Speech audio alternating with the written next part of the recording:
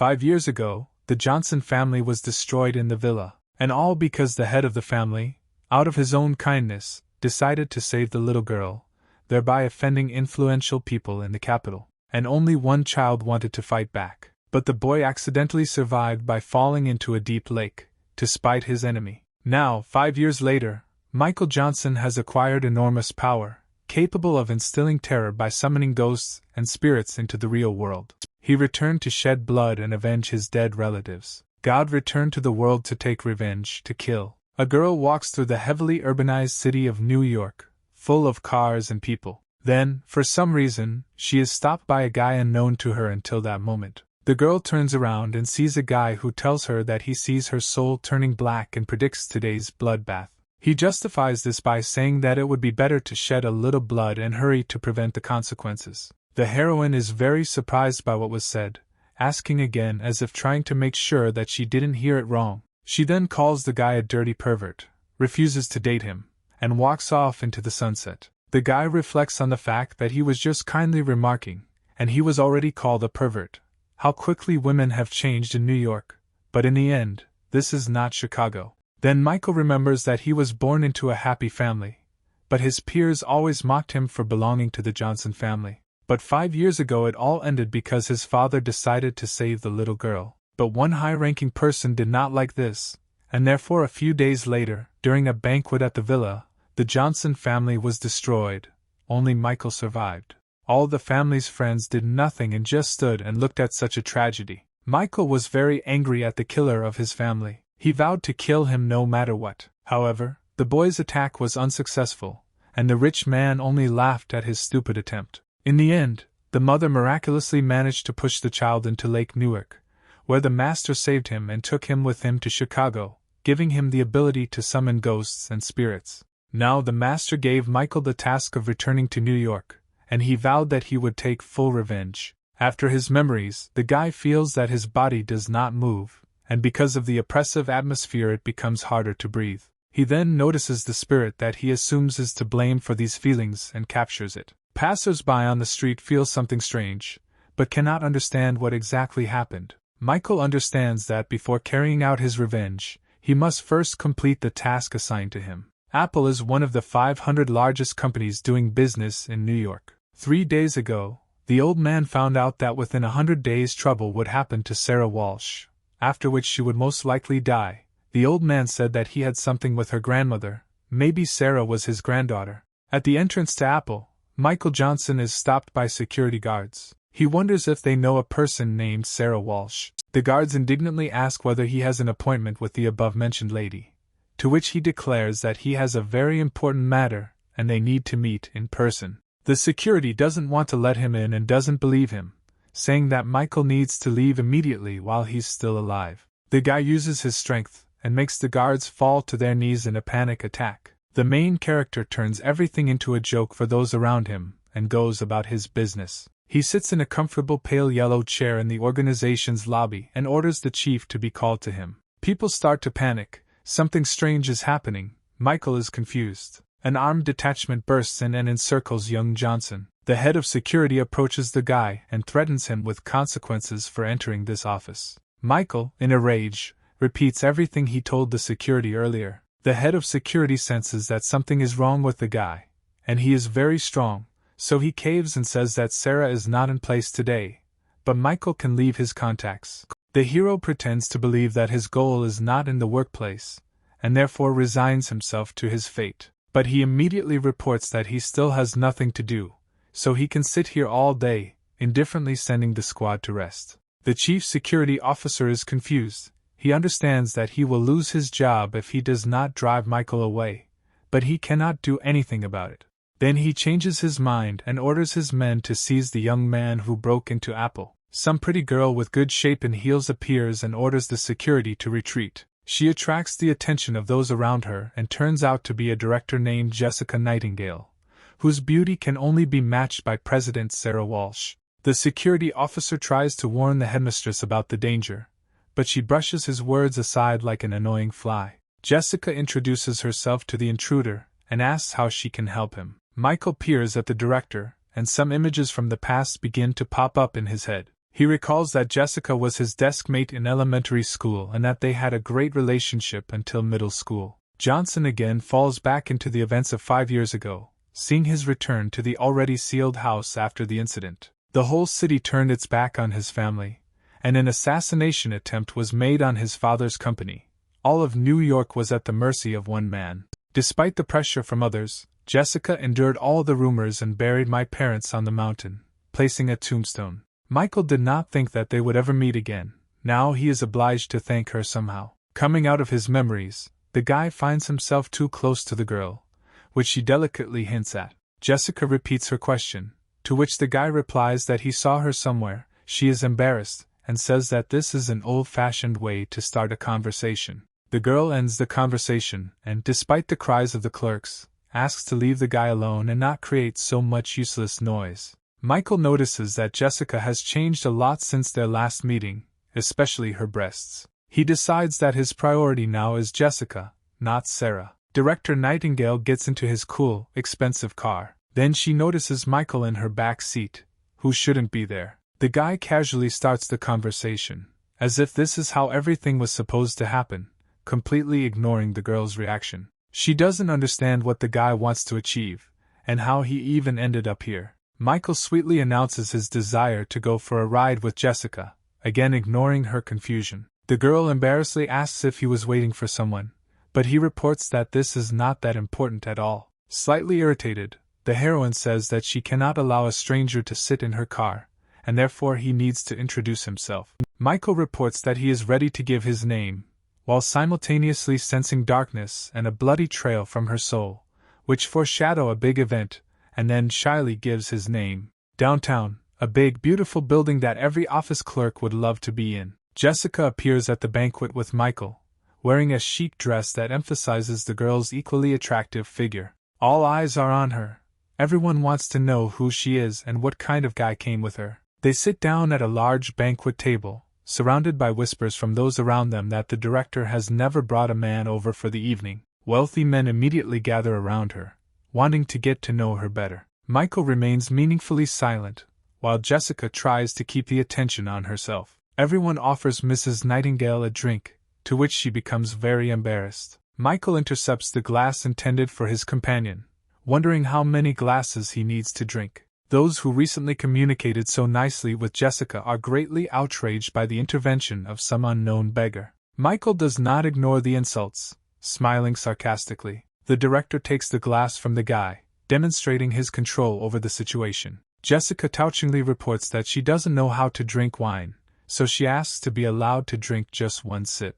This does not go unnoticed by her newly acquired fans. A man with a bottle of wine, standing out from the crowd with his charisma, appears and asks if one sip will not be enough. Jessica, straining greatly, recognizes him as Raphael Burke. Everyone around is gossiping about the influence of the young man and that the last time Nightingale threw a glass of wine on Burke, as a result of which he became madly angry. Raphael angrily reveals that Jessica must drink the whole bottle to atone for her past incident. He clearly makes it clear that this is not a request, but an order. The mistress tries to get out of it by insisting on one glass, otherwise she will cause trouble for others, remembering that she threw the glass on him that time because she thought it contained drugs. Raphael, approaching her at a dangerously close distance, reports that he has already booked the presidential suite, and therefore she will have a place to rest, and she should not break down. Jessica is afraid that there might also be drugs in there this time, so she doesn't dare to drink.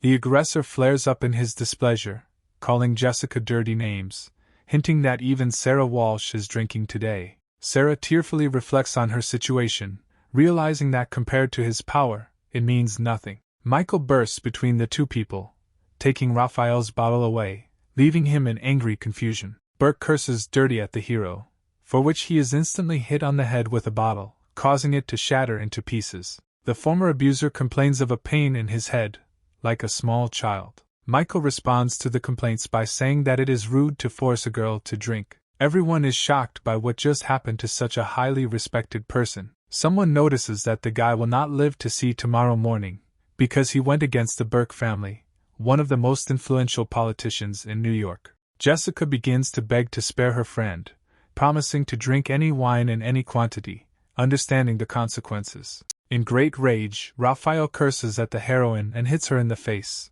informing her that the two of them will have big problems today. Burke continues to appear, but young Johnson interrupts him with a sharp kick to the balls. Raphael, crumpled on the floor in pain, swears that he will kill Michael, calling him a bastard. The main character flares up with hatred and hits the enemy's face on the floor, saying that he will still see which of them will die first. Many significant-looking men in black glasses appear, who look disapprovingly at what is happening in order to stop. The man standing in front, with growing anger, repeats twice that Michael must let his victim go. Onlookers report that this is the head of the Burke family and also the father of Raphael, and therefore Johnson is finished. Next to the head of the family stands a strange man with a long beard and an inscrutable gaze, who is most likely a legendary warrior. Jessica realizes that she and Michael are in huge trouble, and Raphael calls his daddy for help. Johnson releases the arrogant rich man with demonstrative indifference. In the past, the handsome and charismatic Raphael runs to his daddy like a little coward. The ancient warrior also has some kind of secret power, like Michael, but does not express any emotions. Little Burke begs his father to punish his offender for taking Jessica from him. The father, furious, orders his pathetic son to shut up and get out of here, to which he is very surprised. The head of the family inquires about the origins of the young man from that same warrior named Jack Larson, addressing him personally while Burke's son hides behind him. Larson reports that Michael also has power, and due to his youth it is easier for him to activate the power. The main character listens with feigned indifference, and then wonders what else they have to say, and what they generally want to achieve. The dishonored head of the family sets his warrior against Johnson, telling him to leave the body if he asks for mercy. The legendary warrior warns the hero that the guy should not have gotten involved with someone like him, and begins his attack. Quickly approaching, the old man recommends that the young man beg for mercy. Michael indifferently responds to the enemy, and Jessica, in confusion, wonders whether this is really the same ancient warrior in front of her. Young Johnson, with complete indifference, grabs the old man by the top knot of his hair, wondering if the family has prepared a coffin for him. The old man experiences an indescribable range of emotions from the impudence of the boy. Jack Larson's eyes flash with blue flames, and he himself makes a sharp lunge towards his opponent, intending to deliver a crushing blow. Michael dodges the attack without any problems, leaving the warrior confused by his lack of control over the situation. The main character, using his advantage, delivers a crushing blow right to the face of the legendary warrior. From the power of Michael Johnson, the ancient warrior is finally and irrevocably defeated and slammed into the floor, and the main character complains about the old man's dishonorable attack.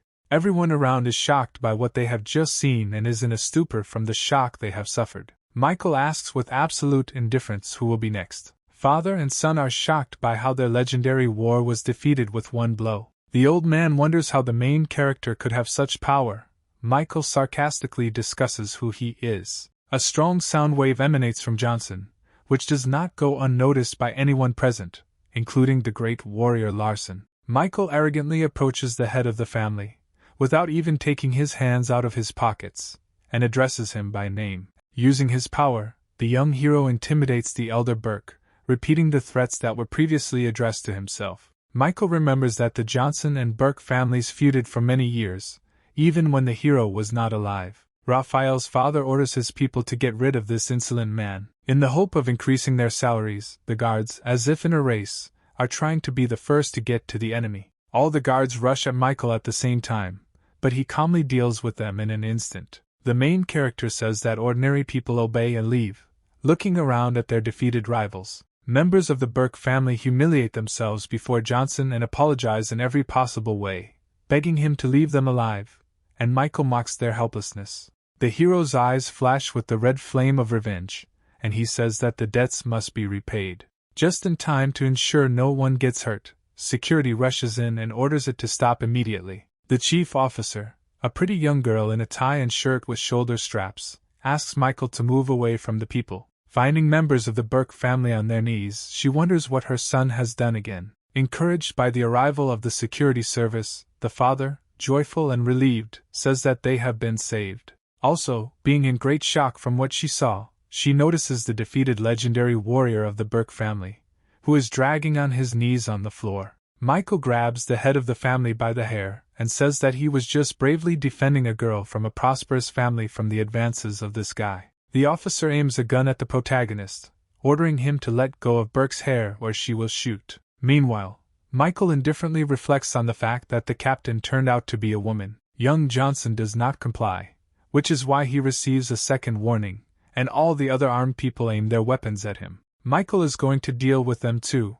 again tapping into his inner strength. At this moment, Jessica grabs his hand, apologizes and says that the guy is not okay, he has cramps in his arms and legs. The lady invites the guy to stay here, to which he rightly asks why he needs this. The main characters argue. Jessica says that she will leave Johnson if he doesn't stop, to which he is indignant. At the same time, the head of the Burke family is worried about the state of his hair. Mistress Nightingale sits the guy down and tries to show the security captain that he's surrendering so they don't have to shoot. Michael is very upset that he was not allowed to deal with the security service, so he asks what to do next, and Jessica asks that this be left to her. The director tells Johnson that he will have to travel with the captain, fill out a statement that he defended himself, then everything will be fine. He replies that he will be able to leave without any problems. It's already late at night. There is peace and quiet in the city, the sky is clear, the stars and the police department are clearly visible. Another police officer comes into the office of Captain Jenkins, who is at the crime scene, and reports that they have watched the video footage more than 10 times. The subordinate reports that all cameras show that Michael Johnson acted in self-defense, with the exception of one. The girl asks what he means by doubts in one's cell, to which he shows her the recording. The cameras show that at first the old man approaches the guy, but in the next frame he is already lying on the floor, and what happened at that moment is unknown. The captain reasons that despite their quick reaction, someone could have managed to erase the data from the CCTV camera. Despite the fact that he may have enormous power hidden within him, there is no evidence against Johnson, and therefore they recognize it only as self-defense and let him go. A satisfied Jessica and an indifferent Michael leave the police station into a clear night.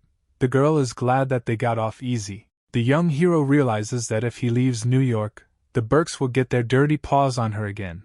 Michael decides that he needs to find time to deal with them. They walk through the city at night, having a nice conversation. The guy offers to walk her home. Jessica begins to get nervous. Johnson reports that he just arrived in the city and has not yet found a place to stay for the night, and therefore he will apparently have to spend the night on a bench in the park. To which the girl replies that she has a free room in her apartment that she can allocate for Michael. Johnson begins to make vulgar jokes towards Mrs. Nightingale, which makes her very embarrassed. They continue their casual conversation, not noticing the car parked nearby. In this car is Captain Jenkins, already familiar to us, who is watching the couple, talking about Michael's strength, since all the bodyguards of the Burke family are former special forces. After reasoning, she calls her brother and sends the CCTV footage in the hope that he will help figure it out. The mountains are at the level of the clouds. A lonely house with a pair of windows and an orange triangular roof has been built here. Captain Jenkins's brother, who has solid muscles, a scar on his face and a bunch of weapons on his back, complains about his sister, since she always asks for his help. He is outraged by the current situation, because he is the captain of the Dragon Spirit Squad, and not a movie policeman, but he still undertakes to help his sister and pulls the laptop with his power. The brother Jenkins turns on the device and begins watching the videos sent by his sister. Smiling maliciously, he is indignant at the inability of the bodyguards to resist such a child.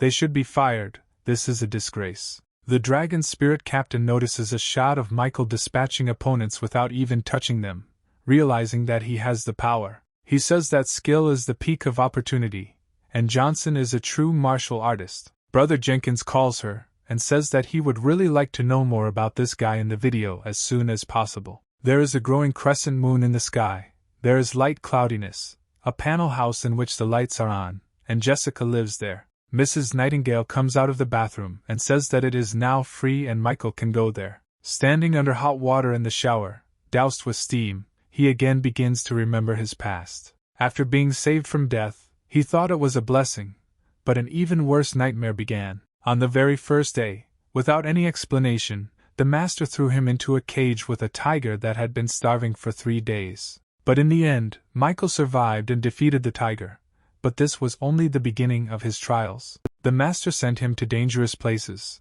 tempering his body and soul, each time he faced hopeless situations, and each time he survived, so he feels alive only when he is constantly in anger and hatred.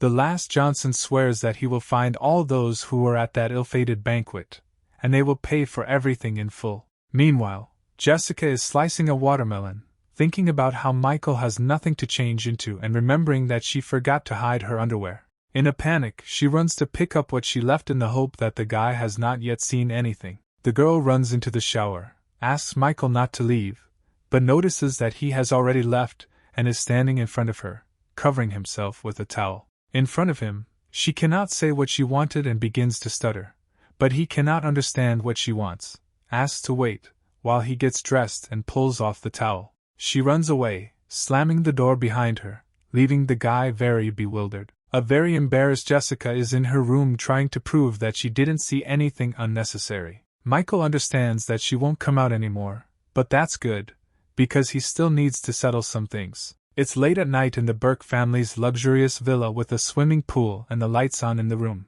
The father grinds his teeth from public humiliation. The son tells his father to stop shaking with hatred, as it makes him dizzy. Dad is very indignant. He shouts that because of his useless son, the legendary warrior Jack Larson is seriously injured, and only his grandfather can protect the family instead.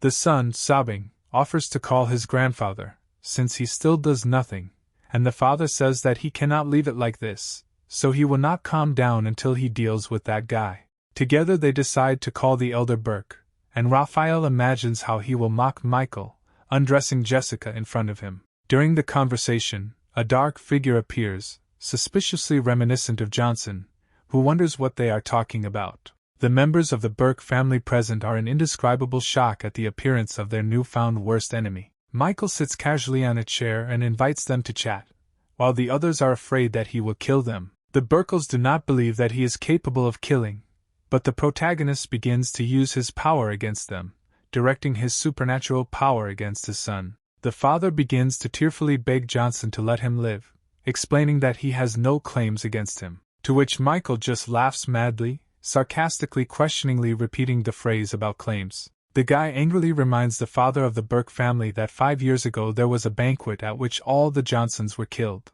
Berkeley suddenly begins to realize that his opponent is the same boy who fell into the lake, and is surprised that he still survived. Michael slams his hand full of magical power into Berkeley Sr.'s face. The last Johnson, before killing Burke Sr., says that he is not an ancient warrior at all, but a god of medicine, and then laughs at his idea that a warrior is the peak of his capabilities. Michael uses his magic to deal with the man and shouts that he will deal with any one blow. On this day, New York shook. Claude Burke, the eldest of the Burkes, materializes above the mountain in extreme dissatisfaction. He is dressed in a kimono, magical energy flows around him. He sees the death of his relatives, but does not know who dared to do it. The old man swears that he will find the one who did this, behead him and chop him into thousands of pieces. At Jessica's apartment, Michael meditates in the company of his power spirit, and muses about how he needs to train more while being there. Johnson is holding a black stone in his hands, a gift from his father for the boy's 10th birthday.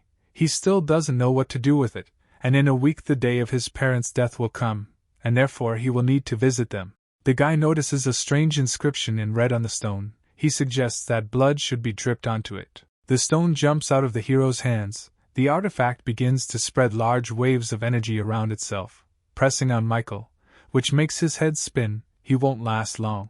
The young hero appears at the cemetery beaten and half naked, surrounded only by a clear night, swords stuck in the ground, and tombstones. Michael comes to his senses, his head is pounding, and he notices a black fog around him. He ended up in the cemetery of rebirth, and does not understand what is happening there, and how he ended up there. Magic swords glowing with violet fire from the sky begin to fall on him. Among the swords, red eyes with vague outlines of mouth appear. They seem to have bad intentions. Roth angrily says that being in the late stage of life, the hero dared to enter the rebirth cemetery. Multiple dark spirits order the guy to leave immediately if he wants to live. Michael sleeps on the bed in a cold sweat with a black stone in his hand and a sore head. He remembers last night, and that his strength has not yet reached the threshold of entering the rebirth cemetery. There are exactly 100 tombstones, therefore 100 souls. A knock on the door interrupts his thoughts. It is Jessica who informs him that breakfast is ready and she is waiting for him. Finishing his reasoning, the guy goes out and sits down at the table, where Mrs. Nightingale is already there and a rich, delicious breakfast. Michael turns to Jessica that she cares about him so much that he doesn't want to leave and offers to wash the dishes, cook on his own and warm his bed on cold winter nights. She notices that she has heated floors in winter, and if he wants to stay, it's not possible since she has monthly rent and household chores. The guy embarrassedly says that he doesn't have money now. Jessica suspects that he decided to live at her expense. Young Johnson grabs a napkin, begins to write something intensely on it, and then hands her a piece of paper with some kind of recipe. This rejuvenating product of one of my friends is considered low grade, but if you register it, then rent will not be a problem. Jessica laughs at his proposal and says that no company in the market would be interested in his proposal. Michael imagines the complete success of the product in his head. Then the director's phone rings. It turns out to be Sarah Walsh. Jessica takes off and runs to the meeting, leaving the guy alone in confusion, recommending that he find a job rather than think about the elixir. The Central Market, where Michael is trying to sell his miraculous remedy, Miracle Hands, which cures all diseases. Passers-by notice the extravagant price of 100,000, and they clearly do not intend to buy this product for that kind of money, considering the guy a man and a charlatan. Suddenly, a pretty girl in a beret and a pink windbreaker appears in the crowd. She calls the seller to her, jokingly calling him a charlatan. Michael leaves with the girl. Upon arrival they see a large, beautiful house. The guy again advertises his medicine, but the girl explains that this is not what she brought him here for. She introduces herself as Anna S. and says that she is extremely captivated by his desire to outwit everyone, to which Michael says that he has no time for games, and then he tries to leave. After that, she gives a card, the balance of which is the promised 100,000, and the main character changes his position and says that he is all at her disposal and will go through fire and water for her. Anna tells a sad story about her family and about the illness of her father, who only has a couple of days left to live, and she is also afraid that after his death her mother will do something stupid. She asks Michael to take his father to the mountains for pretend treatment to make it easier for his mother to bear his loss, and the guy notices that this miss is not very smart. Finding a benefit for himself, the hero promises to do everything in the best possible way. They enter the house and are greeted by the doctor, noting that now is not a good time to receive guests, since her father Robert Clark is ill. The guy and the girl enter the chambers, finding the older Clark looking sick. The girl tells her father that she has returned again. Michael realizes that things are very bad. He sees that this man will soon leave for another world, since his chest is already filled with dead air, and when it reaches his head, nothing will help him. The daughter also sees her father's condition and tells Michael that they have been undergoing treatment for a long time, but not a single doctor could help him, and the latter said that Dad had one day to live. She asks the guy to help hide this fact from her mother at any cost.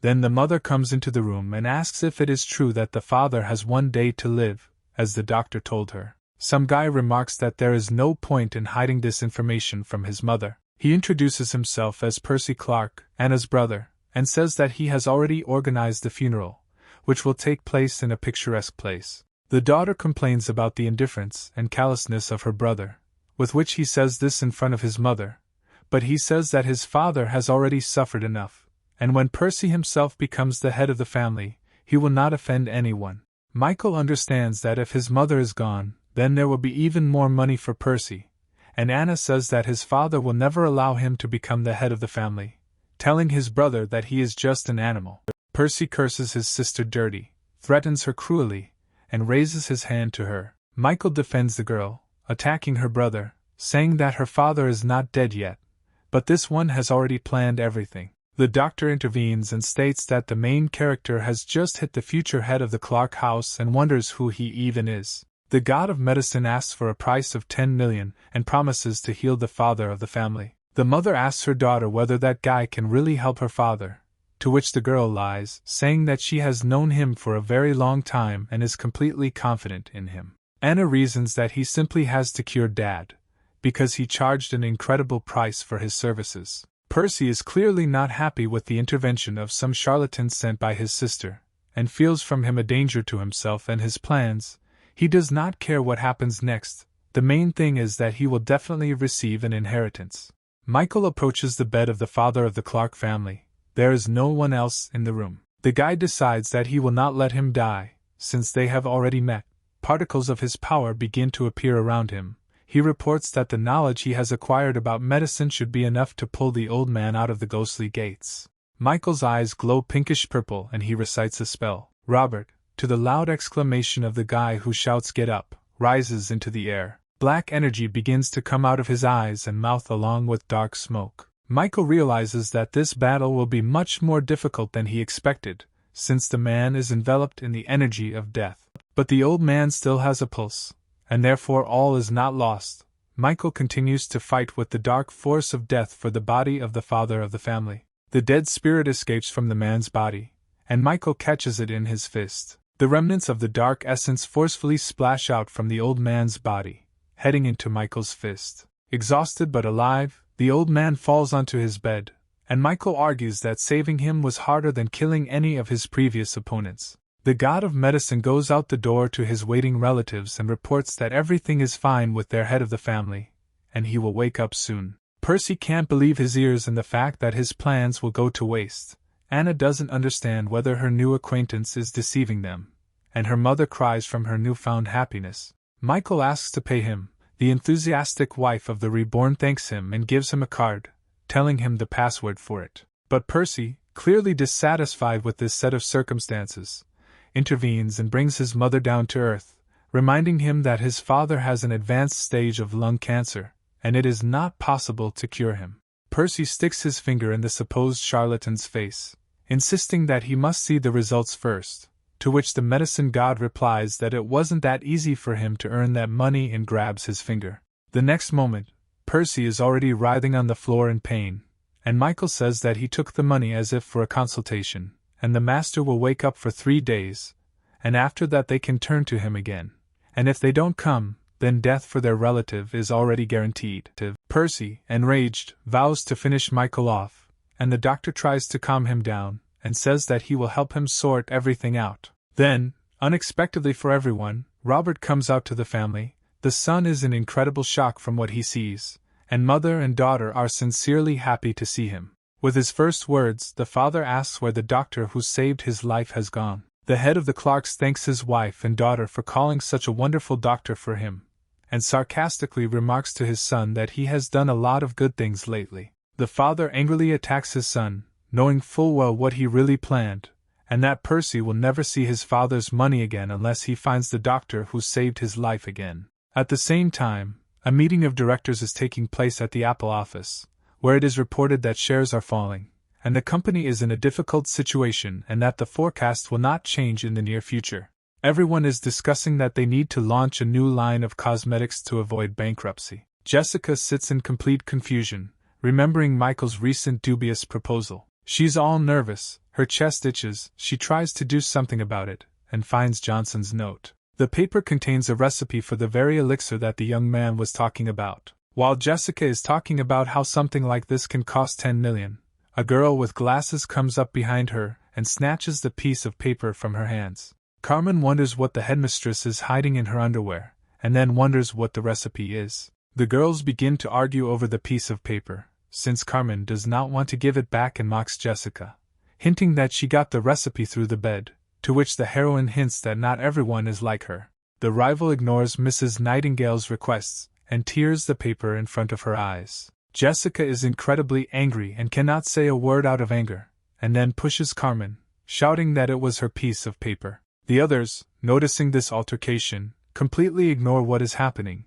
since this is not the first time this has happened. The girls swear and angrily grab each other by the hair, swearing over the just destroyed piece of paper, and Carmen also insults Jessica, and she threatens to tear her painted face like that note.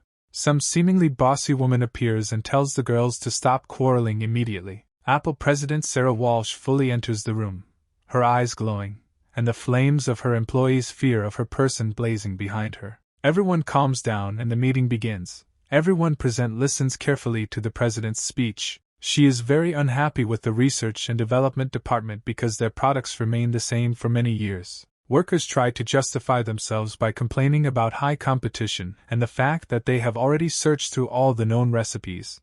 But this does not help improve the effects of cosmetics. Sarah thinks in her head that it took her a long time to build her biggest cosmetics company, and therefore she can't give up so easily. Carmen sarcastically remarks that Jessica had some kind of recipe from a famous person. Everyone gets inspired when they hear the name of this person, wondering if she really has something like that.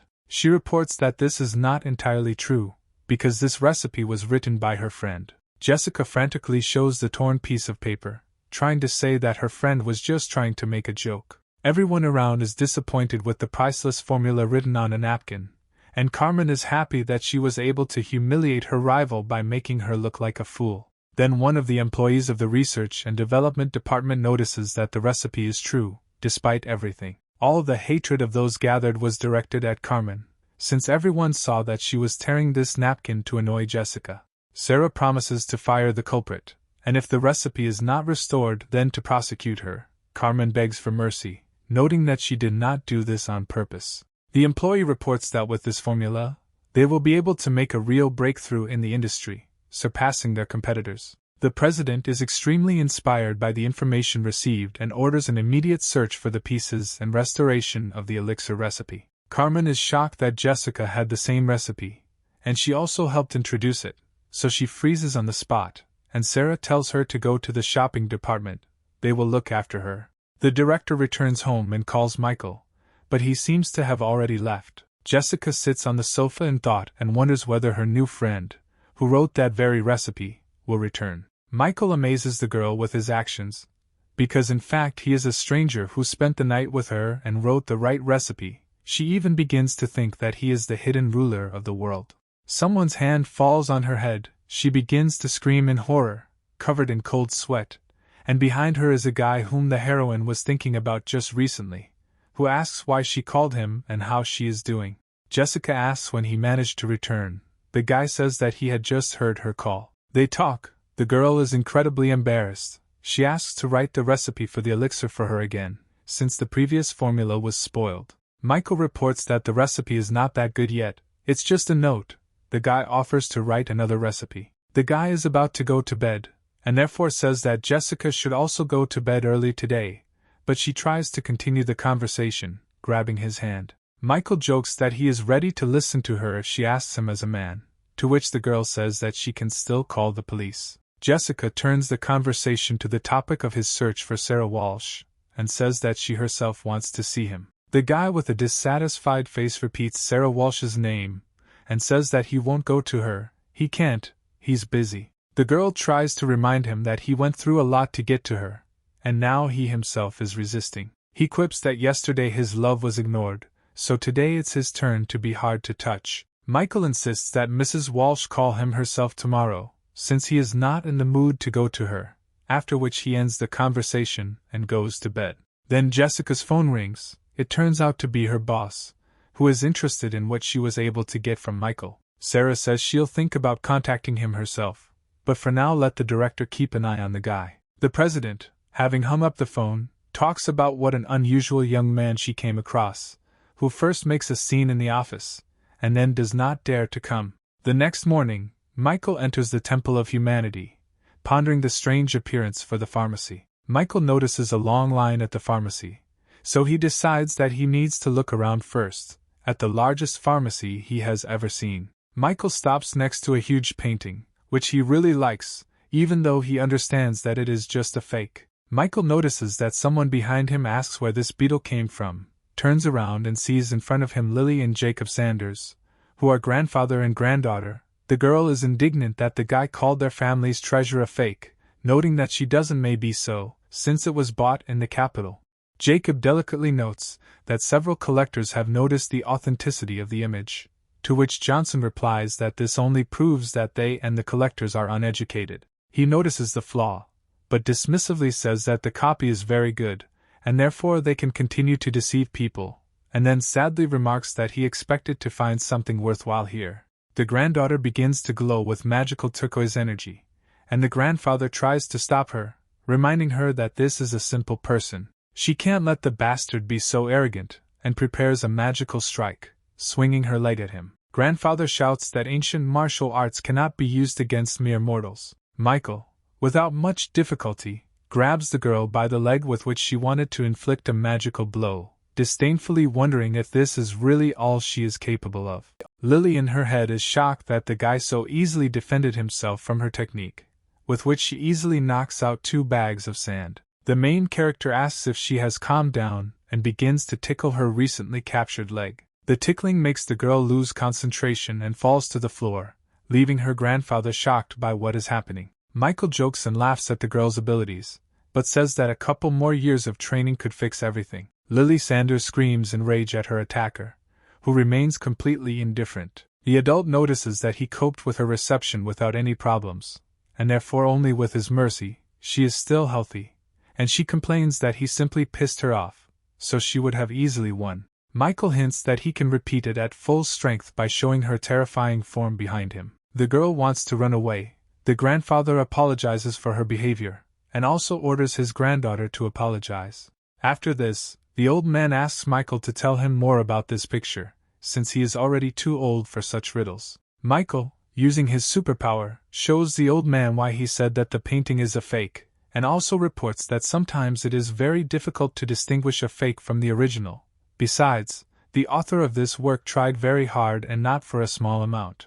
After the story, the hero receives medicine from the hands of Lilia Sanders herself, the granddaughter of the chief physician. Michael offends the girl, to which she flares up again and declares that today is simply not her day, and in general her grandfather interrupted her. Jacob puts the girl in her place, saying that even her master cannot learn the powers that the guy standing in front of them has. Michael orders more medicine. They say they will do it for free for the inconvenience, but the guy insists on paying. Johnson says that he has enough money to pay, and the girl makes faces at him in order to somehow offend him. Jacob tries to explain to his granddaughter that this warrior is from a famous family, and if it's really him, then the city will be uneasy in the near future. Michael walks through the city and remembers his plan for revenge and that it is time to prepare for it. But first he realizes that he needs to deal with the annoying fly, meaning the suspicious guy behind him. Meanwhile, in the pharmacy the argument continues about who this guy was here just now. The girl does not believe that he is special,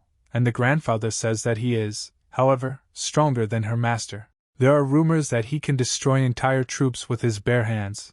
All weapons are powerless against him, and people are just ants to him. The girl says that he is too young, but grandfather continues that he is not even a master, but something more powerful. You can't give him more than 20, and he already has so many opponents, so we shouldn't become one of them.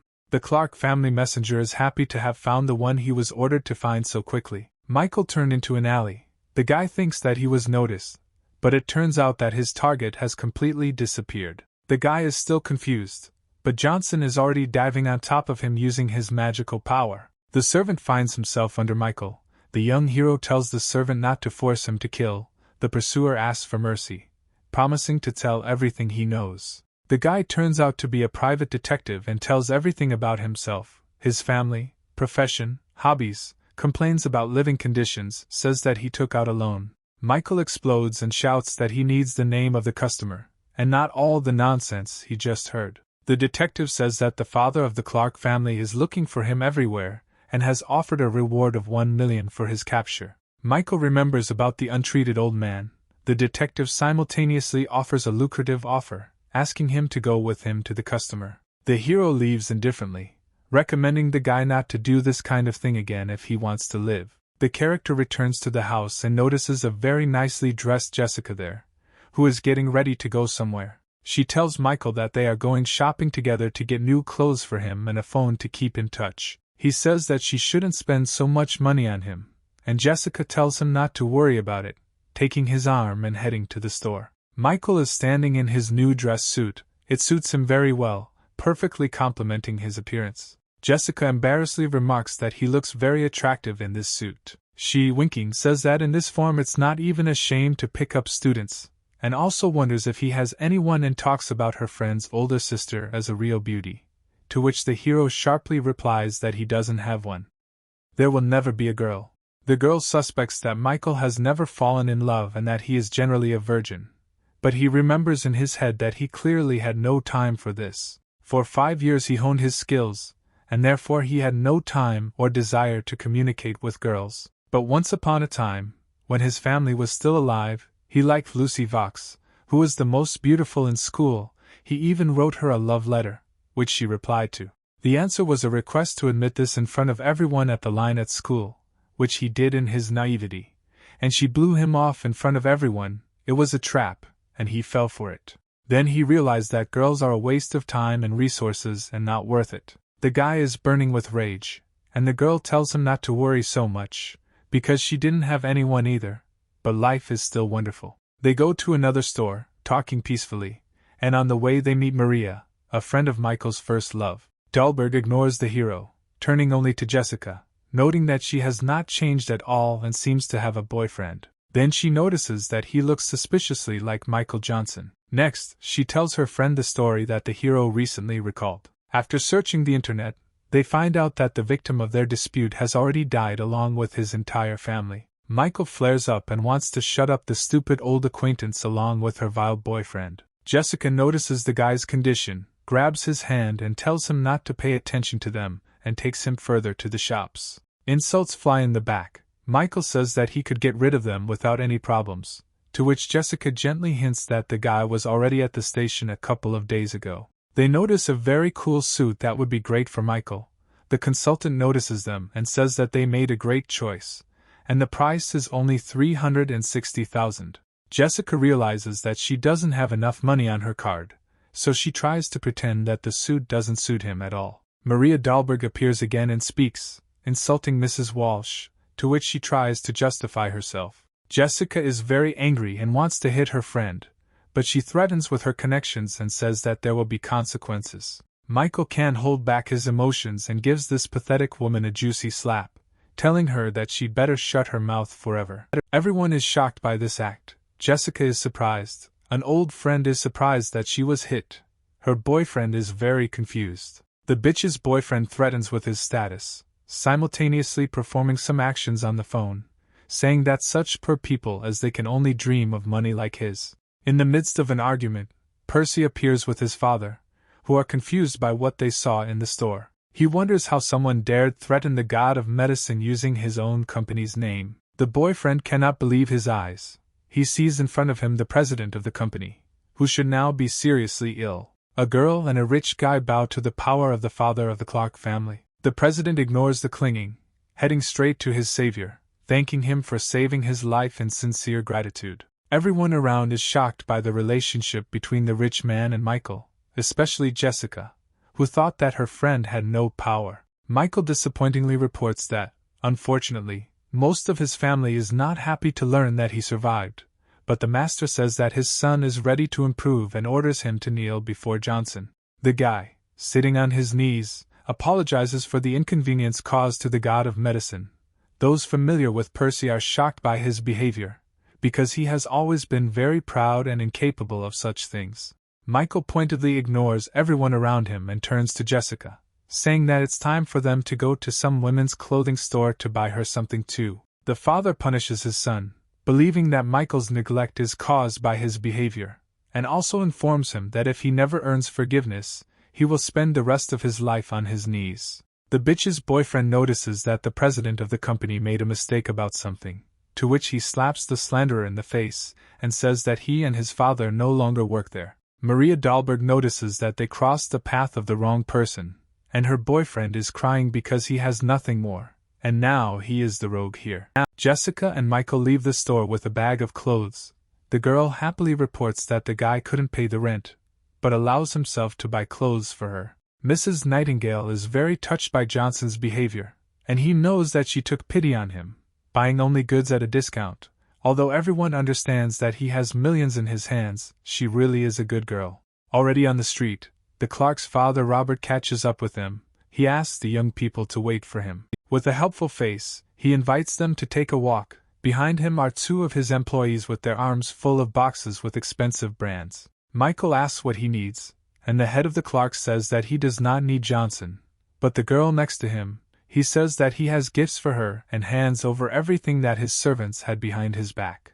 Jessica realizes that these are the things she wanted to buy, but for which she did not have enough money. Johnson understands that Robert is not a mistake, and therefore decided to come from the side of a girl who is easier to please. Michael notices his interest in saving his life, and therefore says that he will come to them tomorrow at 9 o'clock in the morning, giving him one last chance. Robert is very happy that Johnson paid attention to him, and reports that he and his company are always ready to provide him with any help. An unknown mansion, in which Dahlberg tries to prove to Lucy Vox that she saw Michael Jocelyn, who has not changed at all in appearance, but his character has undergone major changes. The girl is very interested in the words spoken by her friend, so she listens very carefully to the detailed story about the guy's adventures. Lucy notes that a young man must have very great status and power for Robert Clark to crucify himself in front of him, and if Michael had survived, he would have been homeless, so this whole situation is simply unthinkable. The girl reflects that 5 years ago the Johnson family was weaker than the Vox family, so even if he survived, the situation cannot be equal to hers. The couple gets to Jessica's house. She is very interested in how Johnson knows Robert Clark, because she could only dream of buying such expensive things. Interrupting her enthusiastic thoughts, the girl remembers work and wonders if Michael will meet with the president of her company. Jessica teases the main character, but he calmly parries her attack and sits down to watch TV. It is reported on television that 2 male bodies were found in the same mansion. The report said that the dead were Raphael Burke and his stern father. The police confirmed that it was a brutal and premeditated murder.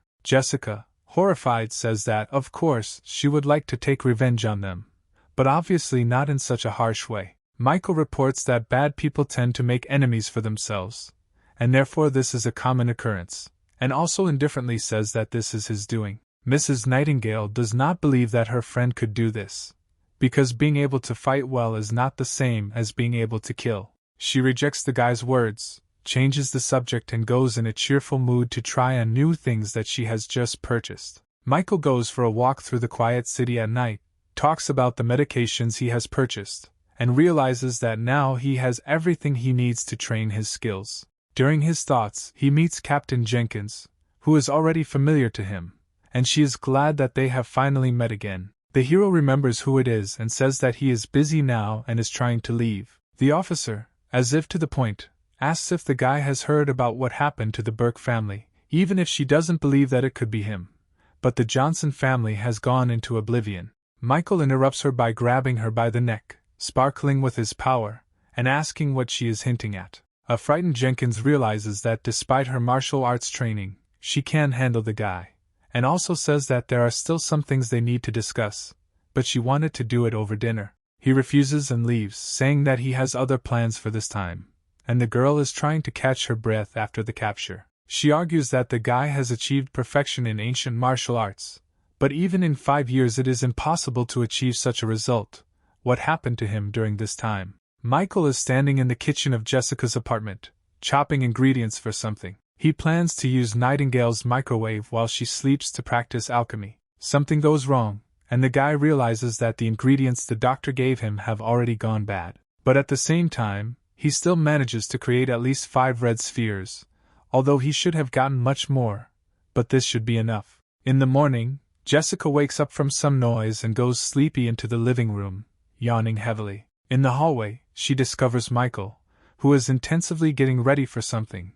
He says that he is going for an examination, and if necessary, he will gladly accept her call. She says that she would not call him a doctor, because he talks some kind of nonsense all day long, and argues that he knew the recipe, and therefore can be able to heal. Then she remembers the incident that happened with the Johnson family. She does not understand why trouble befell such a good family. Each member was as kind as possible. Anna is standing somewhere in the middle of the city, and seems to be actively waiting for someone. Some guys are thinking about who such a beauty might be waiting for, a friend or a boyfriend. One of them says that a rich girl can't wait for a guy like that. She can only drive around in an expensive car with a security guard. The second agrees that there is something in this meaning. A third appears and says that she is clearly not waiting for one of them, but they are intrigued by his words. Michael says that he doesn't understand women, but this girl is clearly waiting for him, and not anyone else. The guys begin to mock Johnson, since a beauty with such a luxurious car cannot wait for a freak like him. But at that moment Anna notices him and calls the main character. Anna runs up to Michael and is genuinely happy to see him, leaving the other two guys confused. She brings the hero to her home in a luxurious living room, where Robert Clark and his wife are already waiting for them. Michael hands over 5 already blackened balls, and the patient wonders if this can really be eaten and asks if there is any alternative, such as acupuncture or a decoction. The hero says that you need to eat all 5 of them at once. Robert obeys and throws them into his mouth. The father of the family immediately flares up with magical energy, shocking those around him. Robert feels full of strength and energy under the influence of a large number of medicinal herbs. The completely revived head of the family almost flies into the sky with joy. His relatives think that he fed him stimulants. Robert says that he will be grateful to Dr. Johnson all his life, giving him $100 million for his help. Michael says that this is just a deal and there is no need to exalt him too high. The restless father of the family reports that he has an empty property, and gives the key card to Michael for use, and also hopes that the doctor will have time to have dinner together. Michael thinks that he can store his medicine in the empty apartment, and Clark himself can be useful to him because he understands business, and therefore he can help with the company taken away from the Johnsons. The hero happily accepts the key card and makes an appointment for dinner tomorrow evening, and Robert agrees. The young god of medicine says goodbye and silently leaves the Clark house to go about his business. Michael stands next to a huge pile of medicines that the eldest of a dynasty of doctors has prepared for him. The recipient is satisfied with the quality of resources for his work, and thinks that these doctors are successfully maintaining the bar. The seller sets the price at $5 million, because he remembers that Johnson will not accept the goods for free. But Michael understands that the price of the goods is at least twice as much. The main character wonders where his granddaughter went, and having received the answer that she went to the mountains with the master, Michael gives the old man an incomprehensible piece of paper for his granddaughter, and tells him to give it to the master if she doesn't understand what it is for. Michael asks where alchemical supplies can be purchased in New York, and the old man wonders how this young gentleman even knows about alchemy. The pharmacist notices that the alchemists disappeared thousands of years ago. There are only a couple of pills left on the market, but they are priceless. It used to be that a family with an alchemist could become one of the leading families in just 3 years.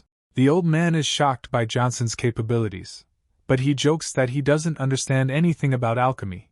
He just likes the aesthetic appearance of alchemical furnaces. Having received the answer that the stove will be available at auction in 5 days, Michael asks to contact him and leaves. Then Lilia Sanders unexpectedly returns with her master and shouts to her grandfather that they have returned. First, the grandfather asks whether his granddaughter behaved well, and then he talks about how Michael Johnson was here again, and she offended him last time, and this time she ran away. The girl insists that his master is cooler, and the teacher himself tells the girl not to say anything stupid, because her grandfather does not say meaningless speeches. Jacob reports that Johnson left something for her and hands over the piece of paper.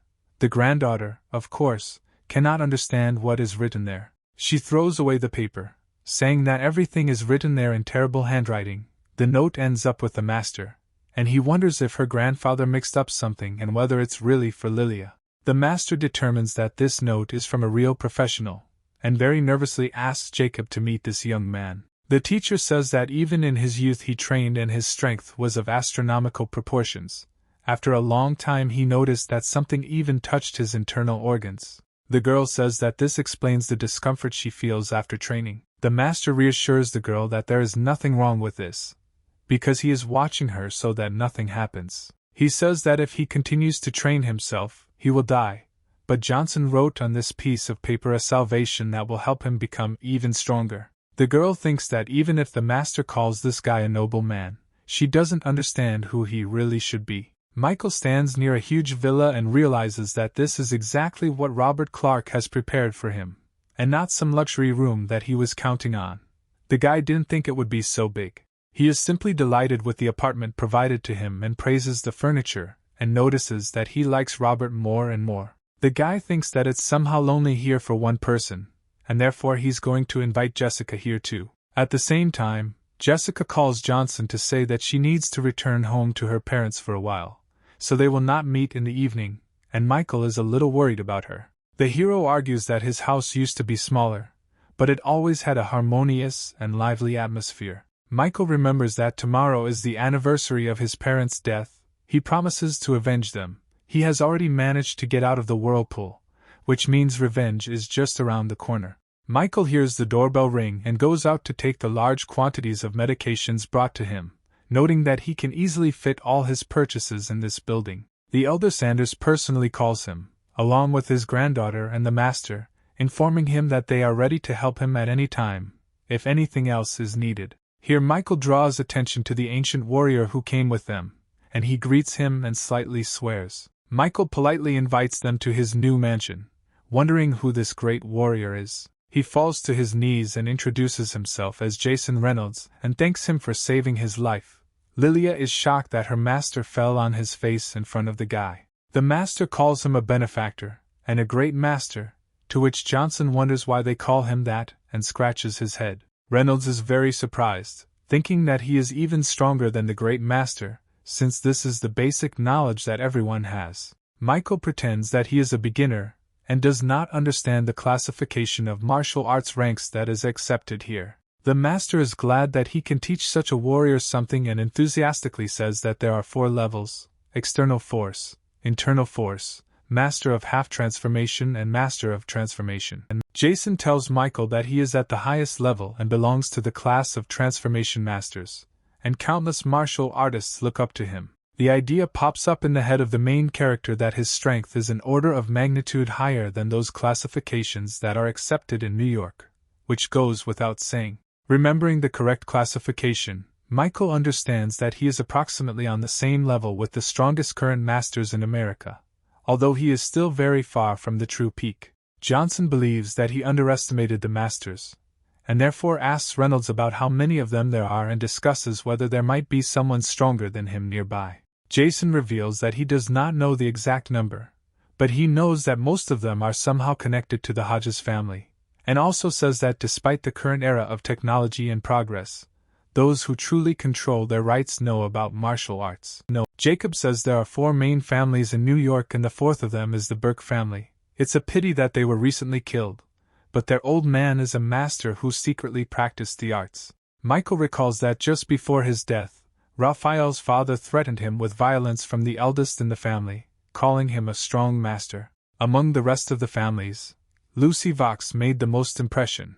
If not for her humiliation, he would not have received the brand of a worthless person. He declares to himself that he will soon deal with her, showing who the real nonentity is here. Reynolds, from the outside, senses a strong aura of hatred surrounding Johnson, and wonders how much blood Michael has on his hands at such and such an age. The main character walks through the evening city, cheerful crowds of people milling around, busy with their evening rest, and he talks about the fact that Jessica does not answer his calls and is afraid that something has happened to her. Michael's stomach insists that they need to find some place to eat. He walks into his old friend's diner, remembering the past that united them and how the food was always very tasty there, and even when he was deeply depressed, his friend was always there. But it turns out that there is no one in the stall. But Michael still decides to order something. Michael asks to bring him a branded kebab and a bottle of something, but is refused, since the owner is already closing the stall and recommends that he eat elsewhere. A woman familiar to Michael says that tomorrow they are moving to a new place, where he can visit them. The hero is sincerely surprised that they are changing place after so much time and is wary at the sight of an abrasion on the face of a friend. A man appears out of nowhere and brings the order to the young man, saying that there is no need to drive away the guests. The guy also recognizes his face and is even more worried, since he was also beaten, and they have always been friendly. There can be no violence in their family. The hero salivates at the sight of the delicious kebab, which he associates with childhood. Michael is enjoying the dish when a chair flies past him, which he successfully smashes with his magical powers, already in a fighting mood. 3 big guys burst into the cafe, who notice that the guy is not a failure, but today they need a store, so he can finish eating and leave. The owners of the establishment had clearly already met these guys, fearfully calling the leader Tiger. The Tiger runs into an old acquaintance of Michael, forcing him to pay for security, starting a skirmish. The big man threatens that he knows where the cafe is moving, and therefore threatens to destroy it too if he doesn't have $50,000 tomorrow. The tiger condescendingly recommends that Michael leave, and the hero sharply replies that it would be better for them to leave. The big man is irritated by such insolence, and is about to show Johnson that he cannot be joked with like that, but Michael knocks the wind out of him with one blow. The owners of the establishment are shocked that this guy knocked out the creator of their problems so quickly that they didn't even have time to see, and Michael wonders if everything is fine with them. The tiger comes to his senses and, with a wild scream, attacks the young small business advocate in a sharp counterattack. Michael counters the attack with a sharp uppercut that sends his opponent's head crashing into the ceiling, landing him on the next floor. Tiger's henchmen are shocked by what they saw and don't know what to do now, looking at their boss, who is stuck in the ceiling. The main character, spraying his aura everywhere, clearly explains to the extortionists that he promises to give them a good reception if they show up here again. The gang sits on their knees in front of Michael, begging for mercy, and promising that they will never allow themselves to do this again, and will not dare to disturb the owners of this establishment, and then they run away, released by the young guy. Johnson examines the mess in the cafe that was left after their fight and thinks that it would be good to force the villains to clean up here before letting them go. The owners ask the guy if he is Michael by chance, to which he joyfully remarks that they forgot him. Everyone is glad that they met an old friend. The owners of the establishment notice that Johnson has always been different from the other visitors, so they could not forget him. Michael returns to Jessica's apartment late in the evening and asks if she is home. The hero finds the girl and asks why she didn't answer his calls. Then she turns to face Johnson and it turns out that it is not Jessica at all, but Sarah Walsh herself. Michael doesn't quite understand what this girl forgot at his friend's house, but she comes up with an excuse, to which she asks why he lives here. He says that Jessica sheltered him for a while. Michael notices that Sarah looks great and doesn't need anyone's help at all, although the master sent him to her. They begin to talk and during a two-way interrogation they realize that neither of them can contact Jessica.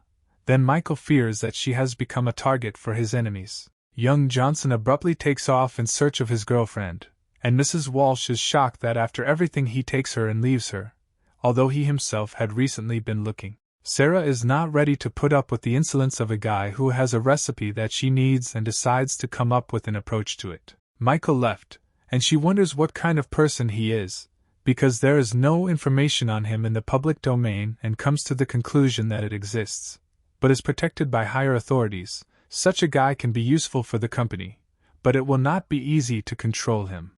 The girl cannot come to terms with the loss of such a shot, and therefore decides to achieve it at any cost, since this is very important for her company, and he himself was the first to come to her. Michael wanders alone through the night in New York, realizing that the city is too big, and he has no information, and therefore it is not possible to find Jessica alone. He is afraid of being late.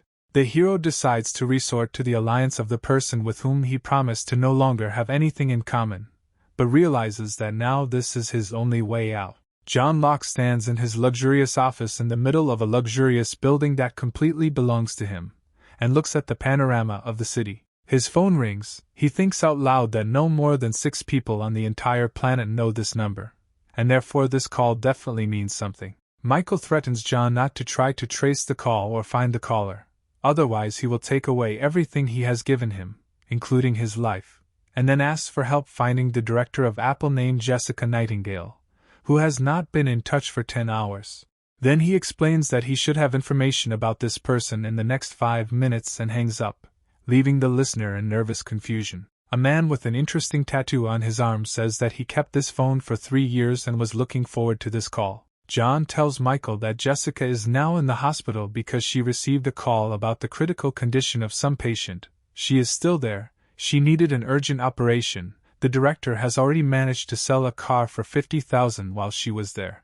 Mrs. Nightingale is in a very upset state. She has already connected all her finances and even sold the car, but there is still not enough money for the operation. Jessica's parents say that they have also already collected all their money and even contacted distant relatives with whom they have tense relations and have not communicated for a long time. Jessica's uncle, who obviously has a lot of money, arrived at the hospital and wonders what had to happen for them to start looking for him. Relatives beg to borrow money for the operation, but the uncle reports that his business is going through hard times, and therefore he has no money. The uncle's wife notices that a match needs to be found for the son of an influential man, and Jessica is beautiful and there is no doubt about it.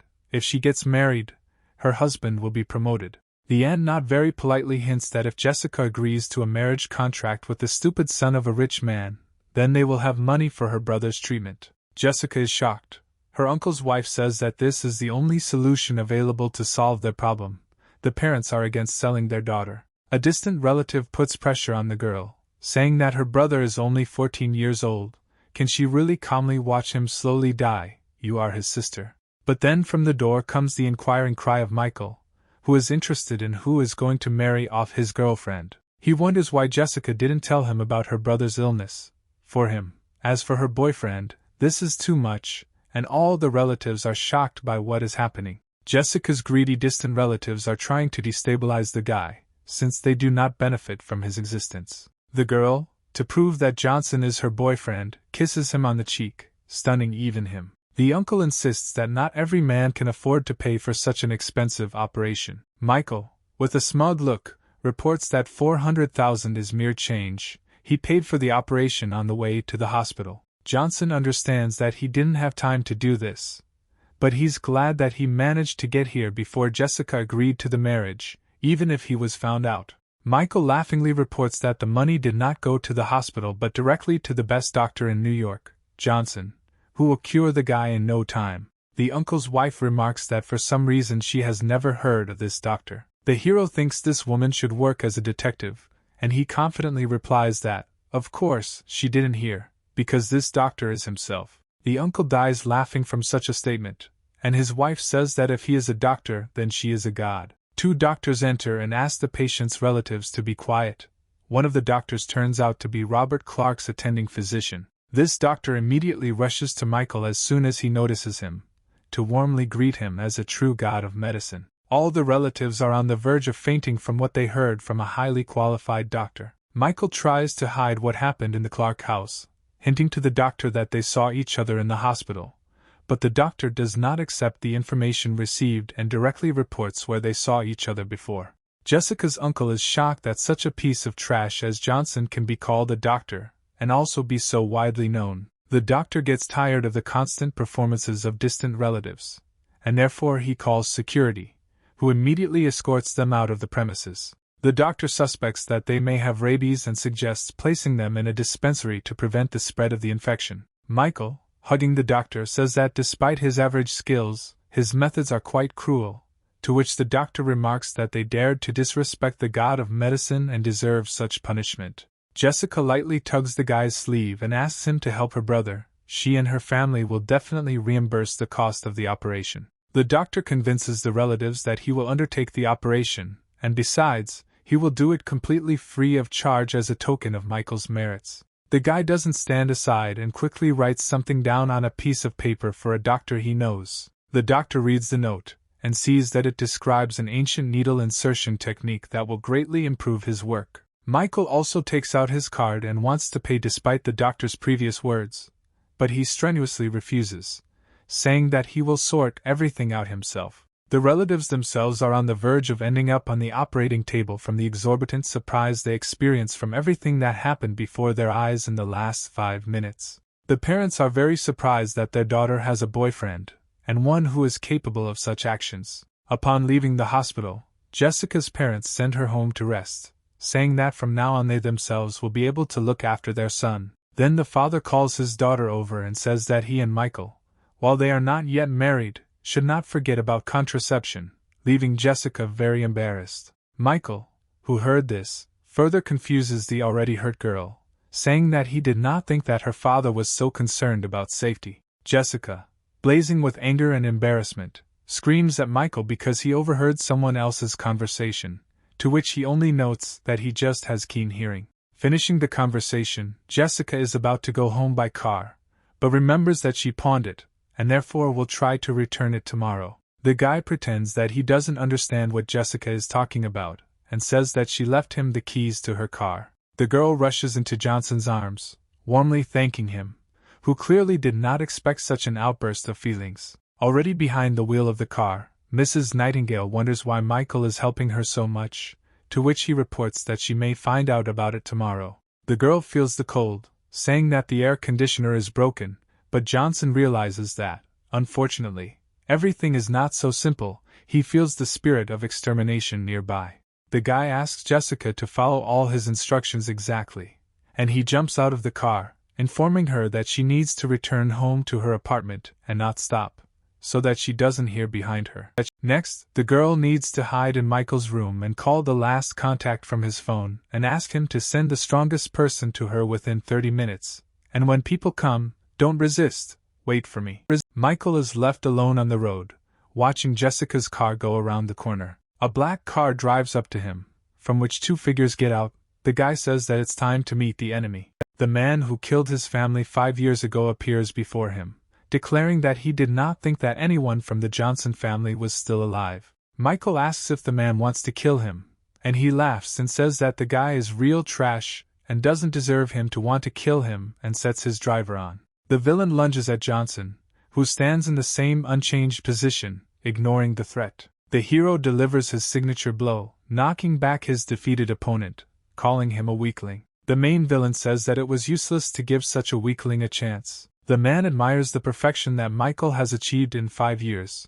Today Liam Sparks himself will let him die. The hero notices pointedly that his opponent is talking too much nonsense. The handsome man begins his speech by revealing that he was the one who killed the entire Johnson family 5 years ago. Liam invites Michael to be his loyal dog, instead of the guy the last Johnson just killed. The main character reports that Sparks takes on too much, relying on his amateurish kung fu. The young hero wonders if his opponent has noticed that his main weakness is illusion, and multiple images of dark spirits appear behind him. Michael flares with the quintessence of all his power and strength, and warns that he will not allow the murderer of his family to die so easily, like his subordinate.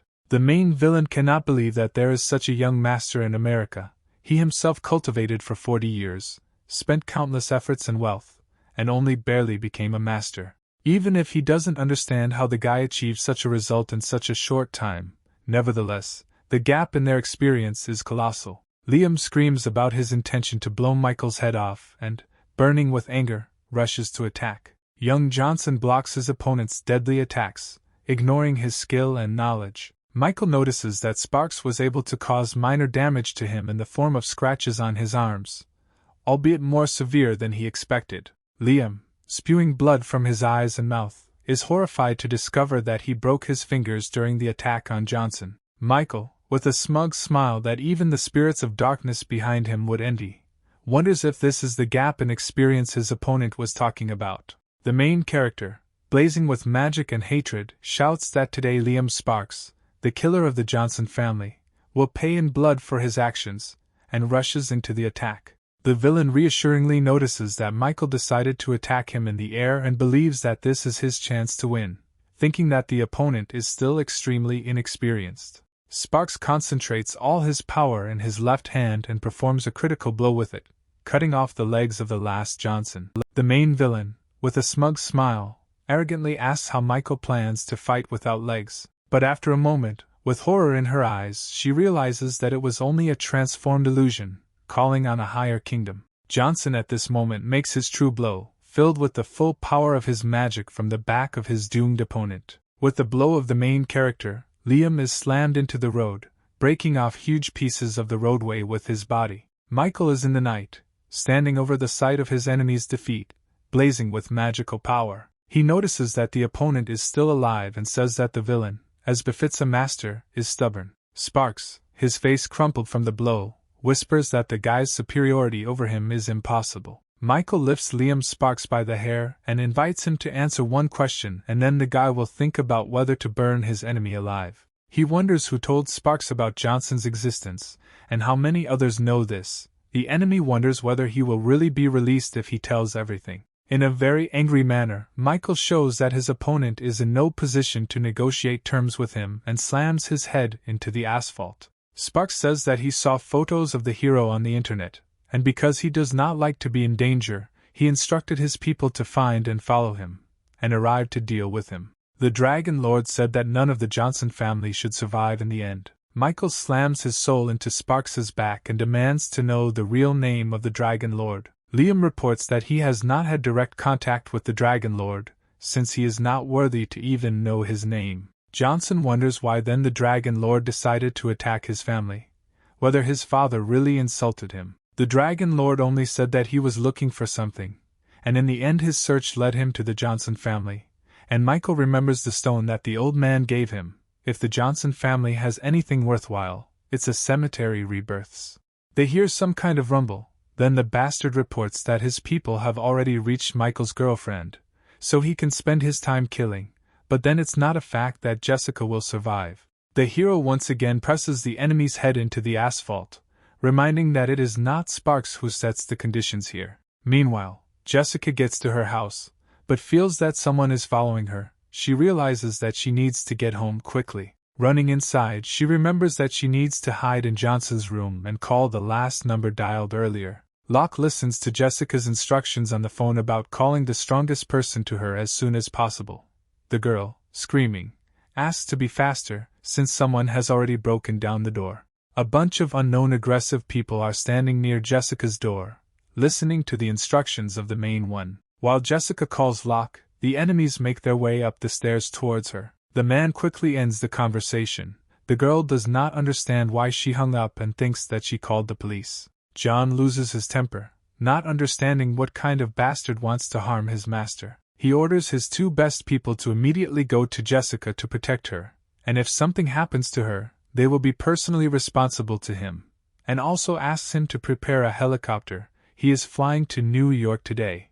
His people report that there will be an important meeting tomorrow, and he cannot cancel everything like that, to which Locke snaps to tell everyone gathered that he will not come. Meanwhile, Liam's men break into Jessica's apartment and actively search for her. Jessica, panicked that they are so close, notices that something is wrong with the door to Johnson's room. It seems to be glowing. One of the thugs says that he will kill the girl quickly if she comes out to them on her own, but the second one says not to listen to the first one and shouts that he will slowly torture her. The chief reports that today they must do without the murder, since there has been no contact with Mr. Sparks for some time, and the plan could change. However, he also means that he doesn't forbid playing with it for a while, leaving his colleagues delighted. One of them hits the door with all his might, but it does not give in under this inhuman pressure, and the striker is shocked that the door remains intact after his attack. The one who hit the door lights up with a blue flame, and fiery spirits gather around his head,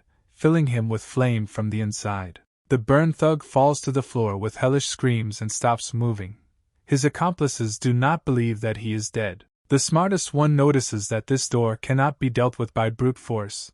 This time Mr. Sparks came across someone who is not so easy to kill. One of them offers to open the lock of this door, taking out from his pocket the tools necessary for breaking. Jessica sits on Michael's bed in horror and realizes from the sounds that someone seems to have died behind her door. She sees how the door begins to slowly open, and from behind it a hand and a mask appear.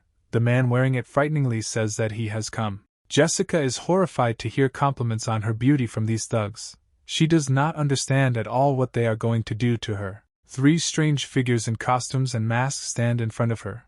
One of them says that she lost her brother trying to catch her, and therefore the girl will have to compensate for this. The same figure reaches out to Jessica, and she, blue with horror, prays for Michael to save her. Out of nowhere, a throwing knife flies by and pierces the offender's head right through, leaving him no chance of survival. The figure of Locke's assistant appears in the window, who was supposed to come to Jessica's aid. The thugs are very angry because of the loss of another brother, and even the blow was dealt on the sly. A second bodyguard appears from behind and plunges a knife into the skull of another masked man. The main thug, left alone and hearing that the bodyguards have arrived on Locke's orders, realizes that he has no chance of life. He tries to surrender, but is too late, because one of the guards has already prepared a fatal blow for him. The bodyguards bow to Jessica, saying that they are Mr. Johnson's men, and Jessica does not believe that she is saved. Michael drags his enemy to the cemetery, carelessly dragging him along the ground by the collar. He throws the body near the grave of his parents,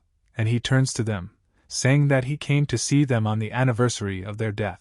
Michael kicks Liam's mangled body and demands to kneel in front of his parents. Sparks mutters that he is the master of an entire generation. It is impossible for him to kneel in front of ordinary people and ask to kill him. Johnson again grabs him by the hair and hits him against the tiles 6 times in a row to convey to the cripple the seriousness of the guy's intentions. And then he decides to make a sacrifice to his parents, dealing with Sparks. He swears that everyone who was associated with the tragedy in their villa will be personally sent to hell to atone for their sins. In the morning, Jessica appears at the cemetery with flowers. The sun is shining around her. She talks about what a busy day it was yesterday, and what a mysterious person Michael is. At first she mistook him for a charlatan who looked like a former deceased classmate. She would never have thought that it could be him. This stream of thoughts is interrupted by the fact that she discovers Michael at the grave, drunk, at the very grave where that classmate and his family are buried. Jessica realizes that he was her old acquaintance all this time.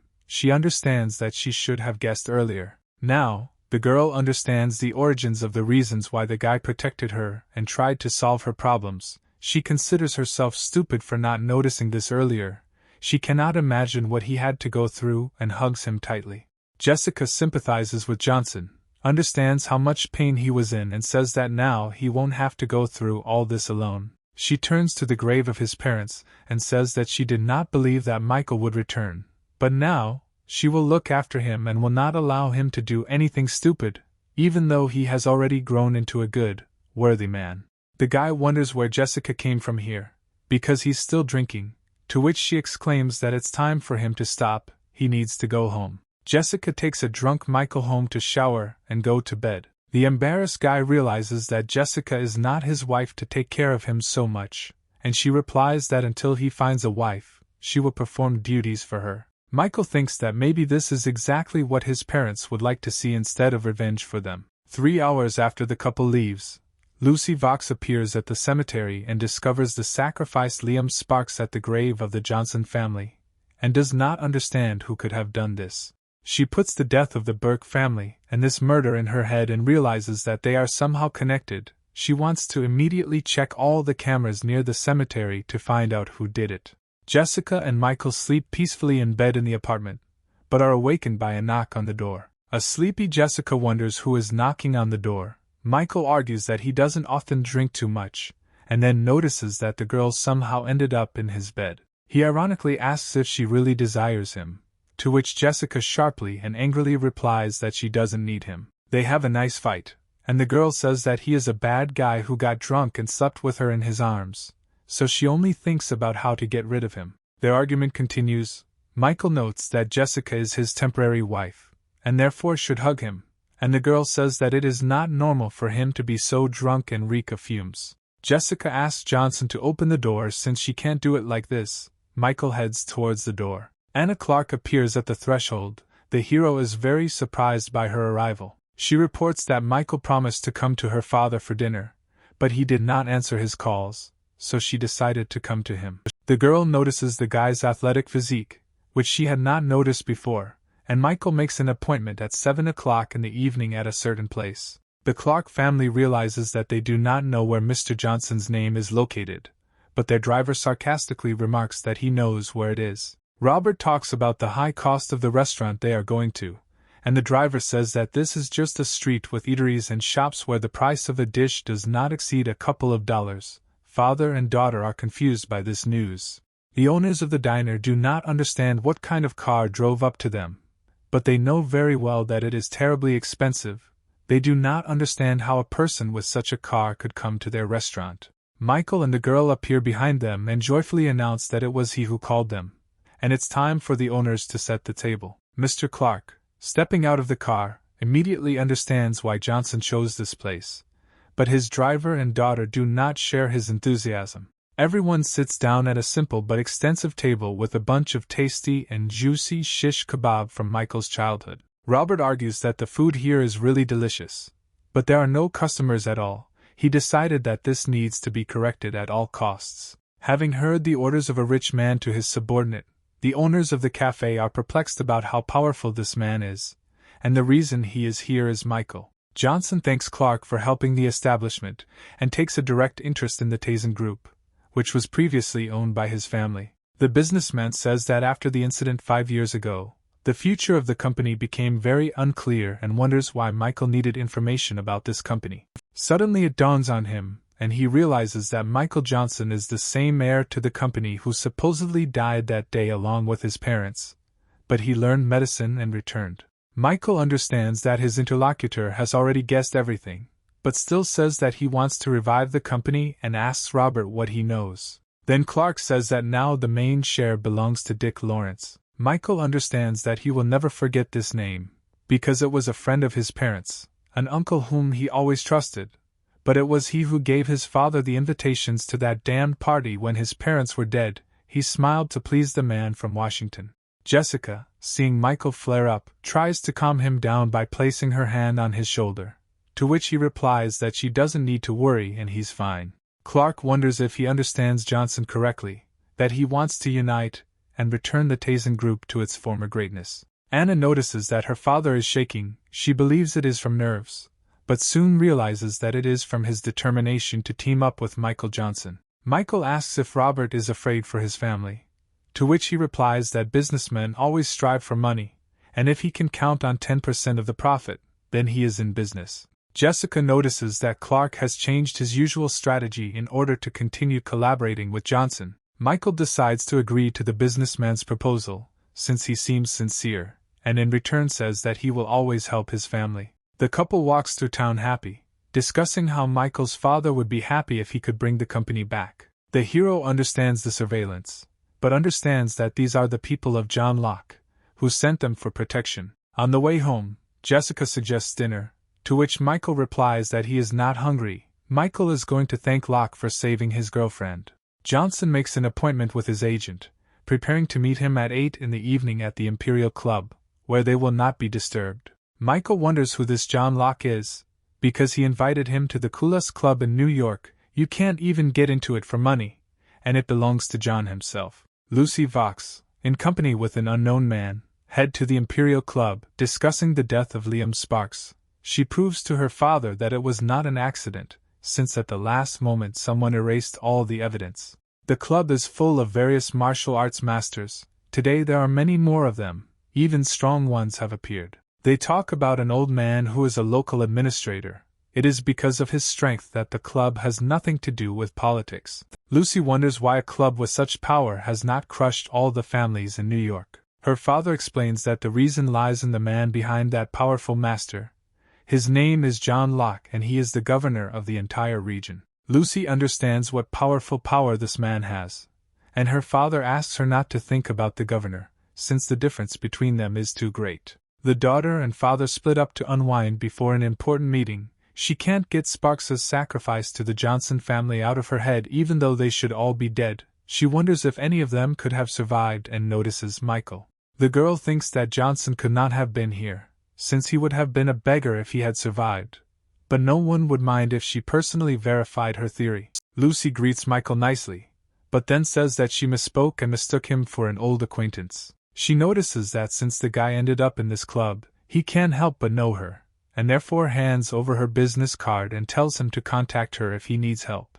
Michael, in a rage, knocks the card out of the girl's hands and asks if he heard correctly about the Vox family. The girl is confused by the guy's impudence, and he is even more persistently trying to drive her away. The girl does not tolerate such an attitude towards her family, and is going to slap the impudent man in the face. Then an administrator appears who demands that this stop immediately. Lucy tries to start a conversation with the great master, advertising her origins, but he brushes her off and shouts at her to get lost, because he doesn't care about her and her family, and if she doesn't get out now, then she won't set foot in the Imperial Court again club. The girl, terribly offended, quietly leaves because she doesn't want big trouble. The master begins a conversation with Michael, noticing that Locke still has not arrived for the meeting, although the time has already come, and suggests that something might have happened along the way, but the governor will be here soon.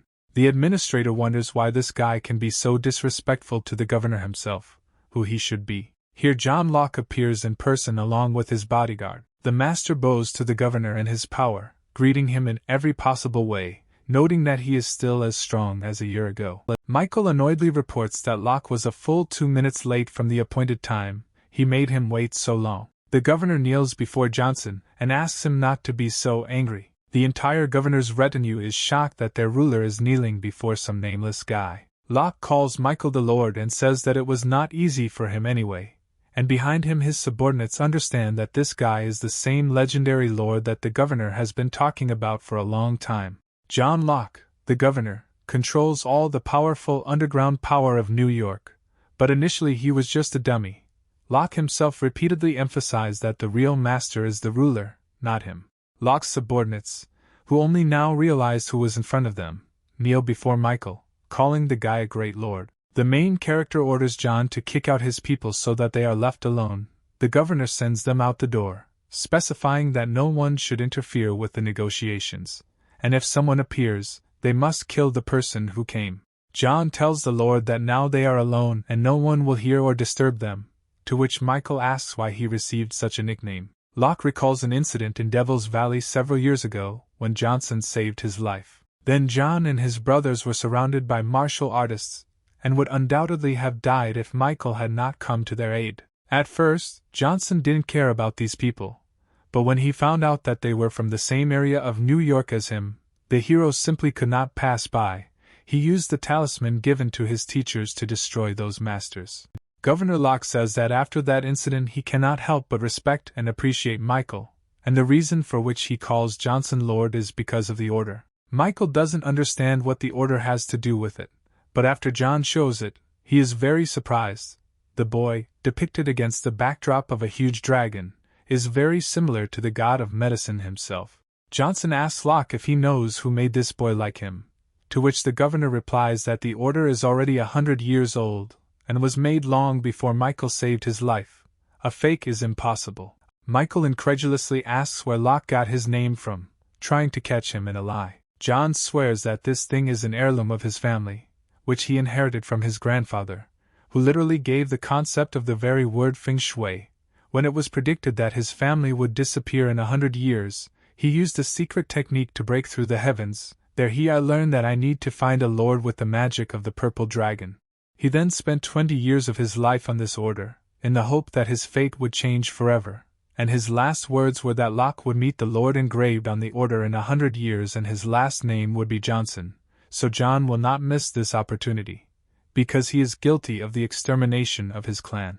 The young hero believes that Locke somehow greatly exaggerates his importance, and then remembers that the master said that Michael's fate is special, that it is the fate of a ruler with the magic of a purple dragon.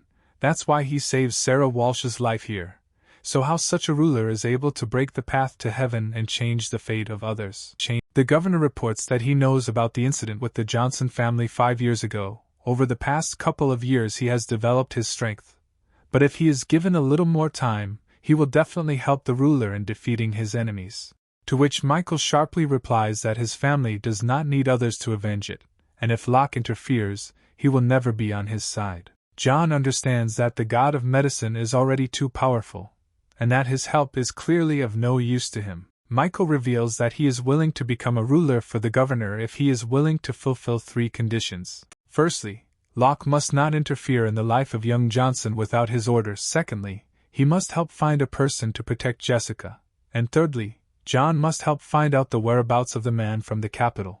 The governor agrees to the terms. Michael tries to leave, saying he will contact Locke when he is needed. John stops the hero, warning him that information about him has already been leaked several times, first by the Vox family, then by the Walsh family, and the National Security Bureau and the Dragon Spirit Squad were also interested in him.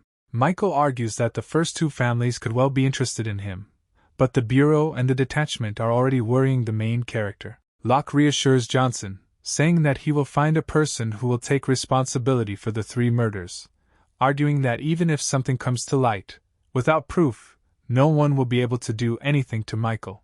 Johnson says goodbye to the governor and goes outside, wondering why Lucy Vox was looking for him. Then he unexpectedly meets the girl herself on the street, who demands an apology from him. Michael is not going to answer the girl and begins to talk out loud about how he needs to buy a car so that he doesn't have to walk home so late at night. Lucy is furious at the guy's behavior. She begins to glow with some kind of power and attacks Michael. Michael grabs the girl, who is already in flight, by the hand and throws her back onto the road. Johnson's ex-lover cannot understand how this happened, because she is quite good at martial arts. Michael stands over a very dissatisfied, defeated girl who has broken through the asphalt with her body. Upset, Vox tells the guy that he doesn't dare insult her family like that. No matter who he is, he won't be able to stay in the Imperial Club forever, and then she will kill him.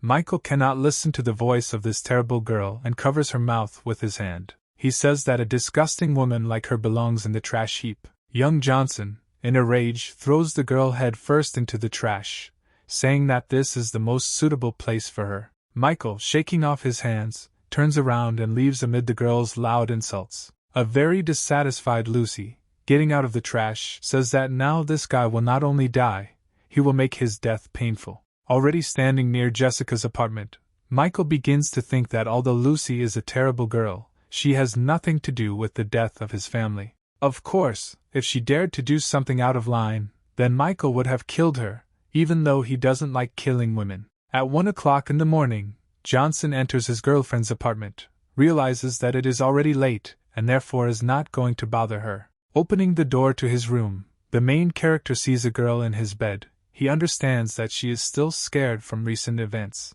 Satisfied, Michael decides not to disturb the girl and just go to bed in the same bed with her. The hero wakes up the next morning and asks his neighbor what time it is. Michael turns to the girl, and drenched in sweat, realizes that he did not spend the night with Jessica. The girl turns out to be Sarah Walsh, who is very embarrassed and asks the guy how he ended up here, to which the guy asks her the same question in return. Then Jessica opens the door to the room. Shocked by what she saw, she asks Michael what he is doing here, because he said that he would not come that night. Everyone is very embarrassed. Jessica, burning with shame, asks if there was anything between these young people that night. Michael remembers that he told his girlfriend that he would not come home so that she would not worry and go to bed, and Sarah thinks that if she had not drunk too much yesterday, she would not have found herself in such an awkward situation. Yesterday, Sarah's mother came to see her and said that the situation in their family had changed a lot, and now she needed to return home and marry some person. The girl was very upset, and so she came to her friend, and they drank heavily, and when she got drunk, she immediately fell asleep. She completely forgot that Michael lives with her and is very upset that she slept in the same bed with this womanizer. Now her reputation is tarnished. Johnson tries to turn the situation into a joke, saying that if there was anything between them, he will take full responsibility. Sarah gets very angry and insults the guy, saying that they are from different worlds, and that he cannot understand the horror of the current situation.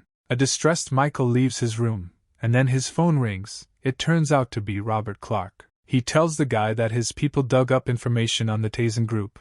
In order to return it, he needs to get Dick Lawrence's signature and defeat the Black Eel group, which controls the company itself. Michael promises to fulfill all the conditions, to which Clark promises to return the company within 3 days after that, reasoning that if Johnson can do this, then his capabilities are simply beyond imagination. The main character approaches the headquarters of his father's company, knowing that an interview with Lawrence is currently taking place there. Michael decides that the time has come to express everything to this man, and also remembering the words of John Locke that the building has 33 floors, and the elevator only goes to 29, for the rest you need a special pass. Johnson talks about the last 4 floors, suggests that on 30 to 31 there are ordinary people, on 32 there are black eels engaged in illegal trade, but on 33 there is Dick himself. The god of medicine discusses how he can get to the top floor and decides to melt the window because it is the safest way. Michael uses his supernatural magical powers and rises to the 32nd floor through the air. The black eels notice something strange. They sense someone approaching and decide to check who it could be. Out of nowhere, young Johnson appears. Everyone is shocked by his presence here. They ask who he is and how he got here, to which Michael, with a grin in his eyes, informs them that he is the one they see last in their lives. The leader of the group shouts in rage that this brat has gone crazy, to which the hero kills this upstart with one precise blow. Everyone else is shocked by what they see and cannot believe their eyes. Michael, replaying Locke's words in his head, remembers that this group is engaged in smuggling, selling drugs and weapons, trading and killing people, so these guys better keep their mouths shut. Meanwhile, on the top floor of the building, they hear that something strange is happening downstairs, but Dick calms everyone down and says that his guys are getting rowdy from playing cards, No one needs to worry. Introduce countries. M sets conditions for the head of the company that he must supply military maps of the New York airfield, and as long as he is willing to cooperate with them, he will be an agent. Lawrence's people with frightened faces inform their boss that such cooperation could bring them trouble and in general this is treason, to which the owner of the company reassures them, saying that for such fraud they face a maximum of execution, and the weapons and contraband that they are currently smuggling are already enough for several executions. The representative of Country M wants to add one more clause to their agreement. He says that he is ready to provide the company with 10 units of high-precision automatic equipment, the market price of which would be more than $500 million. Dick Lawrence, laughing and throwing out his arms, says that he agrees to cooperate with the country with good intentions, and they enter into an agreement. Here, at the moment of their handshake, the door shatters into pieces. No one understands who dared to break into Lawrence's office. An enraged Michael enters the room and says that if the good people don't intervene in this collaboration, then all of New York will soon become the dogs of Country M, and therefore all these bastards must be killed. Dick suddenly recognizes the younger Johnson in this young man. He cannot believe his eyes, because this trash should have been dead for a long time. The head of the company tries to call his security, to which Michael smugly remarks that his people are sleeping and will never wake up. Lawrence wonders how this is possible. Because he gathered the best masters, Johnson shuts him up, pressing some kind of envelope in his face and asking him to sign it. The envelope contains an agreement on the unconditional transfer of share capital. Dick is shocked by the guy's impudence. The representative of Country M orders his bodyguard to finish off the young man who disrupted important negotiations. He obeys and begins to shoot at the guy with a machine gun. Michael creates an invisible field, on which all the bullets are simply smeared, not reaching the guy. The main character says that he has seen a lot of firearms, but he doesn't like using them at all. He turned all the bullets in the opposite direction, straight at the bodyguard, blowing off his head. After this, martial artists working for Lawrence rush at the guy, but Michael throws them in different directions with one wave of his hand, saying that they are too far from growing up to his level.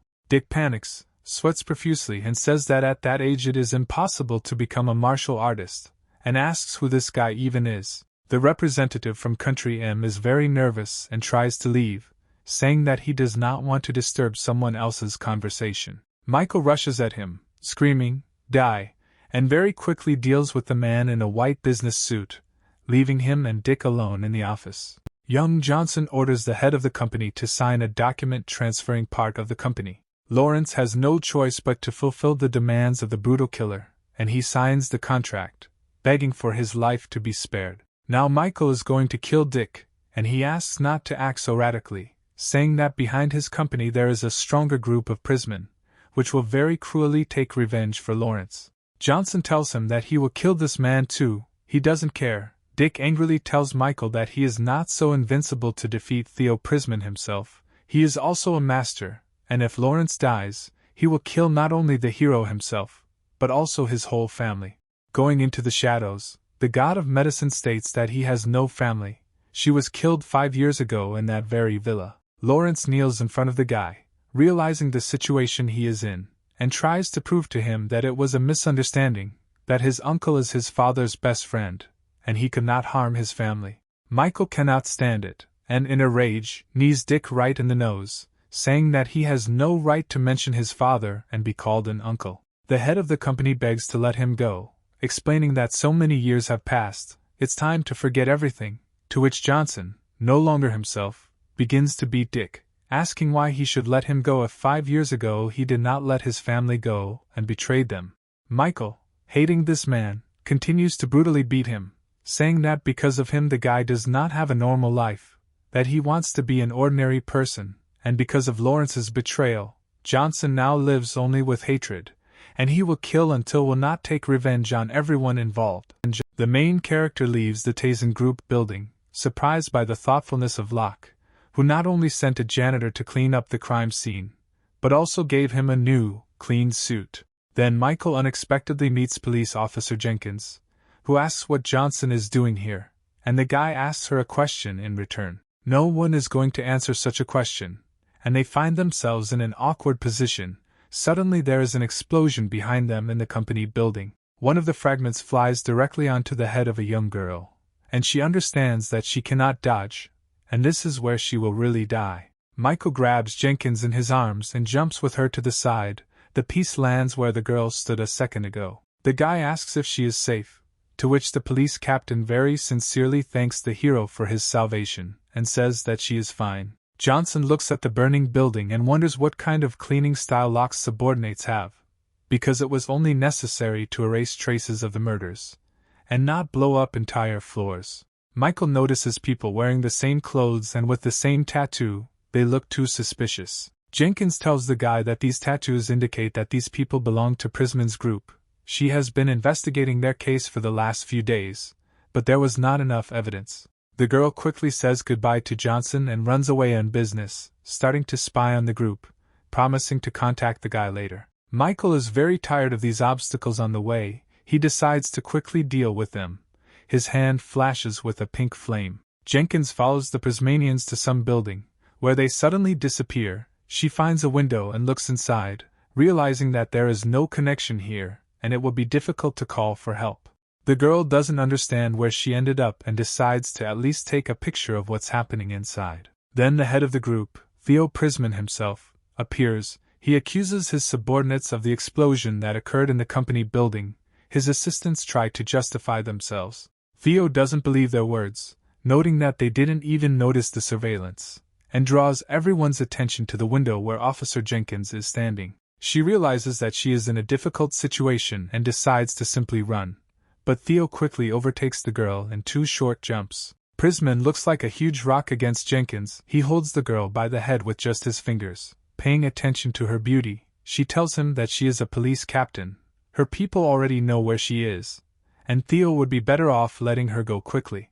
The head of the group, in a rage, forcefully throws the girl away, saying that he has been brewing in the criminal world for a long time, that countless bullets were fired at him, and she, a woman, does not dare threaten him. Smug Theo threatens the girl and tells her that today his brothers will have a good time with her. The girl, with a flash of rage in her eyes, tells the leader that her father is from the Southwestern Military District, and if something happens to her, her father will get them all out of the ground. Prisman, hearing the name of Jenkins' father, is very worried, because this man is really a big shot. He wonders why his daughter came here and became a police officer. The girl realizes that she made a mistake when she decided to follow the group alone, and in general with such success, it would be better for her to commit suicide. Theo decides that it's time to get down to business, and there's no time to stand on ceremony. Then out of nowhere on the roof of the building a silhouette of some guy appears, who says that if a person doesn't want to, there's no need to insist. Prisman invites the guy to introduce himself and explain what he forgot here, because this territory is his, and since he appeared here, he probably wants to die. Michael apologizes with a smug smile and says that he came here for a reason. He came to kill them all. All the gang members begin to laugh very loudly at the impudence of this guy. The leader invites his people to grind him into powder, showing what they are capable of. The Prismanians begin to shoot at Johnson, but he, not noticing the bullets, flies past them, throwing them in different directions with his superpower. Theo's right-hand man believes that Michael performed a weak trick, and that's all he can do. Laughing, he rushes at the guy, but immediately receives a retaliatory blow, from which he dies in a second. Jenkins, looking at all this, is surprised at the guy's movements, which are so lightning fast that she doesn't even notice them, and considers the guy a killing machine. Theo Prisman sees that the guy is strong enough to be considered a worthy opponent for himself, and, satisfied with his perfect body, prepares to attack. He tells the guy that it's not too late to give up, but at that moment he receives a crushing uppercut that sends his huge body flying into the air. An enraged Prisman quickly rises to his feet and again advances on Michael, raising his large fist to kill the guy with it. Before the blow has time to fall on Johnson, he is already delivering his own directly to Theo's steel abs, causing his eyes to fly out of their sockets. The leader of a powerful group realizes that the guy is much stronger than him and offers to negotiate, promising weapons and women. Michael does not want to listen to these empty words and deals the final killing blow to Theo, sending him to the next world. Jenkins, in indescribable shock, looks at this powerful guy who destroyed a great group in a few minutes. Johnson approaches the girl. She asks in a panic what he wants from her, The guy stretches out his hands to her. Jenkins is afraid that he wants to force her to remain silent. The guy spreads her crippled legs. The girl, calling him a pervert, tries to escape. She is upset because she considered him good, but he decided to take advantage of the situation. Michael, not even outraged by the girl's behavior, explains to her that the bones in her legs have shifted and many cracks have appeared, and, if she does not want to remain disabled, she will have to trust. The girl relaxed and allowed the guy to help her. The god of medicine directs his power into the girl's body. She feels good, energy spreads throughout her body. A very pleased girl thanks the guy and says that if he decides to become a doctor, then great success awaits him. But he replies that he doesn't want to and suggests Jenkins collect phones from all members of the group. They have evidence of any kind. Michael himself intends to leave, and when the girl asks where he is going, he replies that he has not finished all his work yet. The police arrive and discover the entire group, including Theo Prisman, whose face shows that he saw something terrible before his death. Jenkins, already changed, calls her brother and tells in detail what she witnessed. The older brother immediately goes to New York to help his sister and asks her not to get close to this guy under any circumstances. Michael walks through the sunny city and remembers the previous night, reasoning that killing a person is easy as long as it does not involve the blood feud that he seeks. Then he notices Sarah Walsh in the cafe window, drinking tea, arguing that life for the rich is pretty good. Johnson decides not to notice the girl and passes by, but Sarah herself accidentally sees the guy and runs out into the street after him, asking him to stop and wondering where he is in such a hurry. Michael pretends that he was just passing by and didn't even see Mrs. Walsh, but since they met by chance, she can treat him to a cup of coffee.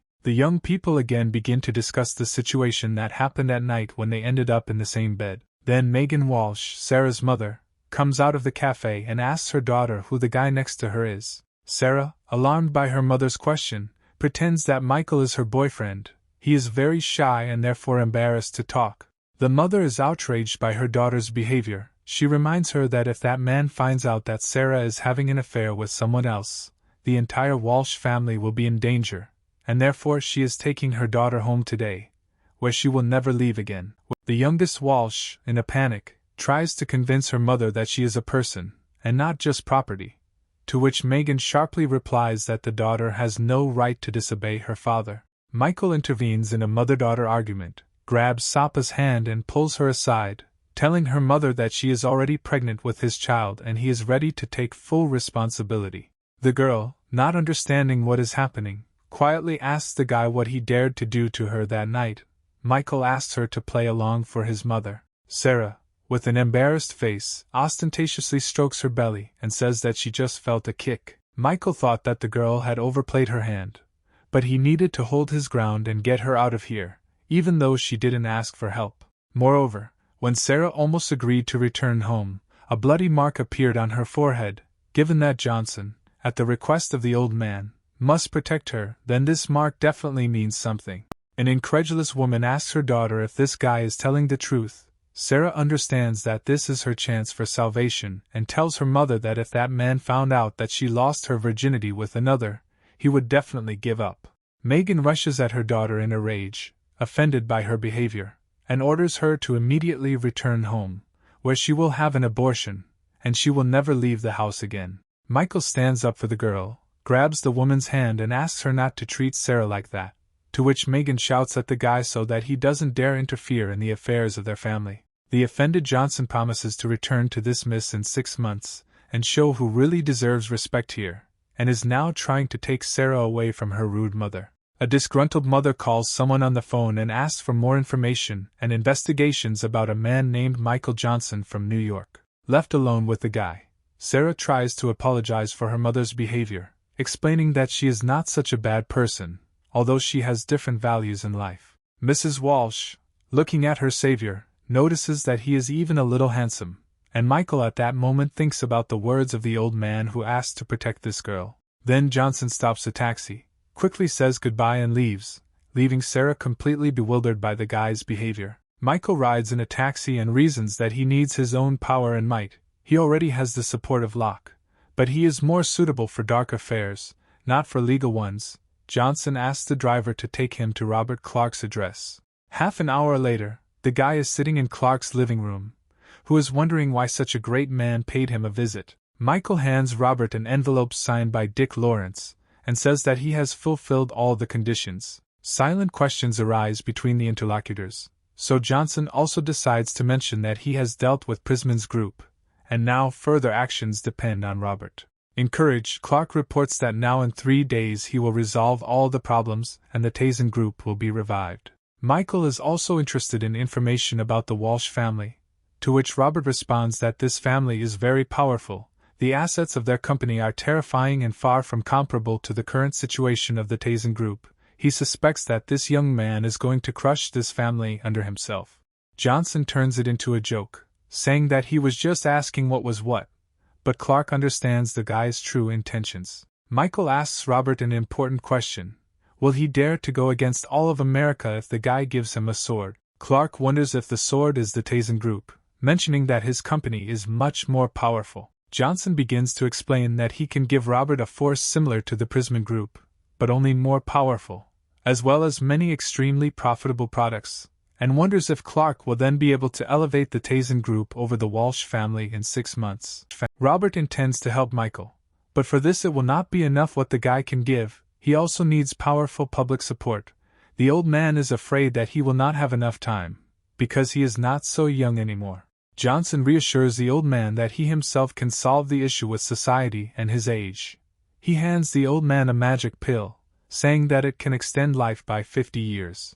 Taking the magic pill from his friend's hands, Clark happily agrees with the medicine god's cause. Michael casually bids Robert farewell, saying that he's expecting company in 3 days, leaving Clark with his thoughts about how radically his life has changed and what he can achieve by following this guy. It's late at night when young Johnson returns to Jessica's apartment. Walking into the room, he sees Mrs. Nightingale and Mrs. Walsh, who are very surprised by his arrival. Michael, turning to Sarah, wonders what she forgot here. Has she really decided to push Jessica and himself out of their apartment? To which the owner of the apartment is shocked that he already considers this apartment to be their common one. Unhappy, Mrs. Walsh explains that her Apple company has now been taken over by her family. Her bank card has been frozen, and now she is left with nothing and nowhere else to go. Michael asks where she is going to sleep, warning that he will not share a bed with her. Jessica interrupts the guy, saying that Sarah can sleep with her. Johnson sarcastically asks Sarah if she's really going to sit on Jessica's neck. Walsh complains that she's not going to live like that, she just doesn't have a job yet, and Nightingale thinks to herself that it's Michael who's sitting on her neck. Mrs. Walsh casually asks the guy if maybe he would like to give her a job, to which the guy says that maybe he will, and she is shocked. Michael offers Sarah a place in his company. Recalling her great experience, she promises to do everything possible to make his company flourish. However, the girl, realizing all the responsibility, warns the guy that if he hires her, then her family will definitely want to suppress the company. Michael is not afraid of her words, and he says that he will take her. A very happy girl immediately swoops down on the guy, demanding to tell him everything about his company, what the policy is and what type of industry. Johnson replies that the company has not yet been formed, but everything will be ready in the near future. The disappointed girl does not understand how she could trust this guy. Sarah remembers that he also promised her mother that he would rise in 6 months, and concludes that this boy knows too little about life. All the main figures in America are in the shadows. Meanwhile, her mother Megan ordered her people to find out if her daughter's pregnancy was possible, to which she had already received an answer that Sarah was not pregnant, but some time ago she actually ended up in the house where Michael lives, so there is still a small chance of pregnancy. Megan is furious, and says that if this guy really slept with her daughter then he should die. She orders her assistant to quickly tell everything about the origin of this impudent man and learns that there is no such information. He seems to have appeared out of thin air, but he is probably the same boy who survived the tragedy in the villa 5 years ago. Megan recalls that this tragedy shocked all of New York at the time. In the end, the Johnson family really offended big people in the capital. Now Sarah's mother understands why the guy became close to her daughter. She assumes that he wants to infiltrate their family and use their power to avenge the death of their parents. But if this is the case, then he shouldn't have made a bet with her. Although perhaps this is even a plus for the Megan family, she is interested in what this guy will do, so she will wait. Michael is sad, standing on the balcony of Jessica's apartment. There are now too many people in the house, and therefore, more trouble. The guy can't even go to the shower or toilet. There's always someone there, shouting at him that he's a pervert, even though he just thought the room was free. Johnson decides that it would be better to think about business. Now he has enough strength, given the support of Locke and Clark, plus his recipes, he just needs to achieve public opinion. Then the guy feels that someone is watching him.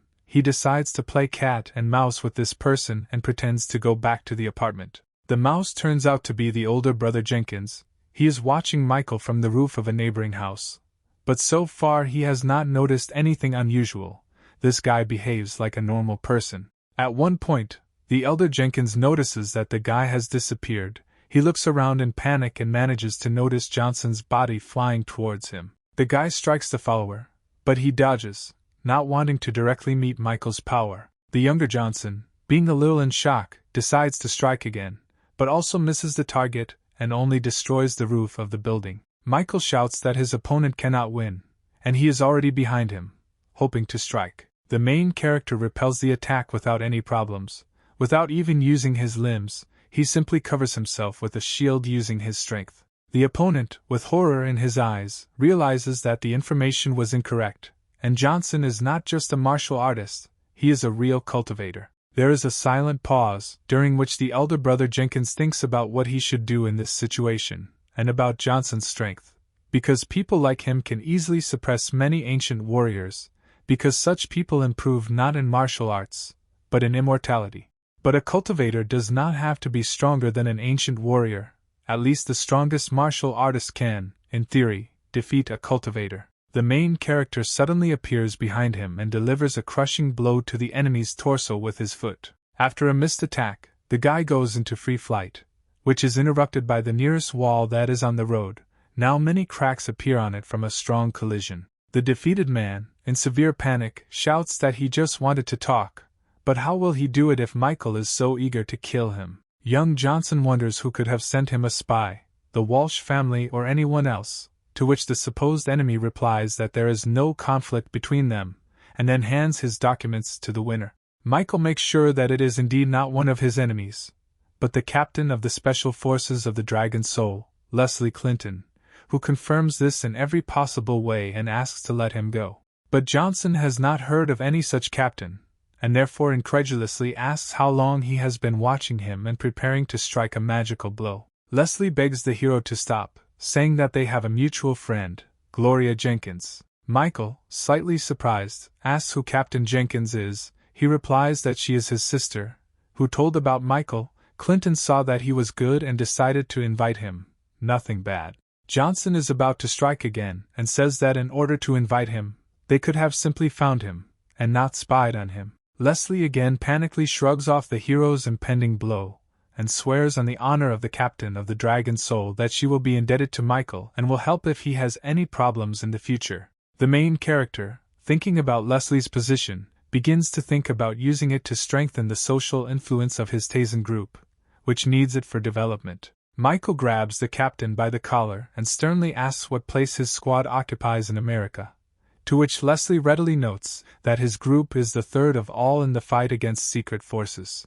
Michael believes that this is enough for his company and sets a strict condition that Clinton will be released only if he signs a contract with the company in New York. The captain asks if he understood correctly that Johnson wants the company that previously belonged to his father to be taken under the wing of the squad, to which Michael answers in the affirmative, and says that he has a special case, but he can contact his superiors, and even if they do not agree, he will find a way to solve this problem. The main character hands his new ally a brownish sphere, reminiscent of chocolate in color, and says that the captain will recover from his wounds when he eats it. Leslie increasingly does not understand who this guy is, because he also has pills, and then wonders if he has any more such things, because he has only heard about them, but has never even seen them. Michael throws up a bunch of pills and says that he has more than one, and the captain looks at them in fascination, and then says that if they were handed over to the military, then the hero interrupts him and says that this is not some kind of relic, and therefore he should not give it away.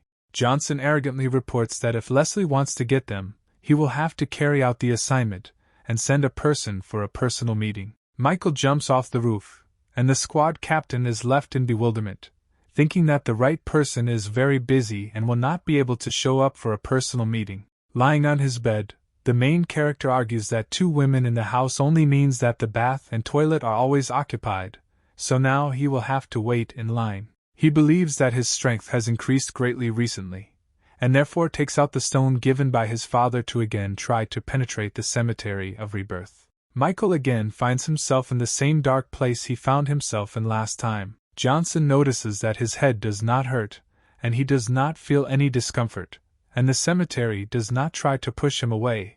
Is it really because of his strength? Michael stands in front of a huge grave blazing with magic, next to which there are many different swords stuck. The main character is going to summon Claude Crank's Fist of Death, but he doesn't quite understand how to do this, and therefore tries different magical effects on the grave. Sarah and Jessica are talking in the middle of the apartment about how Walsh needs to sort out some things today, and therefore there is no need to cook for her today. Johnson, sitting next to him on the sofa, thinks that he has already tried everything possible to move the grave. Is his strength really not enough? The guy understands that he needs an alchemy furnace to strengthen, but he had to go to the auction for it today, and Jacob Sanders never called him, although he doesn't even have a number, so he should check on him.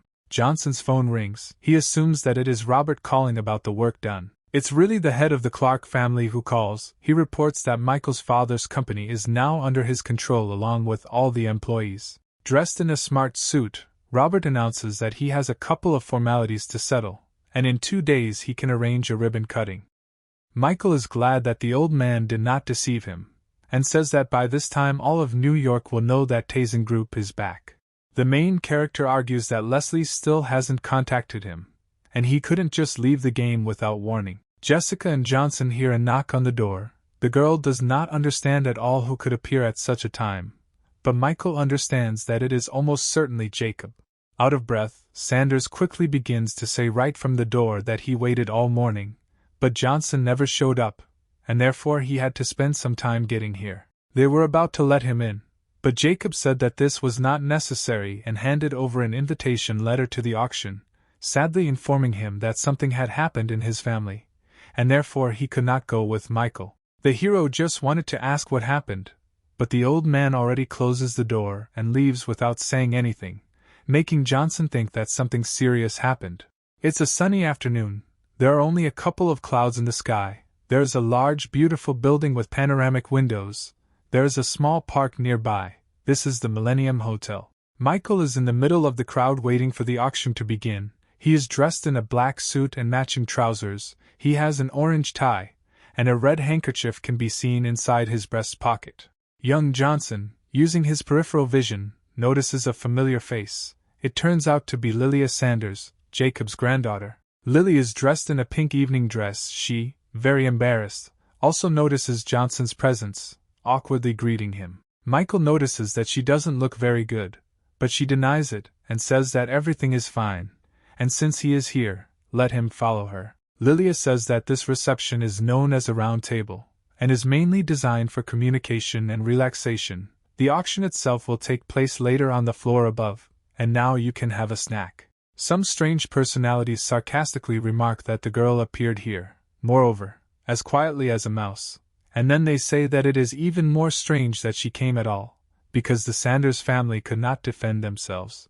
The main character is trying to find out what happened to Lilia's family, but she says that Dad will definitely figure it out, and Michael is a guest, so he should concentrate on the auction. Someone calls out from behind Johnson. It turns out to be Sarah Walsh. She is dressed slightly revealingly, but very beautifully, unbalancing Sanders with her beauty. She asks what Michael is doing here, and he addresses a similar question to her, and Lilia goes to the restroom, so as not to interfere, because she will not become so beautiful. Sarah asks him who the girl he came with was, to which Michael says that she is the granddaughter of a pharmacist who helps him. But what is Walsh doing here, all of whose bank accounts are frozen? The main character assumes that she is hungry, and she asks what makes him think that she is still unemployed, and she received an invitation earlier, and then asks how much money he has, to which he replies that he has an incredible 90 million, betting the girl is in an awkward position. Sarah says in a conspiratorial tone that this is an unusual auction, and the person responsible for it is not so easy to meet, and in general the world is full of people who secretly practice martial arts, and they are unusually strong, and can also kill with their bare hands. Obviously not impressed by this news, the main character is faintly frightened and surprised, leaving his fellow traveler in an uncomfortable position. Walsh tells Michael that it may seem like there are 4 main families in New York, but in fact there is one more terrible one. This news even arouses imaginary interest in Johnson. She says that this is a mysterious kind of martial arts. They are mysterious behind-the-scenes puppeteers. This family is divided into 2 branches, just like this auction. The first deals with paintings for ordinary people, the second deals with everything related to martial arts, including weapons and pill cultivation items. The price of one thing is more than $100 million. From Sarah's words, Michael understands that even his money may not be enough for the alchemical furnace he needs so much, but he also understands that he needs it. Johnson asks whether it is possible to display his things here. His companion replies that yes, but first they need to be approved by the expert commission that sits upstairs. Michael remembers that he recently heard that there are very few alchemists left, and therefore he should be able to sell his medicines at a high price. The main character enters the office and sees in front of him a bunch of strange people who play mahjong for huge sums, and one just lost 10 million to the other. One of the commission members asks what Johnson forgot here. Does he really want to show his goods to the commission? Michael takes out one of his miracle pills right in front of the commission and says that he wants to sell it. These people are very confused at the sight of such a product. Someone says that such pills are always filled with energy. Someone doubts that there are still such ones left. Another tries to say that he knows better, and the last one even wants to continue the game as quickly as possible. Upon closer inspection, the commission members notice that they are not holding an ordinary pill in their hands, but with a real ornament. After such news, everyone completely loses their heads and tries to look at it one by one, putting Michael in a slightly awkward position. They are very surprised to discover that the thing has also recently been improved, and therefore there is no doubt left. They begin to ask the guy where it came from, whether his teacher is an alchemist. Johnson is nervous and realizes that there are not only few alchemists in America, there are none left, and therefore he urgently has to come up with something to get out. The young hero says that he doesn't want anyone to hear their conversation. The senior member of the commission understands everything perfectly, and takes him to the back room. In the room there turns out to be a very beautiful and richly dressed woman with fiery pink hair. Michael had never met her before, even she is not sure that it was really possible to get such a thing. But the assistant dispels her doubts, and shows her the very sphere that Johnson brought. The girl notices that this is indeed the same pill, and judging by the color, it was created at least a month ago. Great surprise can be seen in the eyes of the exalted lady, and the commission member leaves, not wanting to interfere with such an important conversation. The girl says that her name is Belle Stark and calls the guy to sit down, asking how to address him. Michael says his name, and without any hesitation calls to get down to business, whether he can put this medicine up for auction. Belle thinks that Johnson is too young to understand alchemy. After all, you need to know a lot of medicinal properties of herbs, not to mention production, simultaneously informing his interlocutor that he can exhibit the goods, and also wonders how many lots he plans to exhibit. Michael calmly reports that he has 5 more pieces with him, to which the girl asks loudly and begins to sweat heavily, realizing that a strong alchemist must be standing behind the guy. Belle chuckles and says that if you sell everything at once, the cost will be more than $1 billion. It's better to sell one at a time and not rush. Michael decides to cheat and wonders how much the Stark family can offer in this case for such a profitable investment. He recommends doing so that the price suits him. The girl embarrassedly notices that the guy is quite cocky, and in her head she thinks that by selling one at a time, they can make an incredible profit. Belle shows the plastic card and carefully informs him that there are billions of dollars on it, but this is not enough to buy pills, and therefore she offers him a lucrative offer. She says that her family will owe Johnson, so no matter what happens to him, they will always provide him with all possible help. The price completely suits Michael, and therefore he is about to leave, since the auction will begin soon. Belle throws him an object that looks like a card, and at the same time thinks that by doing him a favor, it will probably be possible to contact the alchemist who is behind him.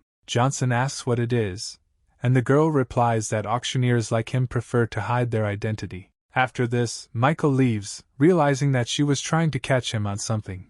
Belle affably says goodbye to him. When Johnson leaves the office, the girl calls someone and gives the command to collect information about this person. The auction begins, a lot of people are gathered, everyone wants to buy something here. Soft sunlight breaks through the windows. The three heroes sit in their places, and Sarah wonders how much he sold his probably precious goods for. Michael arrogantly reports that about 10 billion, irrevocably breaking Lilia Sanders' psyche. Sarah doesn't give in to words so easily, and therefore jokes about his recipe, which is really good, but still not worth tens of billions. The last lot of the stage is a Tear of Stars necklace, which has long been considered stolen. The starting price is 60 million. Each subsequent buyer must increase the amount by more than 2 million. It turns out that this work was stolen from Sarah's grandfather, but she just can't buy it back for that amount. Although it should have gone to her, she's very sad because she can't do anything. Michael silently enters a certain amount on the screen of his new device, shocking Belle, who is watching him, with such a waste of money. The former owner of the money is indignant, but decides that it is a gift to the woman, and therefore calms down, remembering that the money is no longer hers. Some guy keeps raising the price and says he has 140 million to negotiate. This necklace has to be his so he can win Sarah Walsh's affections that he so craves. An unknown gentleman, who bet 200 million, destroys to smithereens the picture of the future arrogant young man who believed that he had enough money. The guy really wants to know who offered that kind of money, but those conducting the auction report that he wanted to remain anonymous. The restless guy furiously shouts that this is all a provocation, and no one could pay that much money for a trinket. Belle appears on the stage and asks if the young man is sure that he doubts the Stark family, because it is her family that he belongs to, the family of martial arts, and then says that he will not allow such humiliation, and they promise to kill the guy and prohibit his family from participating in the auction in future. Sarah wanted to buy the necklace later, but now she doesn't even know who bought it, so she can find it in the future and buy it back. The auctioneer's wooden hammer noisily announces that the last lot of the first stage has been sold. Belle, standing at the table, reports that the time has come for the second stage of the auction. The time for the tripod of 100 herbs has not yet come, but the girl asks not to leave yet. She presents the first lot. It turns out to be armor made of gold thread. Starting price is 90 million. After some time, Belle presents the seventh lot, the art of wielding a sword in the style of M.O. The starting price is 150 million. The auctioneers are more interested in this lot and the bidding begins. Lilia remembers with horror how many things were sold and how much money was spent. Michael remains indifferent, and the girl is surprised by the unique book on sale. Johnson frowns, realizing how insignificant this thing is, complaining that the local craftsmen imagine themselves as gods, not realizing their own worthlessness. The auctioneers present the next lot from the heavy category, and buyers are presented with something hidden under a large blanket. This turns out to be the same tripod of 100 herbs that everyone has been waiting for so long. It glitters in the sun. Its body is covered with ornaments. Belle Stark says that this tripod was accidentally found by her family. It can be used to prepare medicine. This item will be a great addition to the collection. The price starts at 300 million. For the first time, Michael also turns out to be partial to the presented product. He notices that the tripod is of better quality than he expected, and understands that it is worth fighting for. Interested buyers very quickly increase the price. In a few seconds they are ready to pay 450 million for the tripod. Belle receives a message from Johnson on her phone, where he writes that he doesn't care about the price, he will take the tripod at any price. Stark smiles sarcastically and thinks that she immediately knew that this guy would want to get an alchemical thing. Disputes begin in the crowd that the last price was offered by a very dangerous person. You should not raise the bar higher, so as not to anger him and incur problems on yourself. Belle writes to Johnson that Phil Spencer is indeed very dangerous, so the guy should give up the tripod and not mess with him at all, to which Michael replies that he is ready to get himself into trouble. The girl understands that she must help him, since she bought his medicine for 1 billion. Meanwhile, someone is offering 500 million for the tripod. The dangerous man is very dissatisfied with this fact, and there are rumors in the crowd that someone will die today. Phil calmly offers to raise the price to 530 million, thinking that even if someone offers more, no one will outbid his next bid. Stark tells the buyers that a gentleman who wishes to remain anonymous has offered a price of 700 million, infuriating the dangerous man. The rich gentleman loudly says to the crowd that he doesn't care who dared to do this, but he will get him out of the ground and make him regret today. Belle, with a joyful face, proclaims, hitting the hammer, that the lot has been sold to an unknown person for 700 million. Michael, glowing with happiness, realizes that with the help of this device he can finally become even stronger. Stark chants that the next lot was literally just purchased by her family, and she can safely call it priceless, and presents the buyers with the highlight of the program, a real pill. There is a commotion in the crowd. The buyers do not believe that they will have a chance to buy a real pill that not only heals wounds, but also improves well-being. Belle sets a starting price of 400 million, but it instantly jumps to 680 and has no intention of stopping. Sarah doesn't believe that this thing can cost so much. She doesn't understand what caused such a stir. She's never seen anything like this before. Stark announces the end of the auction. People disperse. Belle invites everyone to attend the banquet for a wonderful leisure time. Michael is sure that the evil and terrible Phil Spencer would be torn with anger if he found out that the buyer of the tripod and the creator of the pill are the same person. Johnson receives a message from Belle, where she asks the guy to come to her. Her father found out about Michael and wants to give him some compensation. Sarah tells the guy that they are not going to dinner anyway, which means they can go home. Then she is surprised that Michael did not buy anything, but then she remembers that she needs to talk to her friend and abruptly leaves, leaving Johnson thinking about the proposed compensation. Michael came to Belle's hotel room. She was already waiting for him. The girl hands the guy a bank card with 1.5 million on it, and adds that he can also still count on the favor of their family. Johnson reports that he came not for money, but for a tripod of hundreds of herbs. But Stark asks the guy for his own safety to leave his address and phone number. She will personally order the alchemical tool to be sent to him in the evening. Belle invites Michael to stay for dinner, saying that her father would really like to meet him, but the main character brushes off the invitation, says that he is not used to eating out, and leaves. The girl is angry that the guy does not understand that, under the pretext of a dinner party, his father wanted to protect him, because Johnson insulted the Spencer family, and now he needs powerful protection. In the hotel on the 5th floor, in the observation room, the dangerous Phil Spencer sits with his assistants.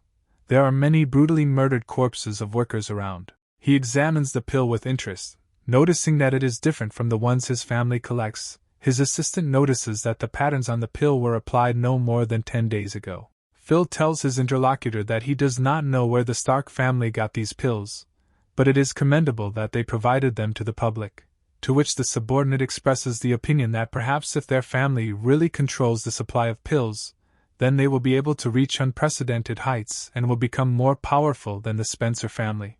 Here they are enthusiastically interrupted by another assistant, saying that the young gentleman should urgently look at the CCTV cameras. He shows on the screen a young man leaving Belle's room, saying that the girl was alone today only with this man. It must have been he who took the tripod and most likely the pill, too. Young Spencer bares his teeth and sincerely does not understand how that guy dared to take what belongs to his family. It seems that life is not at all dear to him. Walking outside, Michael notices Sarah and Lilia waiting for a taxi. He approaches young Sanders and, thinking that a family of her status should have a personal driver, he wonders what their problems are. The modest girl, blushing and stuttering, answers the guy that everything is fine with them. Johnson asks her for a cell phone and enters his number there, telling the girl that if trouble happens, she can call him. He will definitely help. The young man leaves with Mrs. Walsh, leaving Lilia with a grateful smile on her face. Sarah asks the guy why the girl calls him master, noting that it is so awkward. Johnson feels something is wrong. The girl asks him what happened, to which he says that he suddenly wanted coffee and asks her to follow him into the cafe and wait for the guy inside. Sarah nervously asks why she should wait for him and where he is going. Michael replies that he needs to go to the toilet. The girl doubtfully claims that the cafe also has a toilet, but Johnson thinks that he is too frail there and needs something stronger. Sarah is perplexed. Michael begins to blaze with his magical energy, defiantly rips off his tie and says that he is a man of principle, therefore he prevents any threat. Phil Spencer stands with his assistant waiting for Michael. The subordinate notices that the guy has already noticed them, but his boss no longer cares. The dangerous gentleman reflects on the fact that Michael is still a corpse, but he liked the girl who was with him. As soon as he sorts out all the problems, he will definitely return for her. At that moment, Johnson's hand falls on his head. Spencer's assistant turns out to be a martial arts master. He calls Michael's attack vile and warns that he will now face death for such impudence. The master attacks the guy with his unique blow, called the flash of lightning. Electrical power oozes from his evil. Michael, pushing Phil away, meets the attack of his subordinate. Johnson, calling the master a fool, sends his head flying with one blow. Spencer, in nervous shock, does not understand how Teacher Ma, who has the level of semi-step transformation, is killed in the blink of an eye. The young hero turns to Phil, warning him that it is now his turn. Spencer tells Michael that he dared to kill his servant, which means he will face consequences. He invites the god of medicine to kneel and beg to make him a dog. Johnson does not allow Phil to finish, sending his magical energy into his forehead, causing the guy to instantly fall unconscious. Michael notices that someone else is watching him and asks out loud how long this will last. A guy comes out of the shadows, bows and says that Belle Stark sent him to look after him. The guy understands that Michael does not need his protection. His blow will easily fly him 10 blocks. He reports that Mrs. Stark discovered that the surveillance room was hacked and therefore sent him to protect him. Michael notes that this is very nice of Belle. He orders the boy to return and tell his boss to calm down and no longer interfere in his life without asking. The guy, before leaving, warns Michael that although he is powerful and has already reached the level of a master of transformation, the Spencer family is very strong, and their head Rennie is ranked 514th in America, and therefore Johnson better not finish off this man's son. Johnson is surprised that there is some kind of rating, and that there are still 500 people ahead of Rennie Spencer. He concludes that the American masters are not as hopeless as they seemed at first. He thanks Belle's assistant and leaves. As soon as Michael leaves, the assistant calls the lady and tells her that the youngest of the Spencer family is dead, like the master who protected him. Belle is afraid for Johnson. Realizing that he will now have no peace, she asks her man whether the killer is really Michael, to which he gives a positive answer. She thinks that due to the death of the third son of the Spencer family, hard times have now come for her. Stark orders his subordinates to dispose of the body and contact the family, and also wait for the person who will destroy all the evidence. Already at Jessica's house, having dinner at the table, Michael asks Sarah why she doesn't eat. Does she really have no appetite? After this, the guy goes into his thoughts. He asked Locke about the rating and was completely confused by it. He cannot understand how the classification of masters works in America. After all, masters have weaknesses and strengths. Since there are no elite-level masters, it turns out that the rating takes into account only the advantages. But then what place does Johnson take in this rating? Jessica reminds Michael that their beauty's birthday is next week. She wonders if the guy came up with a gift. He jokes that he will give her a red envelope with $250. Suddenly, Michael receives a text message from Lilia, who asks him to save her father. The guy immediately goes to the rescue. At the Sanders estate, he meets a huge crowd of people in uniform, notices that the situation is terrible. At the gate and on the roof 3 sniper rifles are pointed at him. He wonders what this family has gotten themselves into, and what does the military have to do with it. Michael doesn't think long about who he can call and decides that Jenkins can help the fastest. He asks the girl to help him get to the Sanders estate, which is full of military personnel. Johnson is already upset that help is not coming for a long time, when Paul Zengo, a huge man in military uniform who arrived on behalf of Gloria, appears. He shows his ID to the guards and tells them that they need to go inside. In the house, Lilia and Jacob are sitting on the sofa. The girl reassures her grandfather, saying that she has found a person who can help them, and the desperate old man says that everything is useless. Michael enters the room with Paul. The old man is surprised and asks his granddaughter why she called such a great man, to which she replies that she doesn't know anyone stronger, so there was no choice. Johnson asks Jacob what's going on here, to which he says that a few days ago a gentleman came to New York. He was feeling unwell, and he drank medicine from their pharmacy. In the end he became even worse, because the medicine turned out to be poison. Lilia compliments her grandfather's story by saying that Jacob checks all the medicines personally several times, and there is no way poison could have been there. Michael, a little shocked by the story he just heard, understands that it is not profitable for the Sanders family to poison high-ranking people, therefore, they were framed. He asks how that person is feeling now.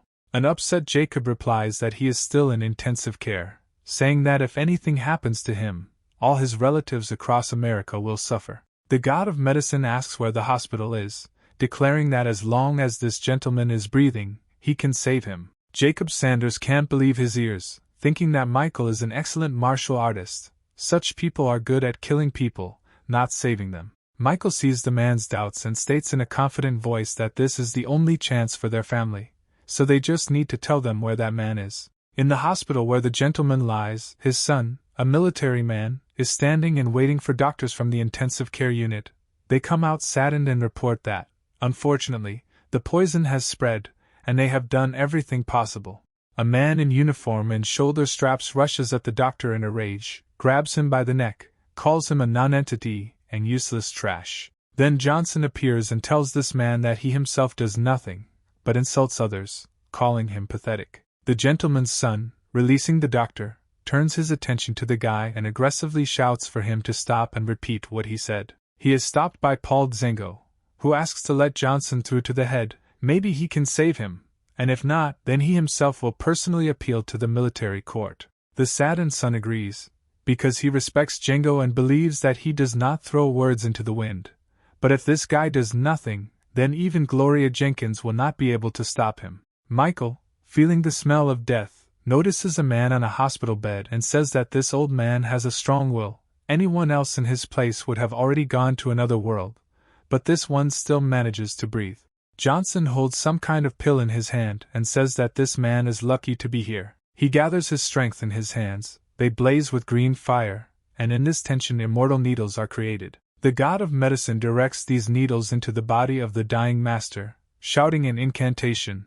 They pierce his chest and expel the poison. 5 minutes later, a satisfied Michael sighs tiredly, reporting that the gentleman should wake up in 5 minutes. He wonders who this man is, and hopes that he has done a good deed for the country. When young Johnson has already turned around and is about to leave, the patient calls out to him, asking him to stay. The guy is shocked by such a quick recovery. The gentleman asks to know the name of the doctor, but Michael says that he saved his life because of one person, and he doesn't care about himself. Johnson also says that the patient needs to remember 2 things. Firstly, the Sanders family has nothing to do with the poisoning, and he needs to resolve this misunderstanding. And secondly, the poison was in his body for a long time and acted on him for more than a month. If someone else were in his place, he would have died long ago. But you shouldn't try your luck. Michael comes out of intensive care, and the patient's son attacks him, saying that at first he thought the guy was worth something, but he was only in the office for 8 minutes, and therefore did nothing. A man, just dying, comes out of the emergency room behind Jones and asks his son to stop. Paul Zengo and all the doctors are in shock. They can't believe their eyes. The gentleman who was just on the verge of death is standing in front of them. The old man, who had recently been on the verge of death, smiles cheerfully and tells his son that if it weren't for this wonderful doctor, he would have had to prepare a coffin. He had never met such a doctor. The son of a sick officer wants to apologize to Michael, but he disappears somewhere without anyone noticing. The old man turns to the unfortunate Jacob Sanders and apologizes to him, sincerely understands that his family has nothing to do with it, and his son misunderstood everything. Inspired, Sanders asks the head not to apologize to him, it's just a trifle, to which the gentleman asks whether his family invited the doctor, and who he is. Jacob says that the guy's name is Michael Johnson, they met by chance, he's a family friend, but he really doesn't like when he is disturbed. The house of the Spencer family, the head of the family with his eldest son look at the dead bodies of their son and master. Placing his hand on his son's coffin, he wonders to Rennie who the hell dared to kill him. The eldest son says that an investigation is already underway, but so far all they know is that someone secretly purchased the tripod at an auction, and shortly after that Phil was killed. The elder Spencer orders his interlocutor to go to this auction and check each participant there. He obeys. Rennie, with the veins on his head swollen with rage, exclaims that he needs to turn everything upside down, but find the killer. He wants him to go to hell. He wants to see people dear to him die a painful death. Robert Clark calls Michael on the phone and tells him that the affairs of the Tazen Group have been settled, asks whether Michael himself will be the founder or someone else, and also warns that tomorrow the news about the company will spread throughout New York, and asks if it will deliver whether this is an inconvenience for Johnson. Michael confidently says that you can use his name without any problems. He wants to tell every resident of this city that Michael Johnson is back. Villa Johnson, Belle's assistant, delivered a tripod of hundreds of herbs and a tear of stars that he had recently acquired. The courier also reports that Mrs. Stark asked to convey the news that the head of the Spencer family has already raised everyone's ears. They are checking all the auction participants and will soon contact Johnson. He also says that Belle has ordered a private jet. If the gentleman agrees, then they can immediately send it to Salt Lake City. Their residence is located there, so the Spencer family will not get him there. Michael understands Stark's concern, but is not going to run away from problems. The assistant is very surprised that Mr. Johnson really wants to confront the Spencer family.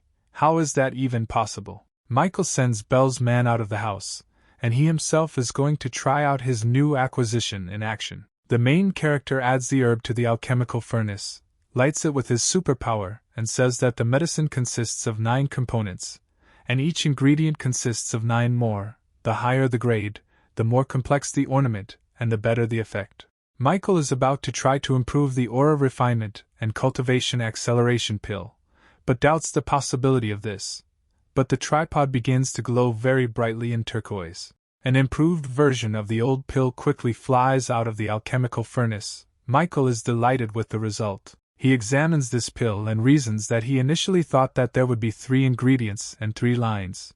But this exceeded all his expectations, because it turned out to be 7 lines of the ornament. Michael is delighted with the tripod of hundreds of herbs. He, of course, knew that he could improve the quality of medicines, but did not think that so much. But everything turned out just like that. The money will flow like waterfalls. Young Johnson pops a brightly colored pill into his mouth, beginning the cultivation. The main character bursts into orange flames, which completely consumes him. Red fire bursts out of the guy's eyes and mouth like a bright ray, illuminating everything in the area. Michael feels incredible power, and the transition to the 6th kingdom of enlightenment, laughing, saying that the effect is not bad and admires the greatness of alchemy. Michael stands over the alchemical furnace and realizes that in one evening he jumped 2 kingdoms higher, not believing what was happening. He catches a stone once given by his father, notices that the stone has changed not only in size, but also feels different to the touch. Michael decides that he needs to visit the rebirth cemetery again. Finding himself in the cemetery, he approaches one of the tombstones and believes that this time he will be able to notice something due to the fact that his state has changed. Now he can feel everything if he wants to, even summon some legendary warrior Claude Crank, Fist of Death. But he also feels that if he calls on him once, the tombstone will crumble into dust, and such a trump card is clearly worth keeping in his sleeve. Jessica's apartment. The girls read the news on the internet that the Tazen Group, which disappeared 5 years ago, is returning. Sarah realizes that she heard about this company somewhere, and Jessica explains to her that the Tazen Group was created by Michael's father, but for some reason it suddenly disappeared, and now it is returning. Then the girls notice another piece of news. The director is Michael Johnson. This shocks Sarah. Remembers Michael's words that he wanted company for himself, and wonders if he really did this just to annoy her mother. A meeting of directors in the Vox family. Everyone also learns that the Tazen Group has returned, and the younger Johnson is the director. Lucy Vox doesn't understand how this is possible, because he should be dead. What this guy is even up to. The director reports the results of the investigation. Michael Johnson, who runs the company, is the same child who fell into the lake 5 years ago. The head of the company shows his registration photo on the big screen. Lucy recognizes in this guy the same ancient warrior who insulted her so much. He is also the same Johnson. How a representative of their family was able to become a warrior in the first place. The very appearance of the company does not frighten the Vox family.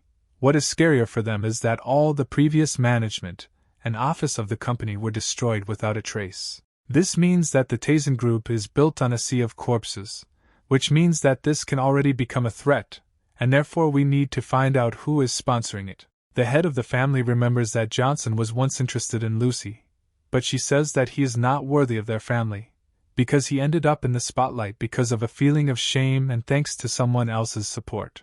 If you believe the latest news, Robert Clark and his company are behind Johnson, although he was sick with cancer, but somehow he survived. Apparently he moved his head so much. He says that he would like to know what will happen next, because no one in their right mind would join him if they knew New York. Megan Walsh, sitting in her mansion, learns the popular news, and then laughs at Johnson's attempts to undermine the position of the Walsh family. She orders her man to send a letter saying that any person or company that dares to send flowers to the Tazen Group's opening ceremony tomorrow will become enemies of the Walsh family. The subordinate believes that thanks to the family's authority, not only will Johnson's company be left without employees, but this will also hit the Clarks. Michael is sitting in his villa meditating when he receives a call from Clark. He reports that things are bad, that the Vox and Walsh families are going to ban the Tazen Group from working.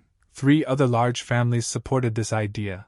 No one will dare to go to the ceremony tomorrow. Michael takes this news calmly, saying that those who want war will get it, and also says to leave it to him, because he wants the Tazen Group not only to start working, he is going to break in triumph. Michael returns to Jessica's house. The main preparations for the event are completed.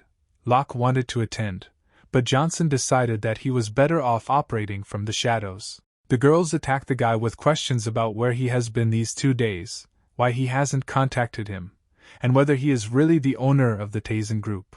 Michael awkwardly reveals that he's really some sort of head, and to be fair, it's his dad's business, but he considers it, to some extent, a family affair. Sarah rushes at the guy with tears, asking him to forgive her, because she didn't think that her mother would use family influence to harm his company. She even called her, but to no avail. Sarah thinks that Michael tried so hard, but because of her all his work will go to waste, but Johnson pats her on the head and tells her not to take it personally. He says that if she really feels guilty and feels bad, then she should just kiss him on the cheek and console him. But then, to the surprise of the main character, the girl actually kisses the guy. Jessica thinks with tears in her eyes that there was something between them before. Michael calms the girls down, assuring them that everything will go well tomorrow. No one came to the ceremony. Everyone watched the excitement, while only Clark stood on the carpet. He is waiting for Mr. Johnson, not believing that he will leave him alone in such an awkward position. A man with glasses approaches Robert. Clark is sincerely glad that his old friend came, despite everything. The man says that despite their many years of friendship, he is here to say that it is time to stop. He has no business helping this nonentity from the Johnson family. Here the hero of the occasion himself announces himself, and asks what the men are talking about. The men start throwing loud words at each other. Clark says that he is very glad if his friend is here for support, but if not, let him get out of here. And he says that he came to save Robert, because if he gets involved with this piece of shit, he will certainly die, and if he doesn't come to his senses now, he will lose all their joint projects. Passions between former friends are heating up more and more. Clark himself refuses projects, and his friend says that he is a fool, and he no longer needs his company, and wishes him good luck while waiting for the moment when 4 influential families come for his soul. The former friend leaves. Robert sadly reports that none of those he called wants to join them. Michael indifferently notes that everything will work out anyway. Clark's ex-friend approaches Lucy Vox. He says that it's already 9 o'clock and no one is there yet. No one who has at least some kind of ID will be able to get through, otherwise they will pay with their lives, and his partner really wants to see how he gets out of such a situation. The home of the Nix family, the head of the family is engaged in sports training in his personal gym. The son and his employees stand in front of the man. They say that the time will come soon and the Tazen Group will soon enter the market. But no one has joined them yet. It is clear that everyone wants it to close. The head of the family complains that they have such influence, and they all talk about closing it down.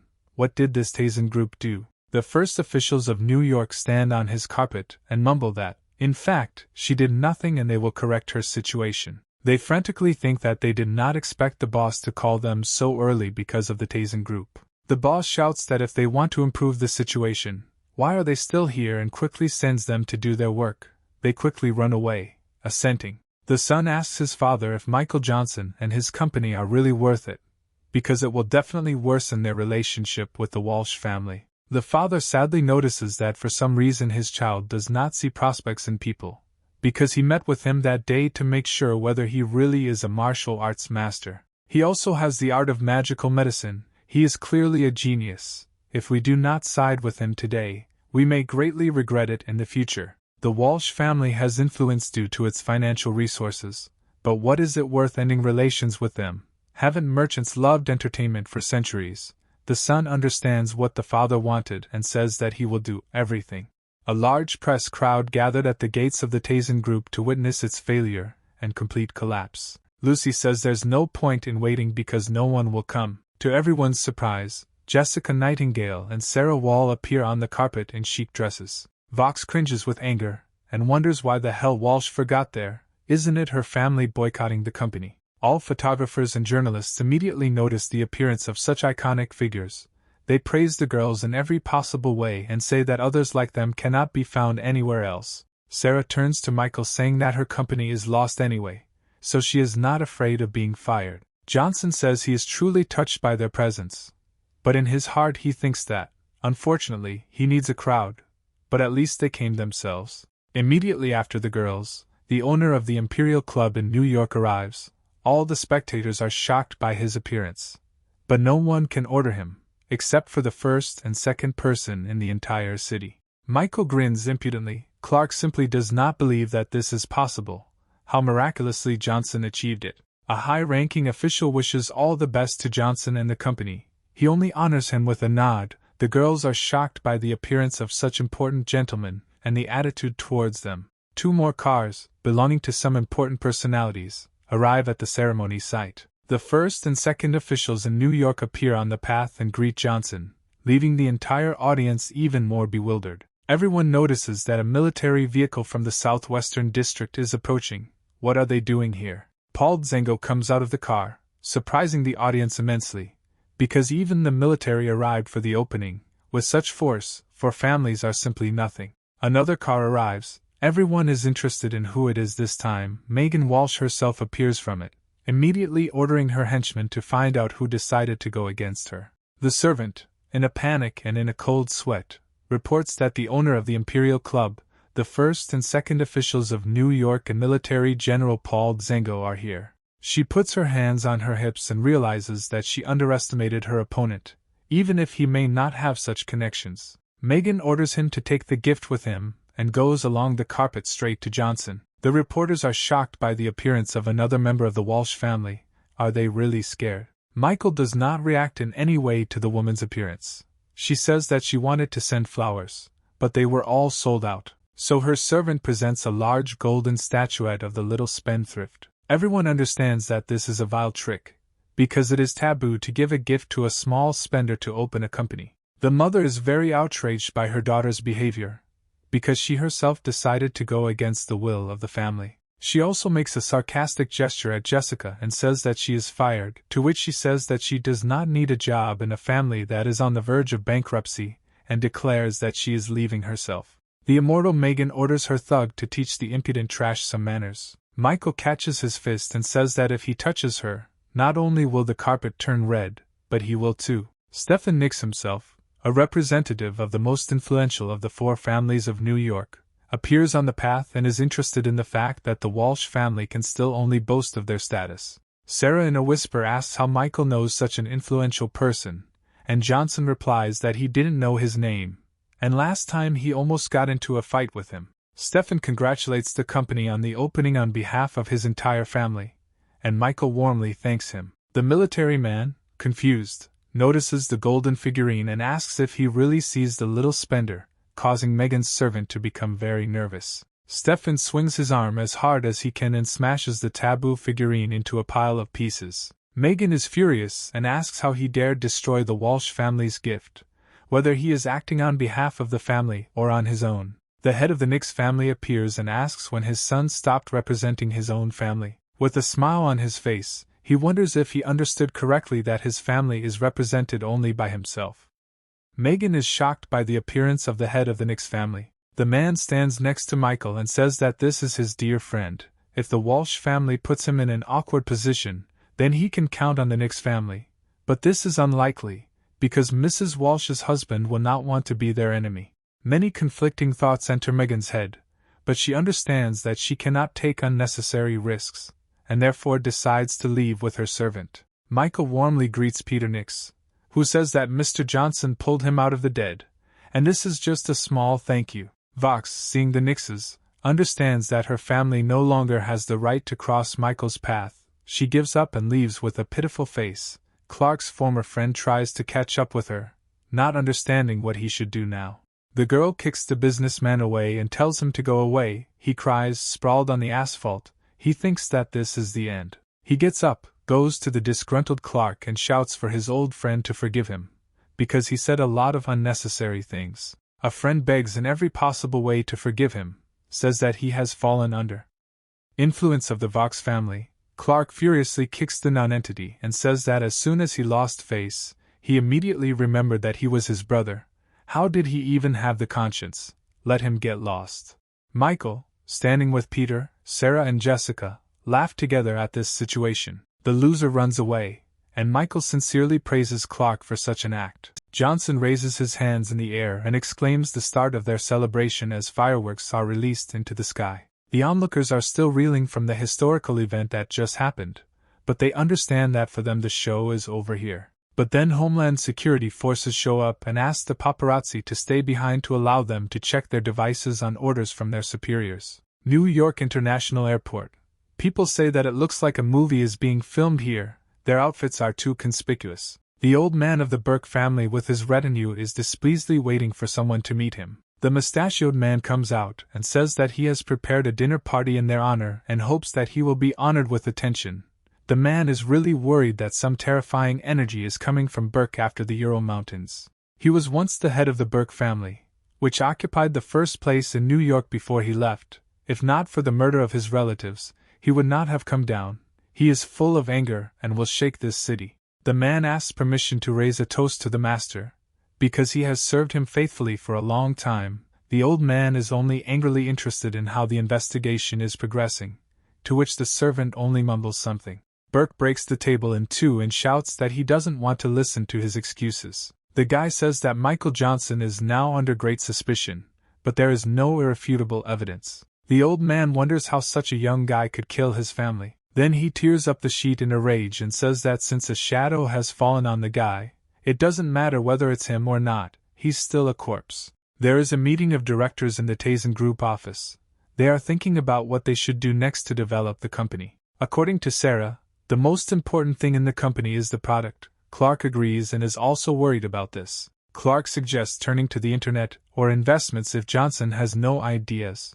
But even so, they won't catch up with Walsh's company in 6 months. Michael calmly reports that they will not get involved with the internet, not to mention investments. He says that his company is only involved in industry, because it is unimaginably profitable. The head of the company puts 2 sheets on the table and says that the first course will make a woman look at least 5 years younger, and the second is a pill that extends the life of old people by 3 years. The company's personnel are very confused by what Johnson said, because a medicine with such an effect is literally an elixir of immortality. Clark swears that Mr. Johnson is not lying, because he saved his life with the help of this pill. Unnamed directors say that this product is the best in the world, and it is quite possible to overtake the Walsh family with it. Michael reveals that he has 2 conditions for production, the first being mass production, and the second being that the formula must remain absolutely secret. Johnson says threateningly that if someone spills the beans, it will instantly cost him his life.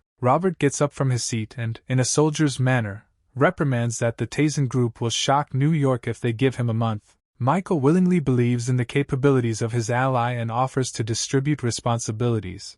Jessica is in charge of marketing. Sarah is also going to move forward, but she is interrupted by a message. Her father writes something to her on the phone and she says that she does not need a high position, and in general she will be a temporary employee. But she promises to do everything possible for the company.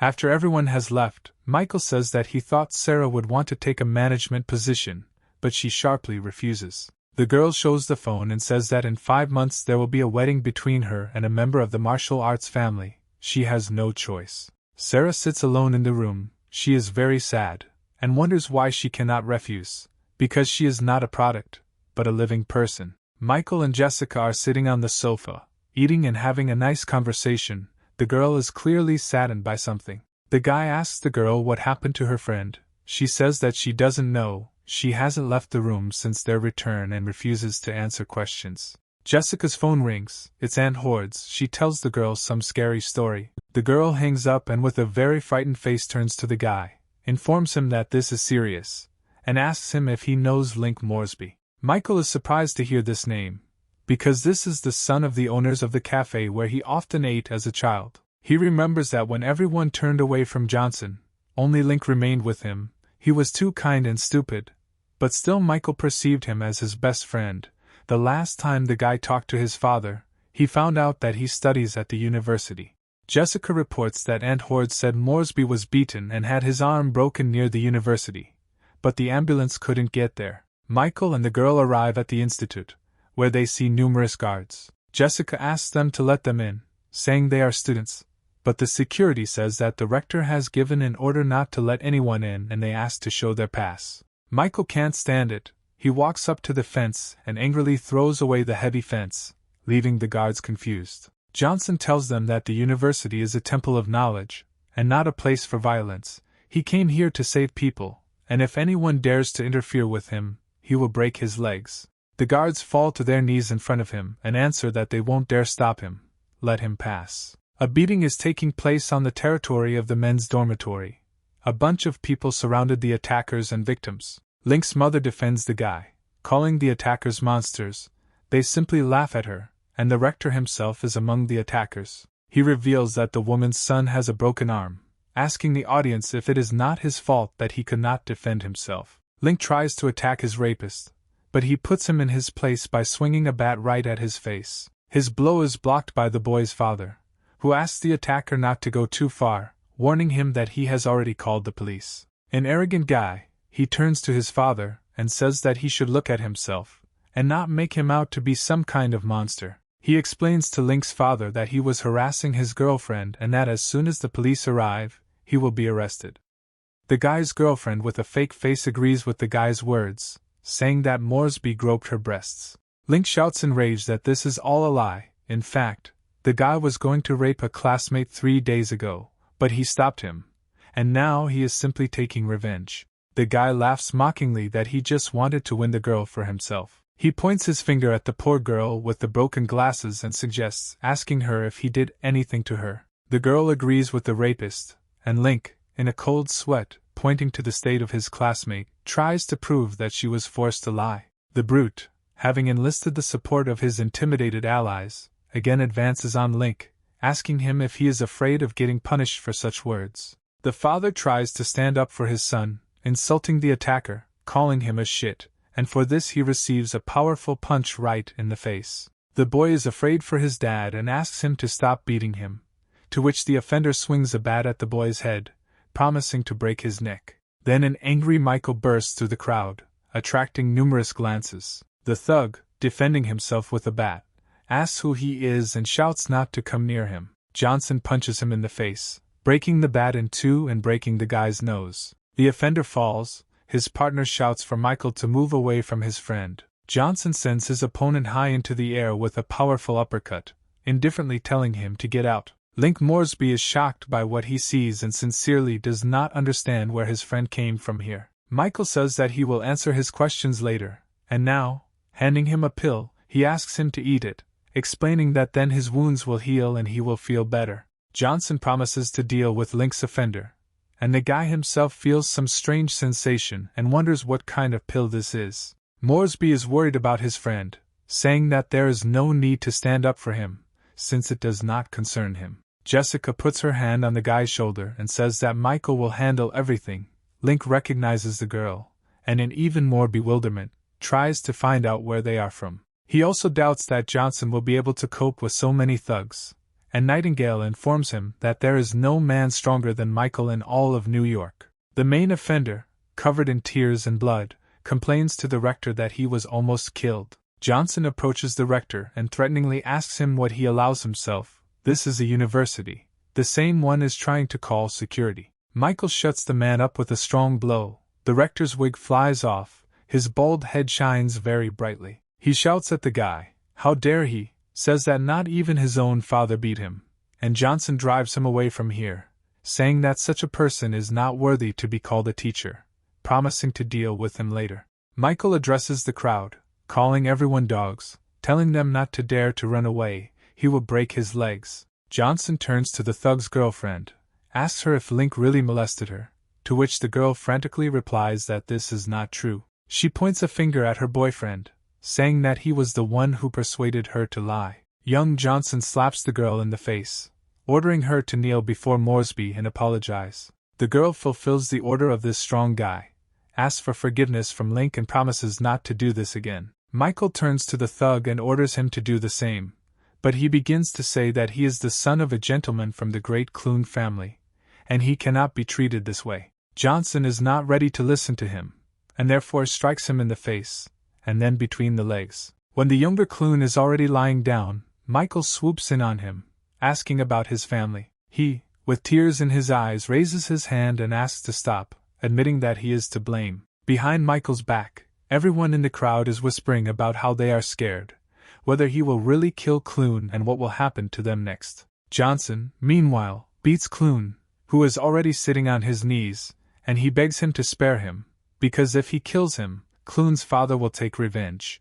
Michael is tired of this tirade about his father, and he calls Locke, asking him to urgently call Clune Sr. here. After some time, the owner of the Imperial Club arrives with Clune Sr. in a black jeep with security. The guard throws the man to the ground in front of Michael, who panics and does not understand what is happening. Johnson asks the head of the family to demonstrate how he is raising his son. Michael warns that if the father does not teach his son well, then their entire family is in danger from him. Clune has no choice but to pick up a telescopic baton. The younger Clune begs his father not to touch him, and he hits him hard with the baton, saying that he is a fool, he doesn't even understand who he offended, that Johnson is a close friend of Master Du himself from the Imperial Club, and now even killing him is not enough.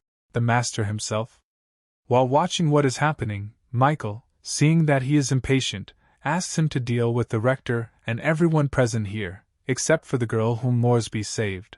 The Master snaps his fingers and tells his guys to do what the Lord said. Screams are heard. Michael approaches the rescued guy and his parents. They break into a grateful smile. Johnson is glad to meet his old friend, invites him to go with him, and he remembers that 5 years ago this guy's kindness saved him. It's time to return the favor. The elder Burke in his house talks about the appearance of Johnson Jr. His assistant says that there is nothing to be afraid of, because the Johnson family has been destroyed, and their main problem is the people behind the Tazen group.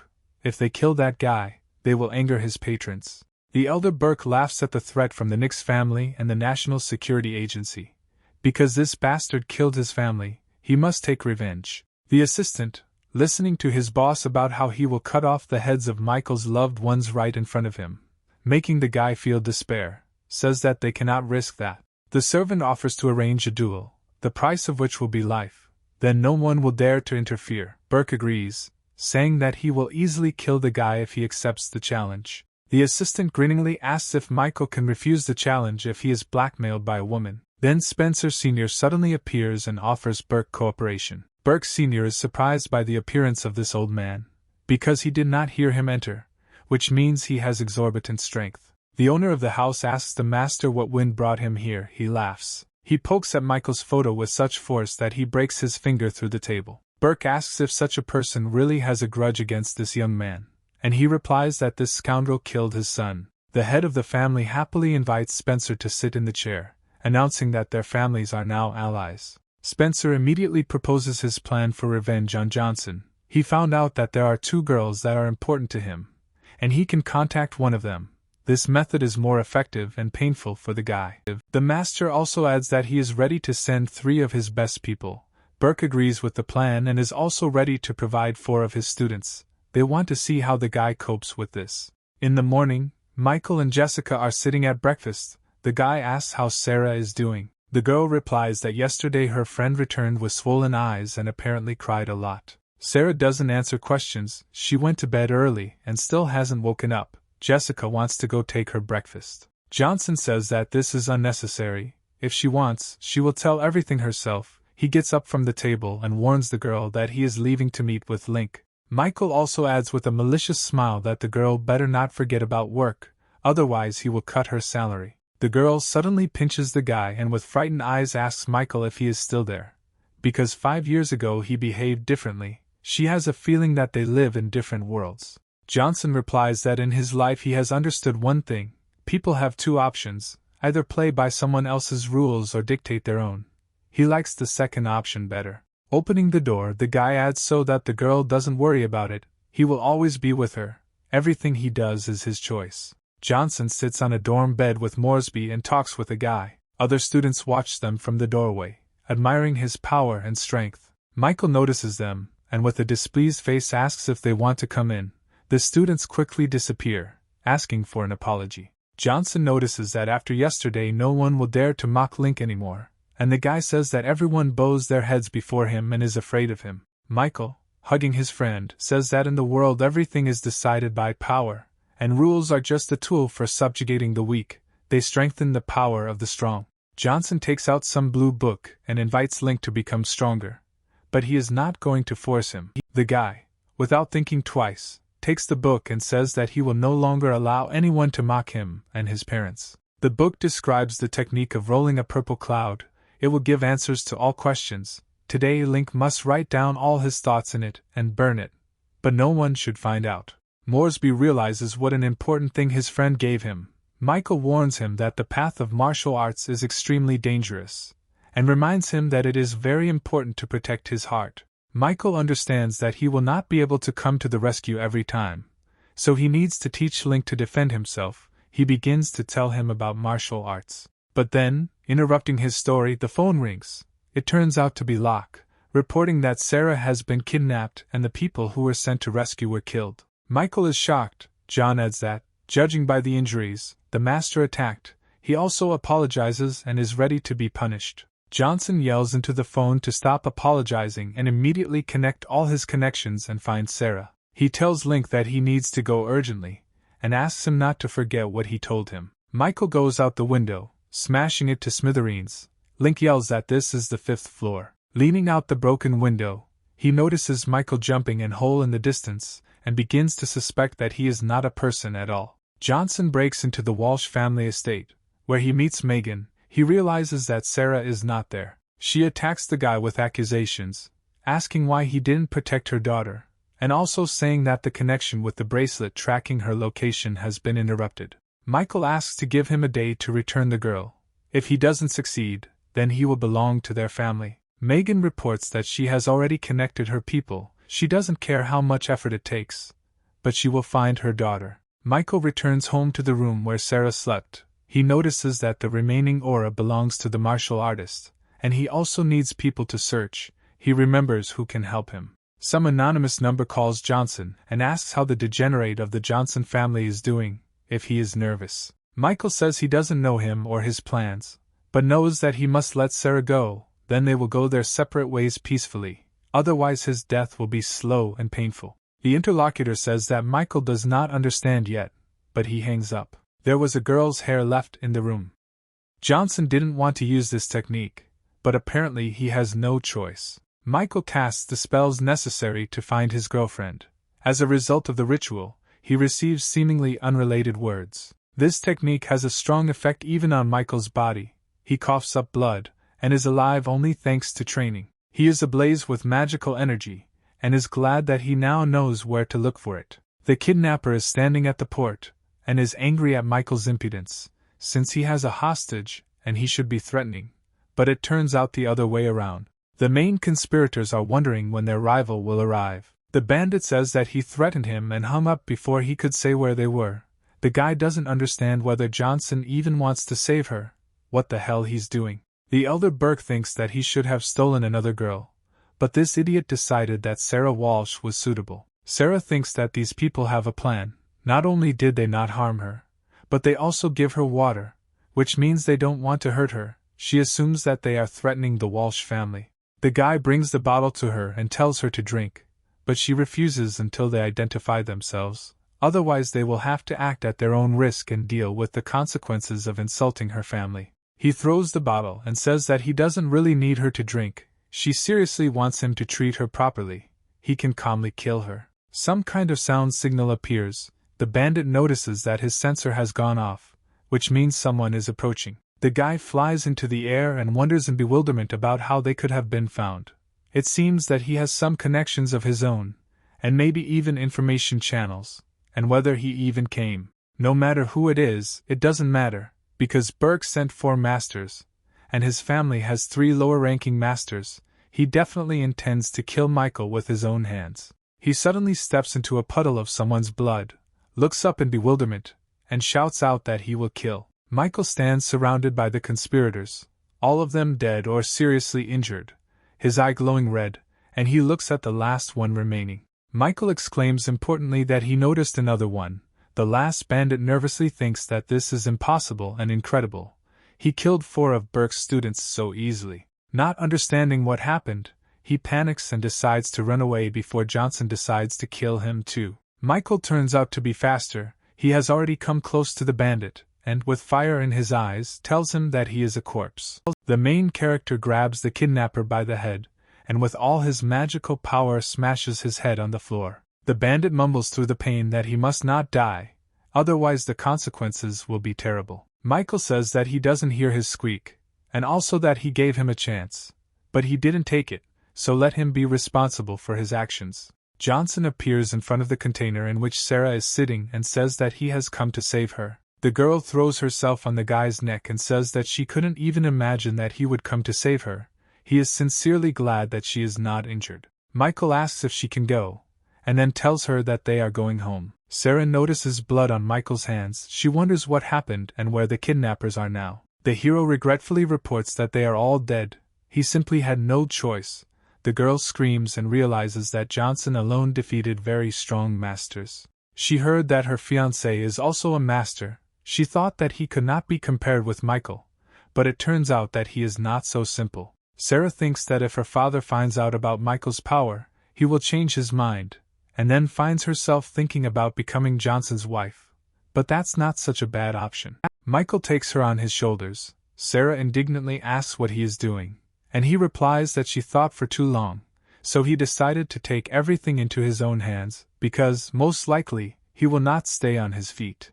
At first she is very indignant, but then she allows him to carry her if he wants. Sarah decides to hold on to that thought. This guy may be strange, but with him she feels safe and can rely on him. The main conspirators look through the magic picture at the death of all the warriors. They see how the guy is mocking, looking directly at them. Their will is unshakable, so they will destroy him at all costs, no matter how strong a master he turns out to be. They talk about challenging him to a fight, and they are both happy with this outcome. They believe that they should play it safe. If he agrees, they will ask Master Rio to take on the role of judge. Burke wonders if we are really talking about the master who is in the first 400 in China. Jessica's house. An angry Megan wonders if her daughter is really okay. She wonders who dared to kidnap her, but Sarah gently reports that everything is fine, and in general it was a mistake. The mother is furious. She doesn't understand since when the kidnapping is considered a misunderstanding, she wants to take her home. The girl says that she is protected here. Megan says that her father brought 3 guys from the province for protection. They are much more reliable than anyone. Michael says that if Ms. Walsh doesn't stop, he will have to intervene. She understands that it's better not to cross this guy's path. Megan says that she is not forcing Sarah, but her grandmother came from abroad to attend her birthday. Let her come for the holiday, and then she can come back here. Sarah does not believe that her grandmother has returned from abroad and really wants to see her. The mother says that she has no need to deceive her daughter, and she, slightly embarrassed, thinks that she has been doing this literally all her life. Sarah wants to know Michael's thoughts, but he calmly lets her go. He allows her to return whenever she wants. Sarah enthusiastically says that she will definitely return and will never leave Johnson. They shake little fingers, and the guy promises her that everything will be as he said. Sarah almost forgot that she had drawn up a plan for the work of Tazen Group. Then she hands it over. The girl does not know what level of competence Clark has, but she can also be relied upon. Michael has no doubt that she is earning her salary. Sarah and her mother say goodbye to Michael in a good manner and leave. Michael tells the girl not to worry and thinks that Jessica and her family are now in danger. He believes that he has a whole few days to deal with the problem. Someone rings the bell. The guy thinks Sarah forgot something. Michael looks through the doorway and sees a little boy there who wonders if he is Uncle Johnson. The boy holds out an envelope and says that grandfather asked me to give it to him. Michael immediately opens the letter, but does not understand what it could be. He sees that this letter is from Burke, who challenges him to a battle of martial artists, and if he refuses, his loved ones will suffer. Michael understands who was behind the kidnapping of Sarah. He is very dissatisfied, although this makes the situation easier. Someone else knocks on the door. He opens it with displeasure, and there is Belle Stark. She asks displeasedly whether he received a challenge to the Master's fight. With some relief, he wonders where she already got this data from, if he himself just found out. She says that this was decided a long time ago, and now even the most important people in New York know about it. By the way, this is how the Masters solve almost all their issues. She says that he should refuse, because everything here is done in such a way as to kill him, but Michael does not understand why he should refuse if he himself wanted to kill him. Belle shouts that Burke received the title of Master 10 years ago and went to the mountains to practice so that he would not be followed. Even her father would not cross the path of such a person. Michael calmly announces that he will accept the challenge, although he thanks him for his concern. The door slams right in front of the girl, leaving her bewildered. She calls her father and says that, unfortunately, she could not dissuade Michael from participating. Her father reassures her, saying that they did everything they could. The father says that he needs to call the funeral home and at least arrange everything after his death, if they couldn't help. After the conversation, Belle silently looks at the phone, not knowing what to do. Michael sits and displeasedly thinks that she could cheer him up. He'll deal with this old man with just his left hand. Then Johnson's phone rings. It's John Locke. Michael does not understand why he called. He says that Burke is one of the 600 best warriors, and asks if they should send him to kill him. Johnson says that he can handle it himself. He is more worried about what to do with the corpses in the port. Locke says that everything has already been done. John starts talking about how Burke has some kind of unique technique, but Michael hangs up the call. Michael is outraged that they are trying to help him even after he refused. His phone rings again. The guy no longer understands who else it could be. It's the head of the Nix family calling. Johnson can't stand it anymore. After a few more calls, the main character is already furious with all kinds of support from his friends.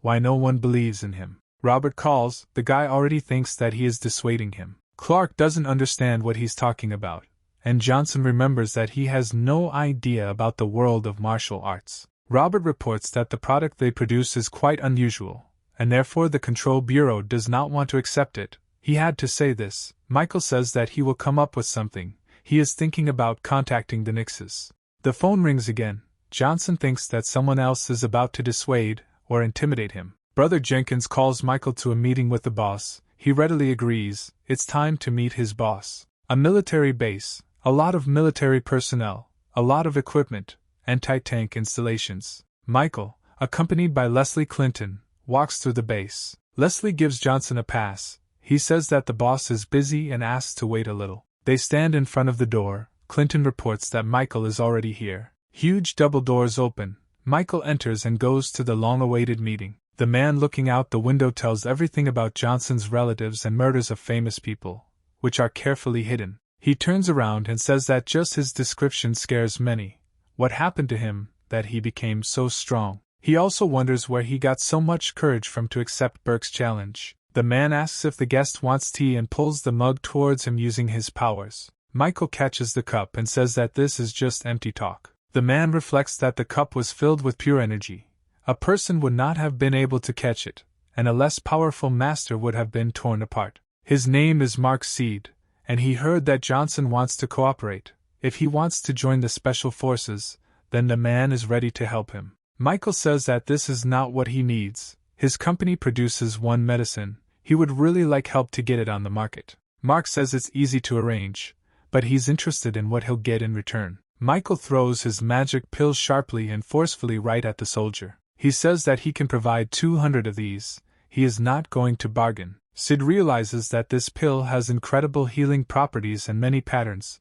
He must take advantage of it. The soldier says that there are 500 of these magic lotions, and he will agree. The guy is about to leave. Mark, stopping him, says that he agrees to 200. Michael says he's changed his mind and is only offering 100, then gives him 5 seconds to think about it. The soldier understands that the young man does not take him seriously and agrees to 200.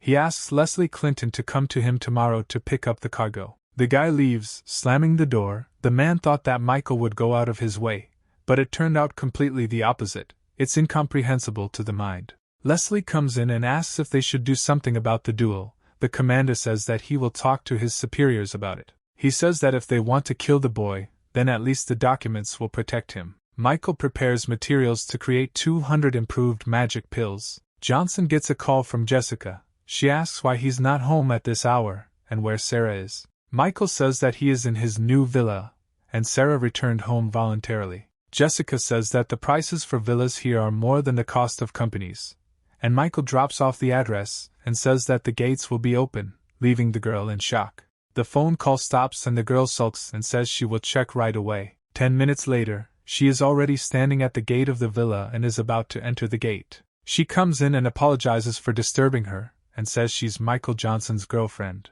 The guy levitates in the air and directs his power into a tripod, which blazes with magical flames. Jessica is nervous and does not understand what is happening. She does not believe that she really sees it. A lot of pills fly out of the alchemical furnace. Michael, with his tongue hanging out, catches them in the bag. Jessica, shocked by what she saw, wonders if this is really his house. He says that this is now her house too, grabs her hand and leads her to show her around. Jessica is surprised by the luxury of the furniture, and says that this can only be seen in a dream. Michael brings her to the bedroom. She happily plops down on the bed and is surprised by its properties. She doesn't want to get up from it. He says that he's giving her the bed, since she liked it so much, and can move in tomorrow. Jessica, confused, asks if this is a prank. Why give her so much? Johnson enthusiastically says he owes her much more than that. Jessica thinks it's because of what she did 5 years ago. Anyone would do the same. It's not worth it. She rushes at Michael and says that she is very angry,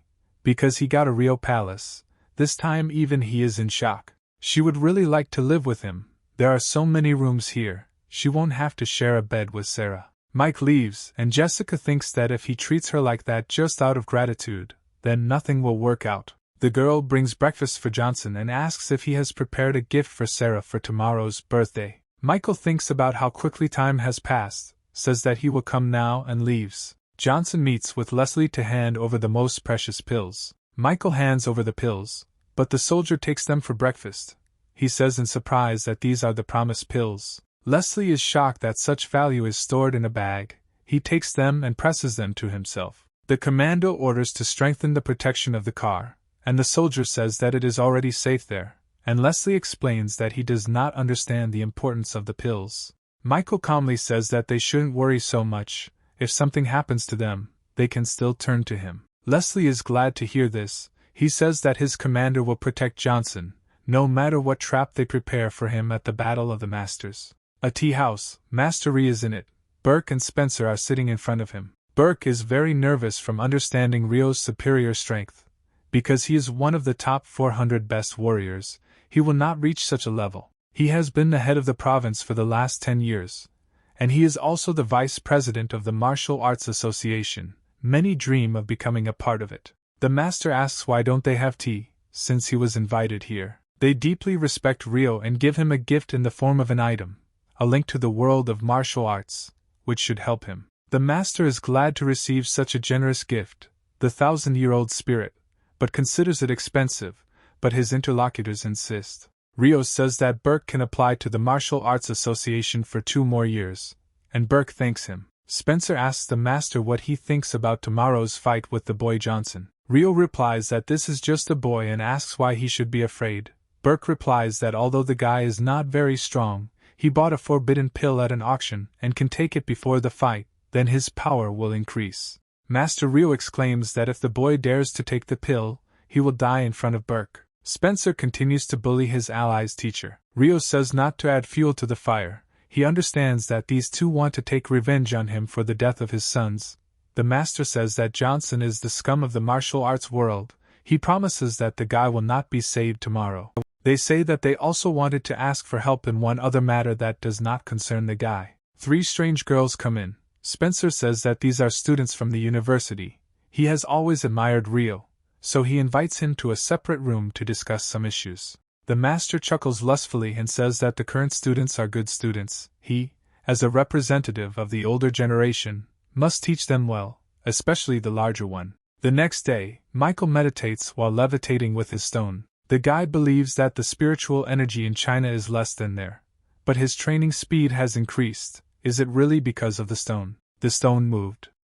Michael does not believe that he can be alive, but he just answered. Michael says he can now call upon the power through the graveyard of rebirth, but he doesn't know what lies behind the ancient symbols. He decides that thinking here is useless and takes out coins and a turtle shell. Johnson is participating in a duel for the first time, so he decides to test his luck in this way. The shell stands up on its edge, leaving the guy confused about his immediate future, without giving precise answers. He understands that, as before, he knows nothing. The old man said that Michael is not competent enough to interfere in the affairs of heaven. At this moment Belle knocks and comes in. She says that she will lead the gentleman to a duel. Michael did not know that there were so many masters in America, and they would all come to watch the battle. And there are quite a few familiar faces. He sees the Sanders, Nix and Jenkins families with his brother, and even the Voxes. Somewhere in the crowd the master was lost. Dew and Locke, who is pretending to be Dew's little brother. John thinks he will protect his lord if his life is in danger, no matter what. Onlookers notice that the three great judges are already at their workplace. God, is this really the same Master Rio? And with him two more cool Masters. Rio, as a member of the ministry, should strive for justice and maintain order. Bell informs Michael that these masters are among the first 500 masters, and Ri, according to some sources, made his way into the first 300. For the first time, Michael is overcome by doubts about his own strength. He is afraid that Master Rio has reached a kingdom above him. It seems that he underestimated the ancient warrior. Stark reports that in order to hold the position of judge, one needs not only strength, but also charisma and power, and also suggests keeping in mind that he is the vice president of the association. Few would dare to insult him. Bell warns him that the guy now has the opportunity to please the master. Michael is outraged. They pay attention to the second judge, Master Me. His family is very strong. If Michael has a good relationship with him, then Burke will not be able to touch him. Master Ri comes on stage and asks Johnson and Burke to come up to him. The old man, baring his teeth, warns Michael that he is a corpse. The hero sighs with indifference. The audience is shocked at the insignificance of the Johnson family on the same battlefield with the master. How can he even compare with him?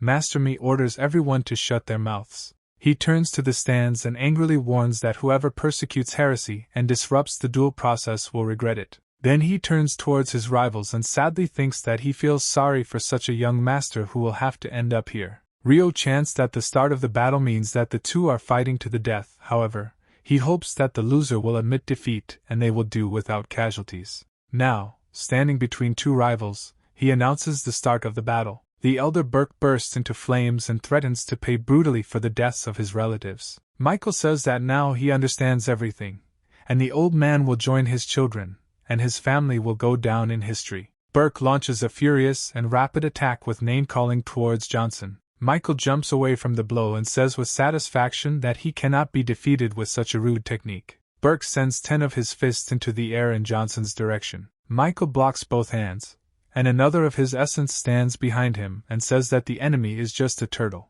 Onlookers notice that Master Burke is rapidly losing control of the situation. Burke, upset that the battle did not end immediately, yells at Michael that he is a degenerate and only knows how to dodge. Michael with an angry face says that he can play with the master for a long time, but he wants to see what kind of crappy family these Burkes are. From these words, the master flares up in streams of strong blue flame.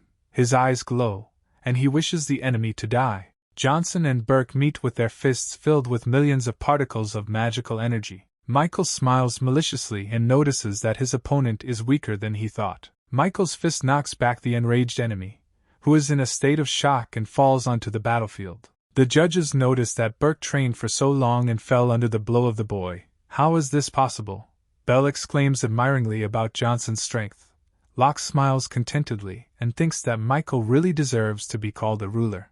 The main character tells Burke that, having such power, he allows himself to be defeated by the younger ones. his family definitely deserves death. Burke, in a cold sweat, says that he did not want to use his special technique. But Michael leaves no choice, and the old man rushes to attack. Michael feels the familiar power of strong cultivation. As soon as this art is applied, great damage is caused to the internal organs. Now the guy understands why the old man was talking about retribution. The judges notice that a blow of such force is inevitable death. Burke flies at the guy. His force field creates the shape of a palm. Michael notices that this is not a technique, but a pathetic trick. The master crashes into Johnson, going deep into the ground with him. A bright column of light shoots out of the hole. Belle and John are very worried about their friend, and Lucy is happy that finally something could kill her enemy. Spencer is angry that Michael doesn't deserve such an easy death, and he feels sorry for the Burke family. When the smoke leaves the site of the impact, everyone notices the living Michael and the body of the master. Spencer only says that this cannot be. Judge Rio is completely shocked. He notices that the guy didn't even have time to accumulate energy. He understands that Michael simply put his fist under Burke's rapid attack, but does not know how he was able to break through such power and fight back. Judge Rio himself flies up to the guy in a murderous attack and says that the fight is over, but if the guy wants to die, then first he needs to defeat him. Michael does not understand why the judge, who stood for justice, did not stop the fatal attack on Burku. The guy reports that the old man is not the only one who will die today. A dog named Rio will go after him. Spencer sneaks up behind Johnson while he is distracted by Master Rio. He makes a dishonest attack from behind on an unsuspecting guy. Locke shouts for the Lord to turn around.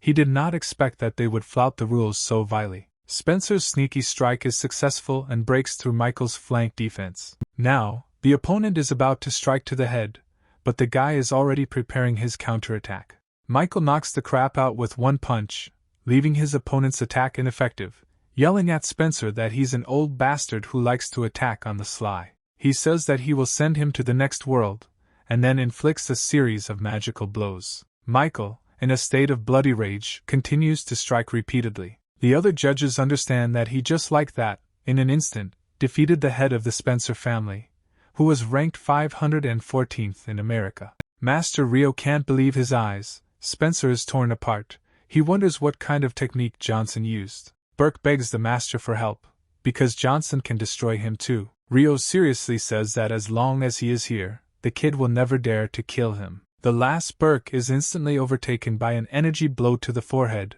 Rio is in shock. Michael says that even if Jesus himself had come to his aid, he would not have been saved. Michael clearly provokes Rio, saying that he didn't seem to want the murders. The other judges are baffled by Johnson's boundless arrogance. Rio asks why he killed Burke if the outcome was already a foregone conclusion, and he says that since he took someone's side and thinks he can kill him on the sly, then he's a shitty old dog. Master Rio blazes with multicolored flames and shouts in rage that the guy is tired of living. Michael says that only Rio will die today if, of course, he dares to challenge. All of Johnson's friends understand that the guy's words are deadly to himself, that you can't talk to Master Rio like that, and that Michael is no longer a tenant at all. The master concentrates a sea of energy in his palm. Michael notices that this one is smarter than the previous ones. Michael does not get lost and blazes with magic, concentrating all his energy. Master Mi stands in the middle of the two fighters. He orders them to stop. He resents Master Rio's ardor towards the younger master's threats. Rio sternly says that the guy kills everyone indiscriminately, and doesn't respect the judge. Shouldn't he take his life? The second judge explains that Michael acted within the rules. Spencer attacked on the sly. He broke the rules. He should have been killed. Mi, pointing at Rio, asks why he intervened in the battle, since he is quite capable of taking care of himself. Master Rio wonders if Mi really thinks that he can contradict him, and since he so wants to protect this child, then there will be a conversation with the president. He says that Johnson has nothing to do with the Mi family, and therefore he can calmly kill him. Is he sure that he still wants to protect him? Mi thinks about how best to get out of this situation. Michael calmly asks if he is finished. Master Mi asks Johnson if he would like to join the family. Rio stands in shock. The whole audience is delighted. No one understands how this happened, but it seems that there is a new addition to the Mi family. Lucy regrets that she missed that chance in the form of young Johnson. Rio shouts that accepting such a bloodthirsty killer into the family is a very reckless act. In his head, the master thinks that there is nothing he can do if Michael accepts the invitation. Johnson wonders who this member of the Mi family is now, and whether anyone has messed up anything, leaving everyone in shock. Mi hints that only this will save the guy's life, but he says that he doesn't need to be saved. Michael apologizes and arrogantly says that starting a family is not part of his plans while the gentleman with the last name Rio is still alive. Lucy calms down, and is glad that she still refused him then. You can't make a wall out of mud. Mi sadly tells Johnson to take responsibility for his life now that he is ready. Mi sadly says that, unfortunately, young people make mistakes. Rio angrily says that he has never seen such an arrogant person. Michael himself deprived himself of his chance of survival. Johnson says that his opponent is a fool, and thanks to me, he was able to live an extra couple of minutes. Leslie and John are shocked by what is happening in the arena and do not know what to do. Master Rio is full of rage and says that it will take no more than 3 blows to kill the boy. Michael calmly notices that the master has concentrated frantic energy between his fingers. The entire field is permeated with the destructive energy of Judge Rio. Michael thinks that his opponent really isn't as bad of a fighter as the other two. Johnson grins a terrifying smile and wants to feel the power of Rio, to find out who is in the top 400 masters. The judge notices that Rio uses the ancient technique of breathing 1,000 blades. Not everyone can do it, but Michael easily dodges the blows. Johnson considers this a good move, but since he is still alive, everything is not so successful. Michael launches a counterattack. Master Rio understands that there really is something in the guy.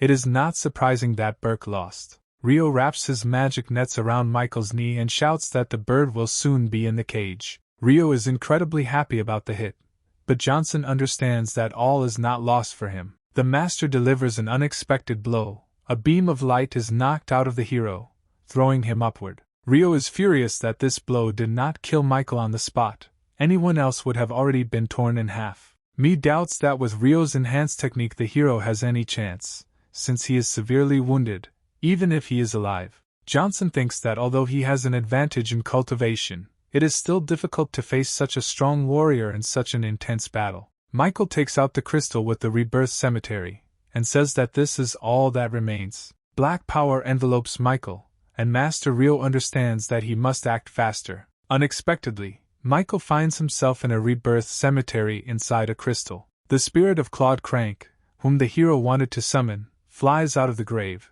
He is interested in how he took possession of the cemetery at such a low level. Michael wonders if it is really Claude and thinks that he feels insignificant in comparison with him. Crank understands that Johnson thought that 100 warriors were buried here, but among them only 1 remained. The spirit wonders if he is better than those who could have been in his place. Michael does not understand what this guy is talking about. Claude decides to give Michael as much knowledge as he wants, since the guy was able to subjugate the cemetery of rebirth. His inheritance will not sink into oblivion, and the aura of the outside world is too weak and his presence here is too limited.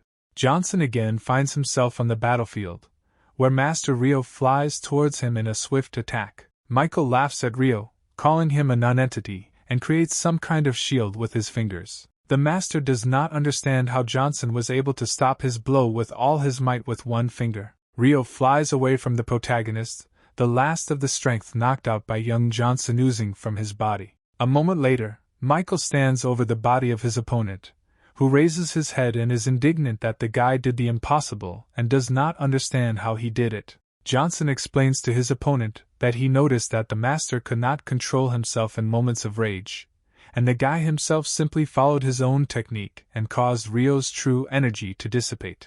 Michael raises his fist filled with power and proclaims that now it's time to end it all. Master Rio, in tears, does not understand how someone can use their magical energy to such an extent. The judges are shocked. They wonder what kind of deity this guy is and who can even concentrate true power in this way. The master thinks that the gap between him and the guy is like between a mountain and sand. He really doesn't want to die. Rio begins to beg the guy to save his life, says that the devil has misled him, he was mistaken and is even ready to become his slave. Michael, not allowing the master to finish, erases him from the face of the earth. Now in its place is a pillar of blue glow, going far upward. Johnson looks at the pillar with a deadly gaze and says that such a nonentity is not worthy to become his slave. The public does not believe what happened, Everyone sits in a cold sweat and shouts questions to which they already know the answers. They simply do not want to admit it. Nix Jr. asks his father why they didn't know about the existence of such a guy before and says that he had the feeling that he was not human. His father completely agrees with him. Locke does not know how the master managed to reach such a level. He believes that Johnson should be included in the history of American martial arts. John decides that he must keep up with the master, be a match for him. The third judge asks the second if Michael is really an ancient warrior, since he feels that something is wrong. And he tells him that it looks like Johnson really is not so simple. Apparently he is a cultivator. The master reports that he has heard of such things, but does not understand how this can be.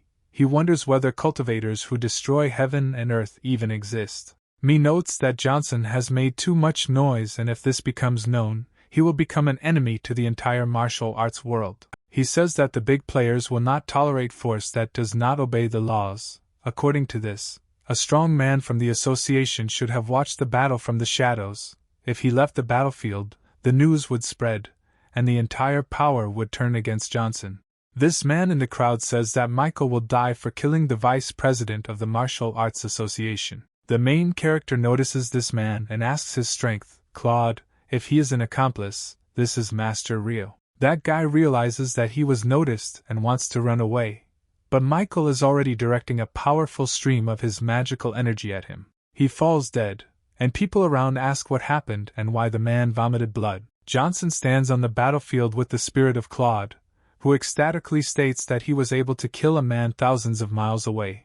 There is nothing wrong with killing. Michael is worried that his friend is causing a lot of problems, and now they have become a target for some people, to which Krunk asks permission to change the memories of these people. Johnson is shocked that this is possible. Claude informs him that he needs to use true force to delve into the brains of everyone present. The spirit says that there will still be someone who will follow them and ruin everything for everyone, but the memory still needs to be changed, and the guy himself now needs to improve in order to quickly see the power of the second tombstone. Johnson allows Crank to do whatever he wants with everyone, but not touch Locke, and his spirit warns him that there is one person who worries him, and after everything he wants to talk to him. Claude, with the help of Michael's body, sends a beam of light into the heads of everyone present. John does not understand what is happening around him.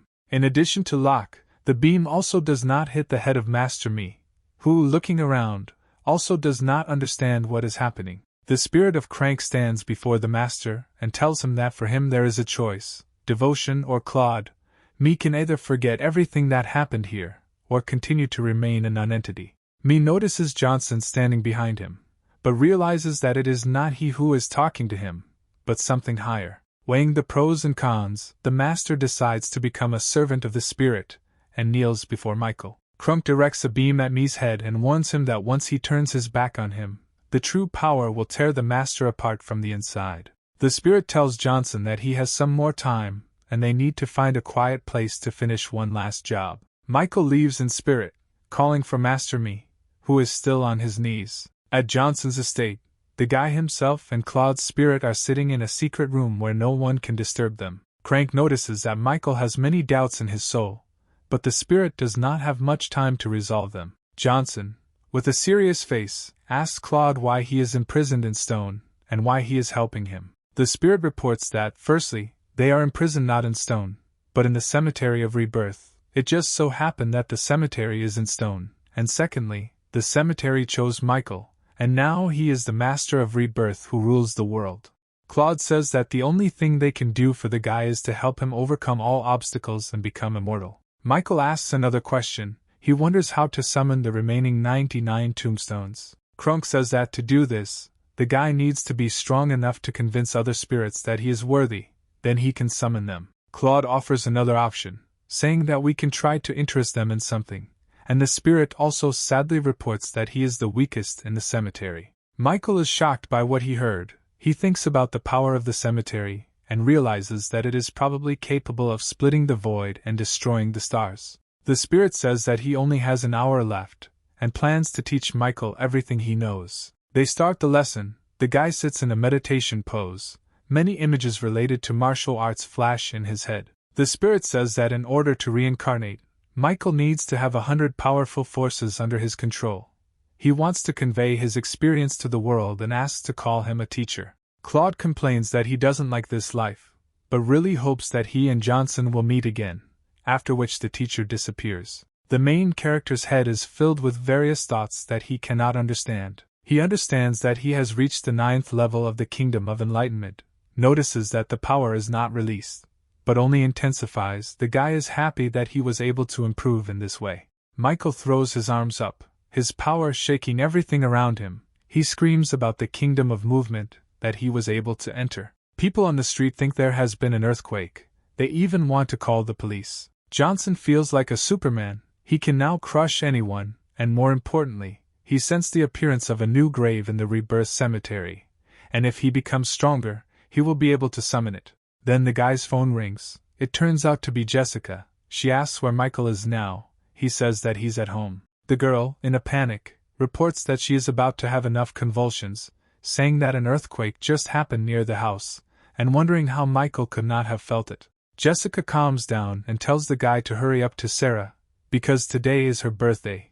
The guy, who completely forgot about the holiday, says that it will be soon. Leslie tells his boss what he saw yesterday, saying that he remembers how Johnson killed Burke and Spencer, but he does not understand at all how Master Rio was killed.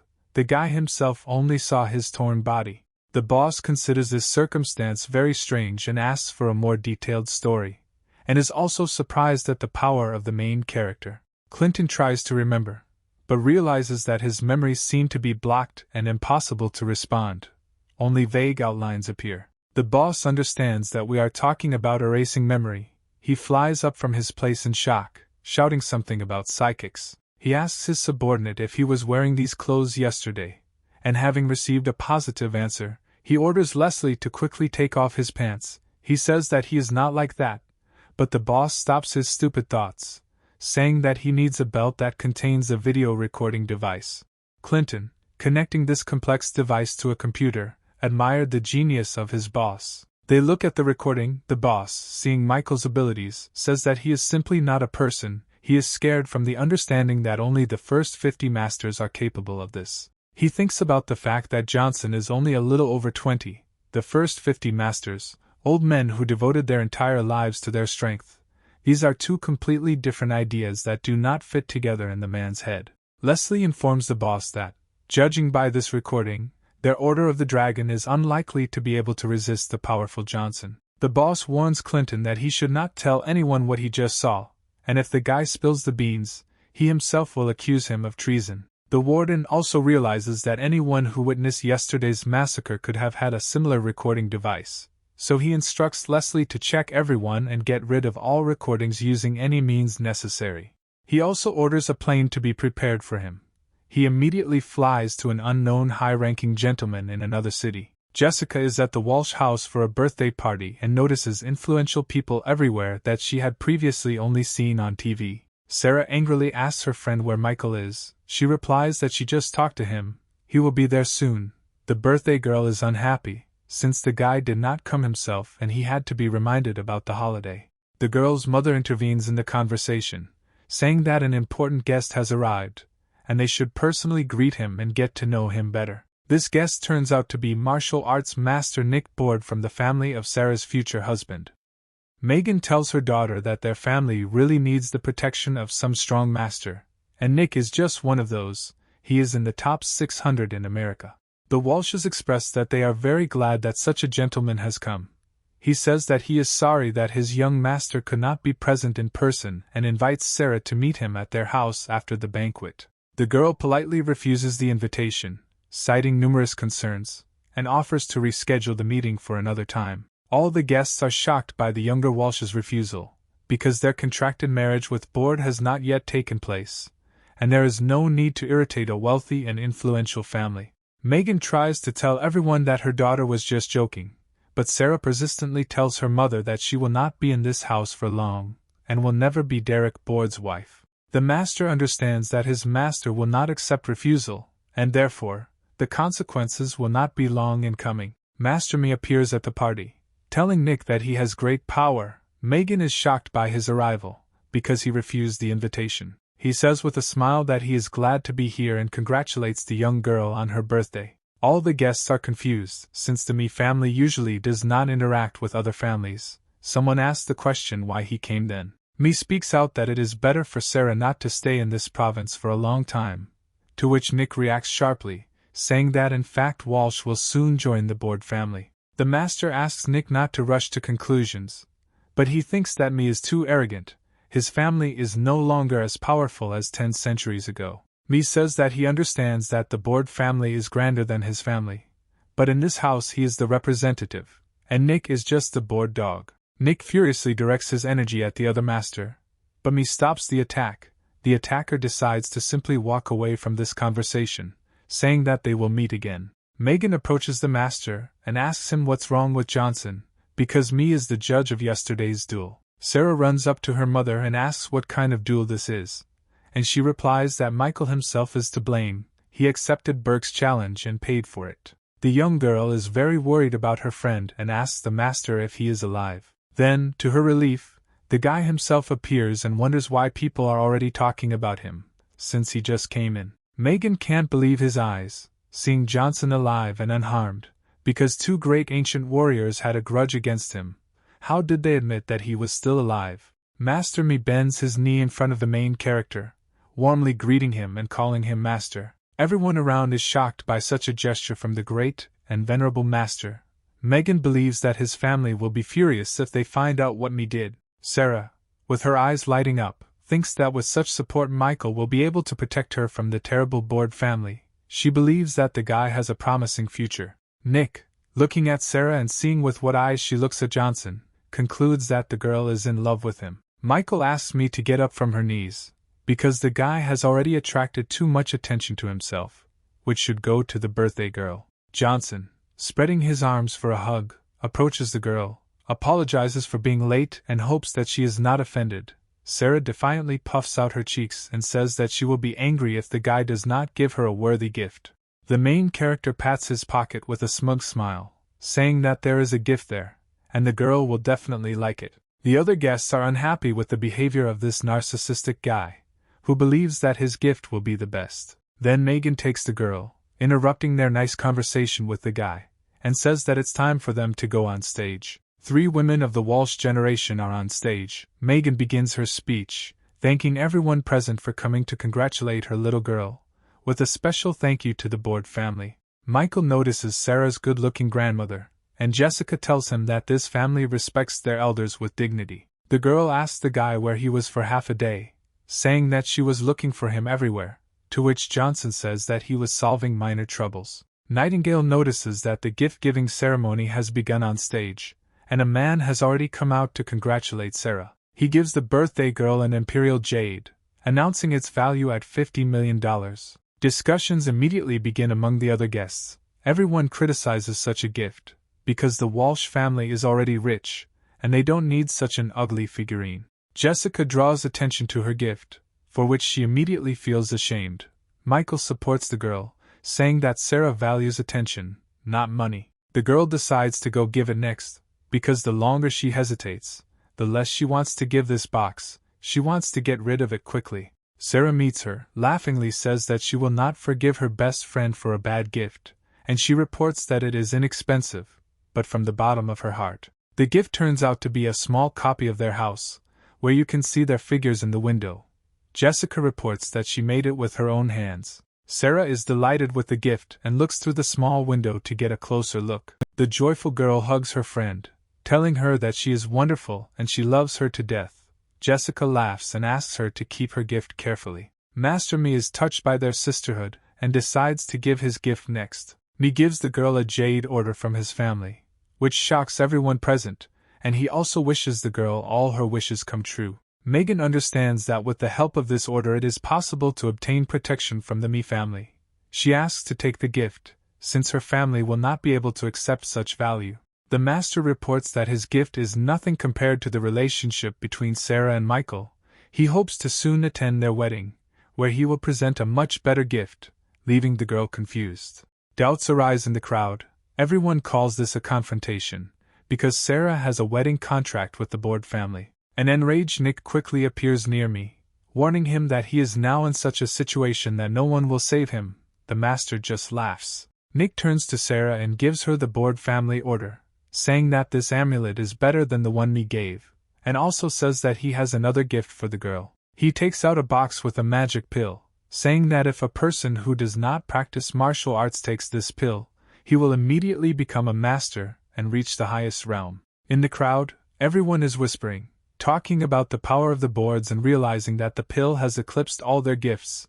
They discuss that such a family can easily afford such gifts. Megan quickly flies up to Nick and says that she will gladly accept such a gift for her daughter, and hopes that one day their family will be able to return the favor. Michael knocks the amulet and pill out of Master Board's hands, and with a displeased face asks how he can give Sarah such garbage. Nick flares up in rage. His energy fills the entire space around him. He tells the guy that he does not dare spoil the gift of young Board, and now he is a corpse. Johnson reports that such expired pills will only give Sarah a stomach ache, and if Nick wants to take normal medicine, it's better to contact him himself, and the guy hands the master a handful of pills. The guests are shocked. They smell an amazing smell and notice an engraving on the pills, which convinces them that the pills are indeed of the best quality. Megan understands how much she underestimated Michael. He is not only an amazing master, but he also gets his pills from somewhere, and they are also of such quality that Borda's pill is real trash compared to this one. The protagonist pours a handful of pills into the shocked Sarah's hands, telling her not to hesitate. Then he says that this is just an addition to the main gift and hands her the box, saying that if she doesn't like it, then he's ready to do her and Jessica's laundry for a year. The girl unties the ribbon on the gift and warns the guy that she is very picky. The box contains the very necklace that her grandfather once wanted to give her. The girl is delighted. The guests present laugh at Johnson's gift, saying that they expected more from him. Sarah cries with happiness and looks at Michael, thanking him for being able to return the necklace. The girl shows the gift to her surprised grandmother, and she confirms that this is the same tier of stars necklace that her grandfather made for her. Sarah warmly thanks the guy, saying that this is the best gift. Michael exhales exaggeratedly, glad that he won't have to do the girl's laundry. The inspired girl rushes to the guy and kisses him on the cheek. Michael is very surprised. The crowd is indignant at how one of the first three beauties of New York, a girl ideal in all respects, could fall in love with such a guy, and the guests also notice that she is the bride of the young Board, and this act entails treason. Nick is furious. He is irritated by the girl's action, rushes at her with insults, and raises his hand.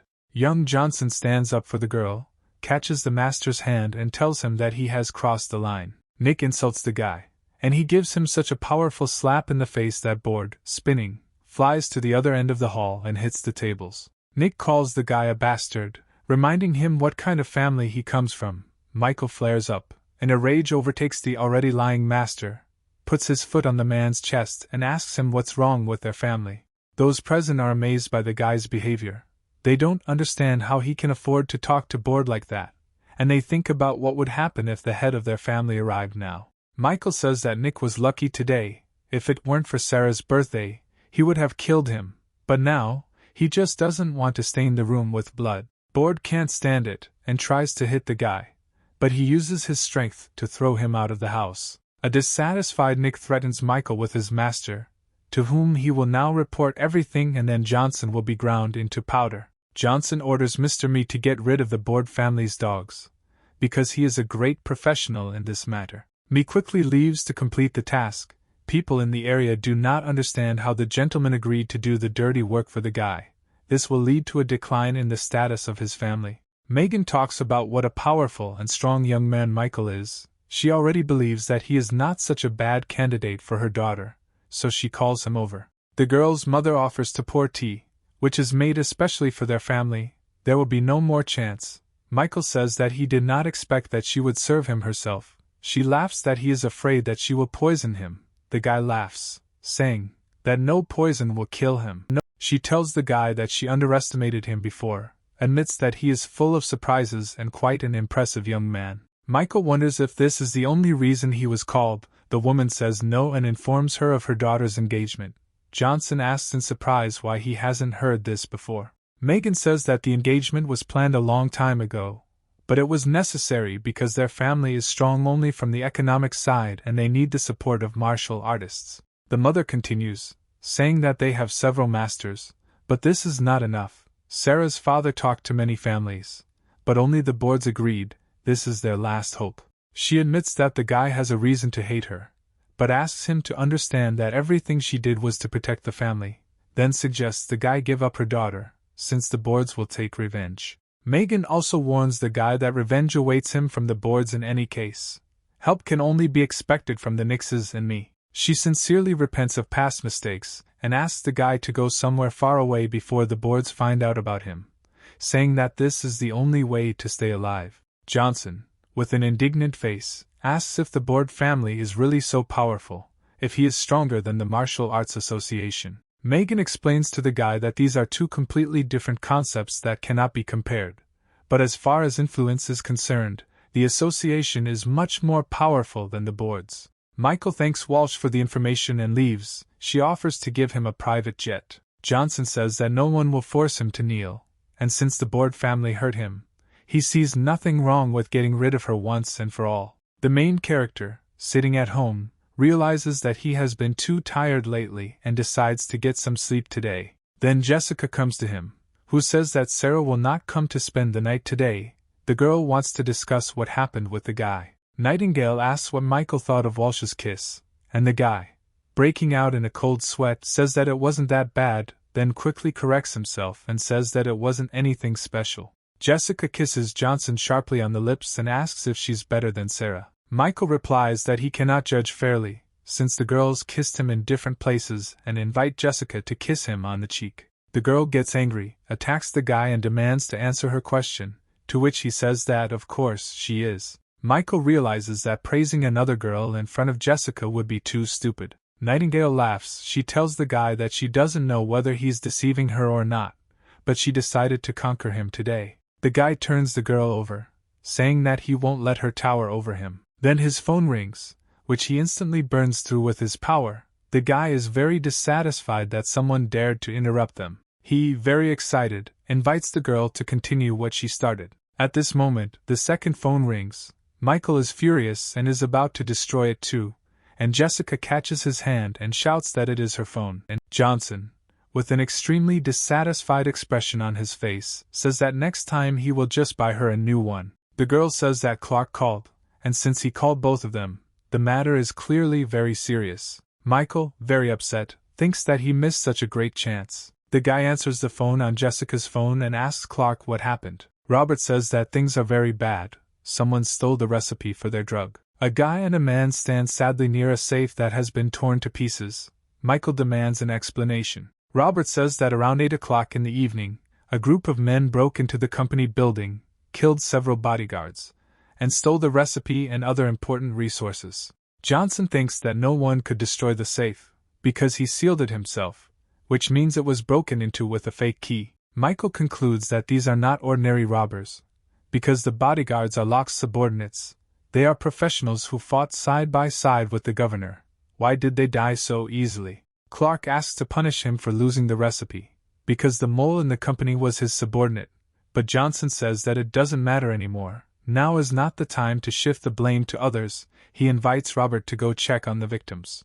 Michael, when examining the bodies, notices that they were all tortured before death, and especially cruelly. Clark asks what to do with the stolen recipe. Johnson says that he can always write a new one, but people's lives cannot be returned. The guy asks if they checked the recordings from the cameras. Clark says that they were disabled, but people are trying to restore the data. Michael suggests looking for clues in other places, and also tells Robert to transfer 10 million each to the families of the victims. Clark notes that Johnson truly values every person in his company. Michael notices that one of the dead has a fist clenched. He bends down to unclench it. The guy takes out the family coat of arms. He realizes that before his death, Locke's people left them a clue. Someone calls Leslie. He picks up and asks where they got his number, but it turns out to be Johnson. He says that he borrowed Clark's phone to call. The guy sends a photo of the family coat of arms and asks for help in identifying it. Clinton recognizes this as the coat of arms of Akita. Michael asks again in confusion. Leslie reports that Akita is a foreign mafia organization. They even tried to penetrate America. The head of the mafia is named Alex Bay. He himself claims to be immortal and has 100,000 students. In his native country, Everyone reveres him like a god in the flesh. Clinton reports that he has already dealt with them. They were able to drive them away. But then they lost 7 people. Members of the mafia are not to be joked with. And recently information has appeared about a group of foreigners.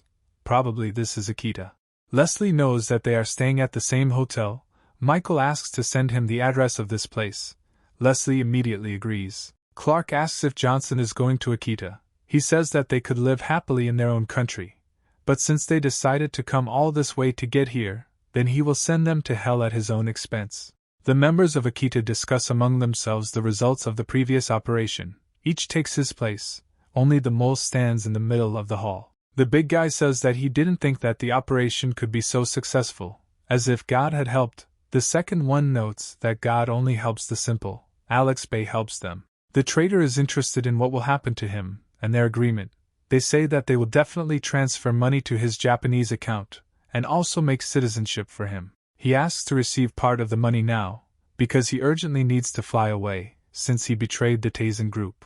The goon knocks the spy to the floor and asks who he thinks he is and does he really think they're lying. Ambal says that they still won't give him money, but he has made a huge contribution to the future of the nation. He believes that there is no longer any point in leaving him alive, and therefore it is time to finally deal with him, and he begs to be left alive. The giant says that Americans are pathetic and deserve to die. Michael appears and says that the man who kneels is pathetic. America has nothing to do with it. He also says with a smug smile that these guys aren't worth even insects. The mafia is shocked that this guy climbed onto the 18th floor through the window. A former company employee asks Johnson to save him, and quickly. The elder orders Michael's limbs to be cut off and brought to him.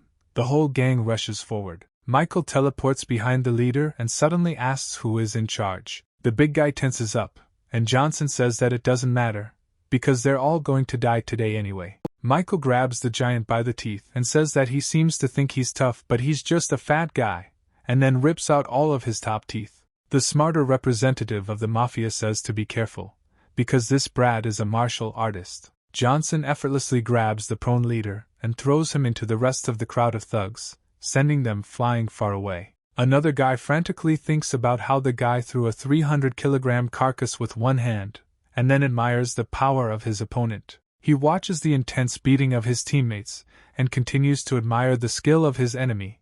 He has never had the opportunity to meet such in America. Extremely bold, he says that he is one of the owners of the ancient art of using the sword in the Akita style, and he will condescend to take his life. Michael grins angrily and orders him to shut up, and also wonders if he killed his people and then stole the recipe. The killer says that he killed another, but he will not allow them to meet, and Michael has already managed to bend his hefty forelock with his air attack. Johnson recommends that the thug call his men's killer now or else he will experience every level of pain a person can feel.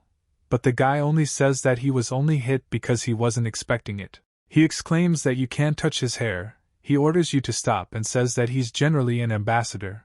People like him shouldn't be touched. Michael quickly pulls out the bandit's hefty hairstyle, and he screams heart-rendingly in response. Another murderer arrives. He wonders why it's so noisy here. The previous bandit asks to save him, and Michael realizes that this is the same man who dealt with his people. The maniac, with an evil smile, realizes that Johnson is here and says that it was he who really killed them, and he also asks Michael to tell him something interesting about himself. He says that Johnson's people were silent, and because he wanted to play origami, so he folded and broke their bones. It's a pity, but no one said anything. The psycho says that they protected Michael, and he came himself. It's hilarious. Michael is silently furious. He lets go of the bandit's hair and slowly heads towards the madman. The thug is glad that a leader has come. Now the American is done for. Because he is a giant with 240 centimeters tall, he has the strength and speed of a monster that contradicts his huge body. He can tear apart iron with his bare hands. He is a savage. He is a killing machine. The bandit continues to praise his leader as Michael begins the brutal execution. Michael says that centimeter by centimeter will break his bones, says that he drank radioactive waste, and then makes this tortured body rise. Then Johnson, with madness in his eyes, says that he also wants to try playing origami, but with him. Michael turns his opponent's bones into finely ground flour, the body looking like a bag of meat. The bandit with a bald head does not understand how this is possible. His leader is not even able to get up. He wonders who this man is. While the master's body flies past, Johnson says that it is his turn, and he hints that there has been some kind of misunderstanding. He is trying to agree that they will compensate for all the damage, and in general Akita is looking for strong Chinese for cooperation, and he is the best candidate.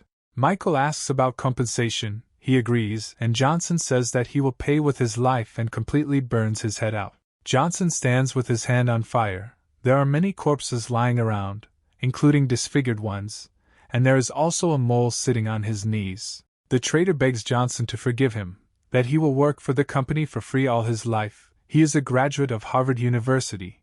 He will definitely be useful. He once again asks to be allowed to make amends. Michael kicks the rat in the stomach, knocking him away, and also asks how he plans to return people's lives, and he replies that there is no way. Johnson says that he will not kill him, he would rather bear the burden of the deaths of those people. He is one of the founders of the Taisen group. How low he has fallen. He has become just a piece of shit. Michael decides it's time to call Locke to clean things up. A gloomy fog emerges from a dead, disfigured body. Michael does not understand how he can even be alive, and the fog says that everyone is dead and laughs. Johnson realizes that he is still a corpse. He is just being controlled. The spirit of Alex Bay appears. He wonders if the guy knows what happens to those who cross Akita's path. Michael asks who he is and suddenly sees that someone has such a secret technique in Japan. The spirit asks him to give his name. Called his daddy Johnson, he shoots concentrated energy from his finger, vaporizing Bay, telling him to know his place. Michael says that if they sneak into America again, he will kill everyone. Japan. Alex's soul returns to his body, which sits in the middle of a large hall with the family crest. The man says that Michael will pay for his treachery, and then spits blood from the damage received. Meeting at the Taisen group, Michael returns the lost documents. He asks what they have to say about this. They say that Michael was able to get the documents in a short time, but for some reason they are in the blood. Johnson says that if someone is not satisfied with something, he can leave the company, because if someone betrays him, he promises that the consequences will be extremely severe. The guy is already at Jessica's house. She says that he is already here, but is still thinking about work. He regrets it. He says that if he had chosen his employees more carefully, this would not have happened. She says that he needs to stop blaming himself for this. Michael says that this is not enough and pulls the girl in, and then kisses her. The stairs to the bedroom. A lot of things are scattered on it, mainly underwear. They lie in bed. Jessica gently hugs Michael, and he smiles sweetly. Michael asks if the girl is in pain after the night's adventure, and she replies that she is not in pain after he healed her. He says that she shouldn't exhaust herself. Next time he will move because it's easier for him. The girl denies sharply but sweetly, because she must dominate. Michael giggles sweetly. She asks permission to tell him a secret, but only if he tells her his own in return. He agrees. Jessica says, blushing deeply, that she loved him 5 years ago. She is very glad that he finally returned. Michael reciprocates. She later found out what happened to his family. She is angry that she cannot do anything, and also says that she is weak. Even now she will only be a burden for him. But the girl says that she likes to cook dinner for him. Even though he cooks better, she just likes to do it and spend time with him. That's why she wanted to become his first woman, so that he would remember her all his life. He, gently pressing the girl to him and kissing her hair, tells her not to worry that someone will one day take her place. Michael asks what she wanted to know about him. She says that he has too many secrets, so let him choose which one to start with. He decides that he needs to talk about where he was for 5 years. When he fell into the lake, he was saved by an old man. He led Johnson to a place called the Appalachian Hollows, which is deep in the Appalachian Mountains. There is a place where martial artists are not limited by anything and do whatever they please. There was only one rule: the strongest survives, and he spent 5 years of difficult trials there. Fascinated by Michael, Jessica asks a very strange question. She wonders if he might someday take her there. She wants to know more about the places where he has been. Johnson wonders if it's too dangerous for him to guarantee his own safety, let alone Jessica. But that's a thing of the past now that he has over 100 magical spirits and a graveyard of rebirth. He says that when they have time, they will definitely go there on vacation. Michael offers as a reward for her to repeat the night's adventures in the morning format. The Martial Arts Association, its president Tyler White, is trying to find out who will take responsibility for the deaths of the participants. Someone stands up and says that they should blame that Brad Johnson and not them. He explains that an investigation has been carried out and they have no direct evidence. Tyler says that it is Johnson's identity that raises many doubts. Firstly, he became a master in too short a time, and secondly, he killed not only Burke and Spencer, but also the great Master Ree. Other members of the association agree with the words of the head. They say that eyewitnesses said that Rio seemed to be torn apart, and the arena itself was damaged. This would be possible if the guy was possessed by a demon. White doesn't understand how this is possible. Another master says that no one can really tell anything in detail, and their undercover man was killed. All this is suspicious. Tyler sends 3 of his best men to find out the details of Master Rio's murder. He asks them not to miss a single detail, and if they don't find anything, then let them bring Johnson to him. They cannot allow the vice president to die in vain. Clinton and the main character are standing at the base of the Dragon Squad. The guy thanks the fighter for his help yesterday, and he says that it's just his job. Michael asks why Leslie was looking for him. He replies that it was not he who was looking for him, but his boss. The boss asked Johnson to do him a favor by becoming an instructor for the Dragon Spirit Squad. He talks about the squad itself, saying that these are mysterious troops that follow the orders of only the first captain in America. They have sworn to protect the peace of the country and resolve all unusual situations. Michael doubts that he is the right person for such an important task, but the captain reassures him, assuring him that in all of America there is no more suitable candidate. The boss knows that the guy doesn't like boundaries, so he tells him to be free in his choice of training. For his part, he offers protection from the military forces for the guy's loved ones. As an example, he cites a sniper who will eliminate any danger that appears near Sarah or Jessica. He says that, of course, that's not all. He will also send masters who will be next to them and report every minor incident. Thus the dragon spirit will react immediately to the danger, and then he will inform Michael. Johnson reflects that only prominent political figures are treated this way. The guy thinks this offer is profitable. The boss understands that Michael has a lot of enemies, who, of course, are not dangerous for him, but for the girls they are very much so. The guy cannot always be near them, so they really need protection. Johnson asks what his responsibilities are. The captain explains that the guy himself chooses the training method. The longer he trains the fighters, the stronger they will be, and then the country itself will become stronger. Michael promises to justify the trust, saying that for each experience from one of his trainings, fighters will be able to kill 110 enemies on the battlefield. The boss thinks that the guy is greatly exaggerating, because training yourself and training others are completely different. The main character turns to the squad and says that he is now their instructor. The fighters are not happy with the decision of their boss. They consider themselves quite powerful, and do not understand who this guy is, what he thinks about himself, and why their boss is humiliated in front of him so much. They begin to protest, saying that they will not trust their lives to this arrogant brat. Michael, starting to stretch his hands, invites all those who are dissatisfied to a personal fight, saying that he is not against even a collective attack. The fighters call the guy too arrogant and are not going to stoop like that and attack him in a crowd. The boss notes that since Johnson says he is ready to fight, then they have nothing to fear. Let them fight. If someone defeats Michael, he will remove him from his position as an instructor. A confident fighter, he says that they will not humiliate themselves by attacking in a crowd, and to defeat the brat, he alone will be enough, and begins the attack. Michael tells the fighter to concentrate all his strength on the tips of his toes for more correct movements, but he does not listen to him, considering himself already powerful. The fighter senses Johnson's strong aura and cannot do anything with it, and the main character knocks out his opponent by slamming him into the wall. The rest of the squad are shocked by the guy. Now, after he defeated a strong opponent, they realize that he is truly powerful. Johnson invites other fighters to the battlefield, saying that even their joint attack will not harm him. They rush at the hero with shouts, deciding that he is too arrogant and needs to be taught a lesson. Michael just laughs. Johnson notices that the fighters have a good understanding of combat, but decides to teach them more. With one swing of his fist, he sends all his opponents flying far away. They do not understand what is happening. All the fighters lie on the ground and sigh in pain from their injuries, and Michael remarks that it looks like victory is his. The guy is attacked by a bunch of other people.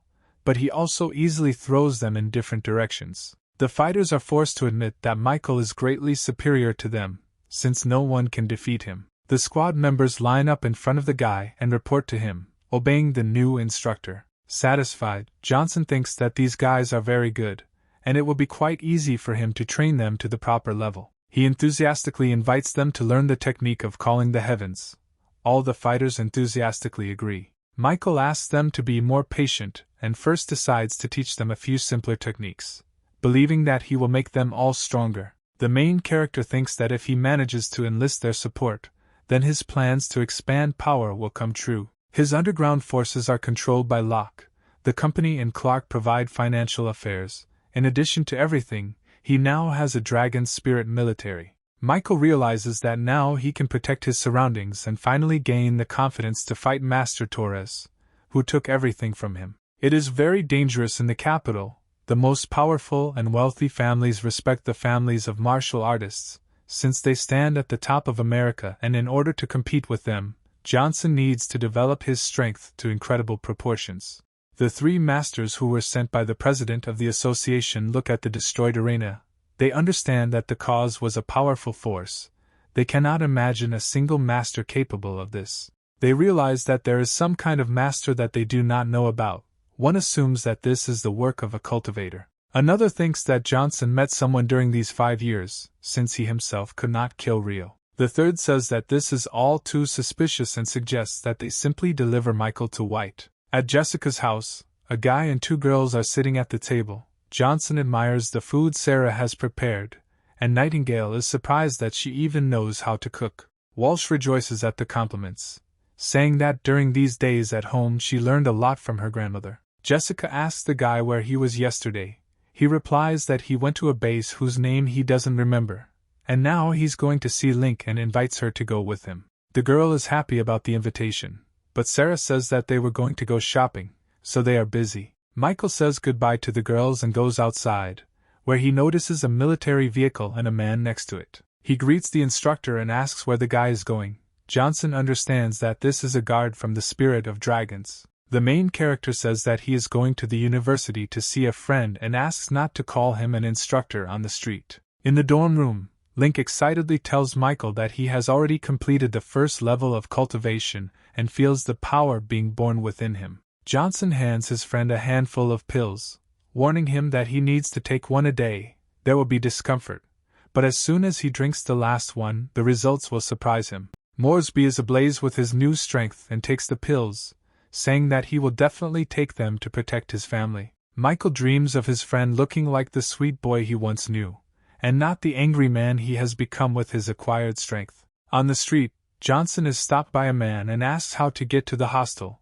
The guy kindly explains, but feels something is wrong. Michael doesn't have time to ask the stranger what else he wanted, as the man is already flying at the guy in attack, with his arms outstretched. Johnson dodges the killing blow by jumping up and says that he is a shameless old man. The stranger asks the guy to answer one question, calling him an arrogant boy who doesn't know his place. He asks the main character what happened in the duel, how he was able to kill Master Rio. Michael realizes that this is a master from the Martial Arts Association and calls him rubbish. He is outraged. Johnson, with a malicious smile, notices that not only his interlocutor is rubbish, but everyone who works in the association is shouting at the guy. How dare he say that? The master says that he doesn't care about the truth, he will kill this bastard today, to which Johnson delivers his magic blow, blowing off his head. The main character calls his assistant, and orders him to quickly blow here to help remove the garbage. Suddenly, the phone of the murdered master rings. Michael picks it up and answers the call. At the other end of the phone someone asks how things are with the degenerate of the Johnson family, says that White wants to see him alive. After a long silence, the interlocutor realizes that the master has been killed and hangs up.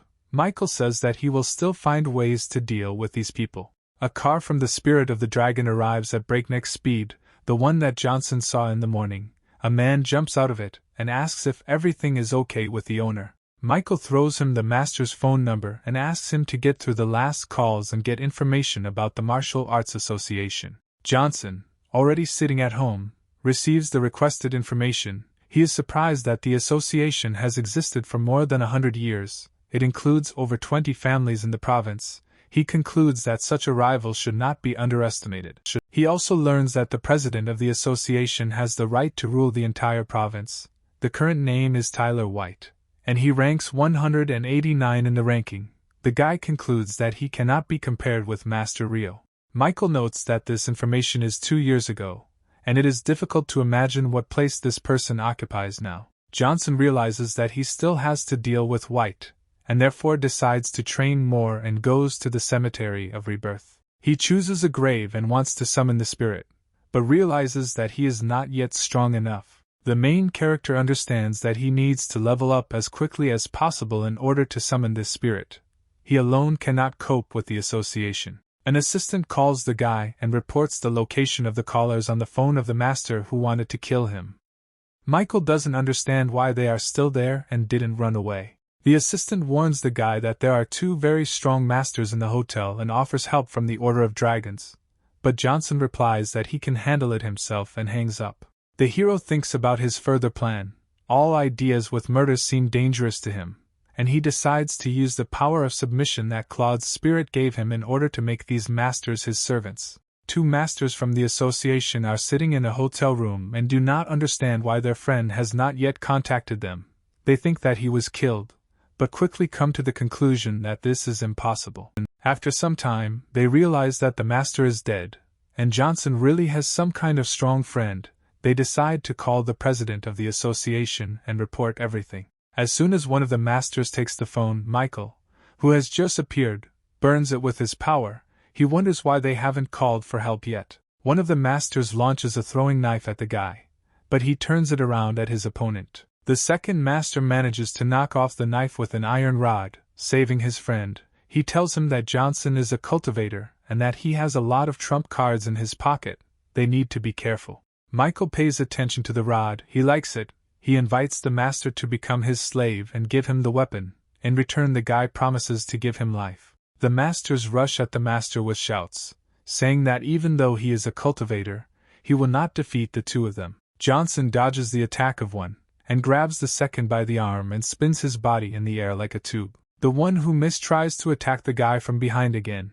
He raises his staff behind his head and jumps on Michael. The master summons a ghost spirit from the soul capture rod. Black angry faces appear in the room. They attack Johnson, and at this time the master is going to break the guy's head. But Johnson catches the rod with his hands. The spirits disappear. The master does not understand how the guy managed to do this. The main character, with a malicious smile, says that he set himself up specifically to test the strength of the rod, and he had already encountered such a weapon many times. Michael hits his opponent's face with his own weapon with all his might, causing his nose to bleed. Johnson, examining the wand, states that it is indeed spiritual, activated by energy, but not as powerful as we would like. However, in good hands it can still manifest itself well. Michael punches one of the masters, causing his body to fly across the room and slam into the wall. From such a powerful throw, the member of the Martial Arts Association instantly dies. The hero approaches the second master and gives him a choice.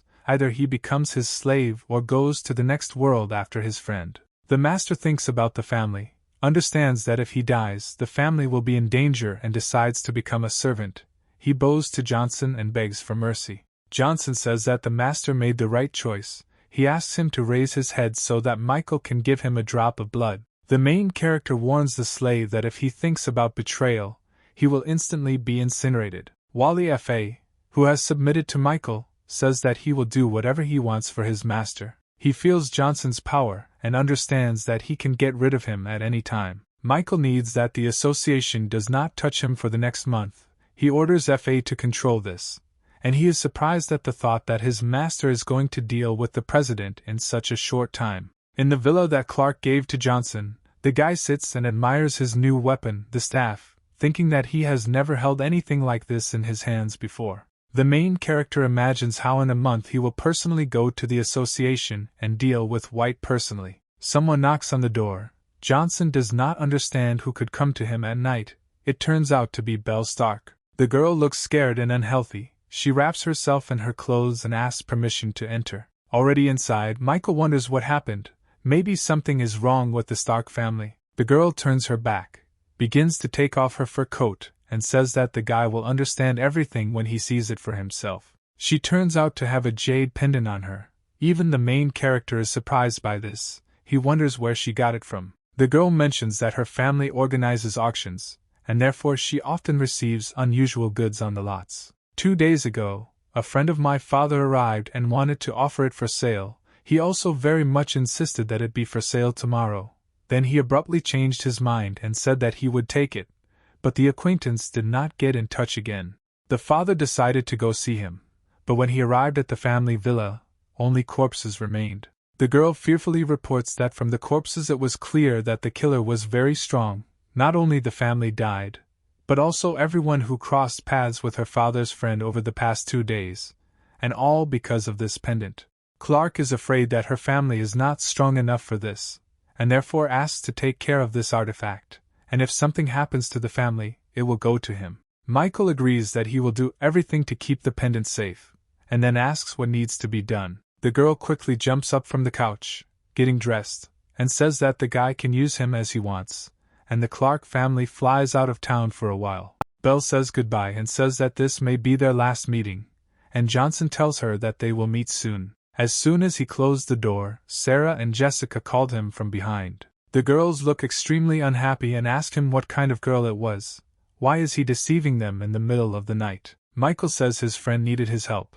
It's nothing like they thought. Sarah looks into the refrigerator, and at the same time wonders whether Michael will appear at the Tazen group tomorrow. There should be a lot of reporters at the conference tomorrow. She says that tomorrow they will be promoting a new product for the company.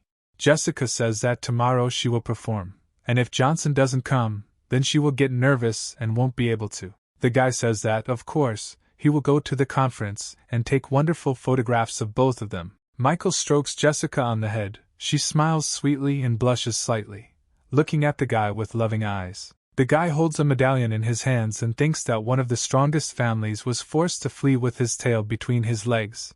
The enemy must be really strong. The young hero tries to use a jade pendant. Everything around is covered with energy the color of the medallion. Magical power flows around, and Michael realizes that this pendant can enhance his cultivation tenfold. Suddenly, a black stone appears and breaks the jade, simultaneously absorbing all its power. Even the Transfiguration Cemetery has changed a lot. Now the energy of spirits hovers around. Johnson is thinking how he can now explain that the medallion has fallen apart. He hopes that the bag of pills will fix the situation. There are a lot of people at the conference who are already familiar to Michael, and he is very happy about this. The girls, seeing that everyone has already gathered, are going to put on a performance, smiling mysteriously. They present 2 of their new products. These turn out to be the same longevity pills and a rejuvenating elixir, still in development. They also note that the pills can improve the physical condition of older people. They will help restore youth, and the elixir rejuvenates the skin. The public explodes when they hear this information, asking about side effects, what the test results are, and whether they are really effective. Jessica understands that their mistrust is valid, and therefore says that the first few reporters will receive the product for free to try. A lot of people immediately appear among people who are willing to try the product for themselves. Journalists who received the elixir for themselves are very pleased. Their skin became softer and younger. Jessica is sincerely glad that everyone was satisfied with the product. She says that now they know where to buy this product. Suddenly a journalist from Japanese news appears. She doubts that such a strong drug has no side effects. She asks for a sample for testing. Michael is angrily indignant that they have not yet managed to launch the product for sale, and they already want an analysis. They definitely want to make an analog of the medicine. Jessica says she cannot provide the product for analysis because it is a trade secret. The impudent reporter sarcastically notes that the composition contains many dangerous elements. They are simply afraid of the consequences. A murmur of distrust of the products arises in the crowd. Now, visitors are no longer so confident in the quality of the goods offered. Jessica convincingly tells them that the product has passed quality control tests supervised by a government agency, so they should trust her. Sarah realizes that her friend is hosting a conference for the first time and might panic, so she decides to step in and help her. Suddenly Michael appears in the frame. He says that now he is taking matters into his own hands, and the woman wonders who he is. Sarah is overjoyed to see Johnson on stage, shouting his name in gratitude, and the guy says he can allay concerns about the safety of the drugs. The woman persistently asks for the recipe, and Johnson repeats that they have passed government testing, and if she demands so, then she just wants to create an analog. The reporter flies into a rage. She says that she doesn't care, and in general, all the people who have become so dramatically younger are just specially hired actors. Such a means simply cannot exist. The woman grimaces and says that only the recipe will prove it to her, and she also provokes the guy to hit her. Michael is not at a loss, coats his brush with the miracle remedy, and slaps the woman in the face.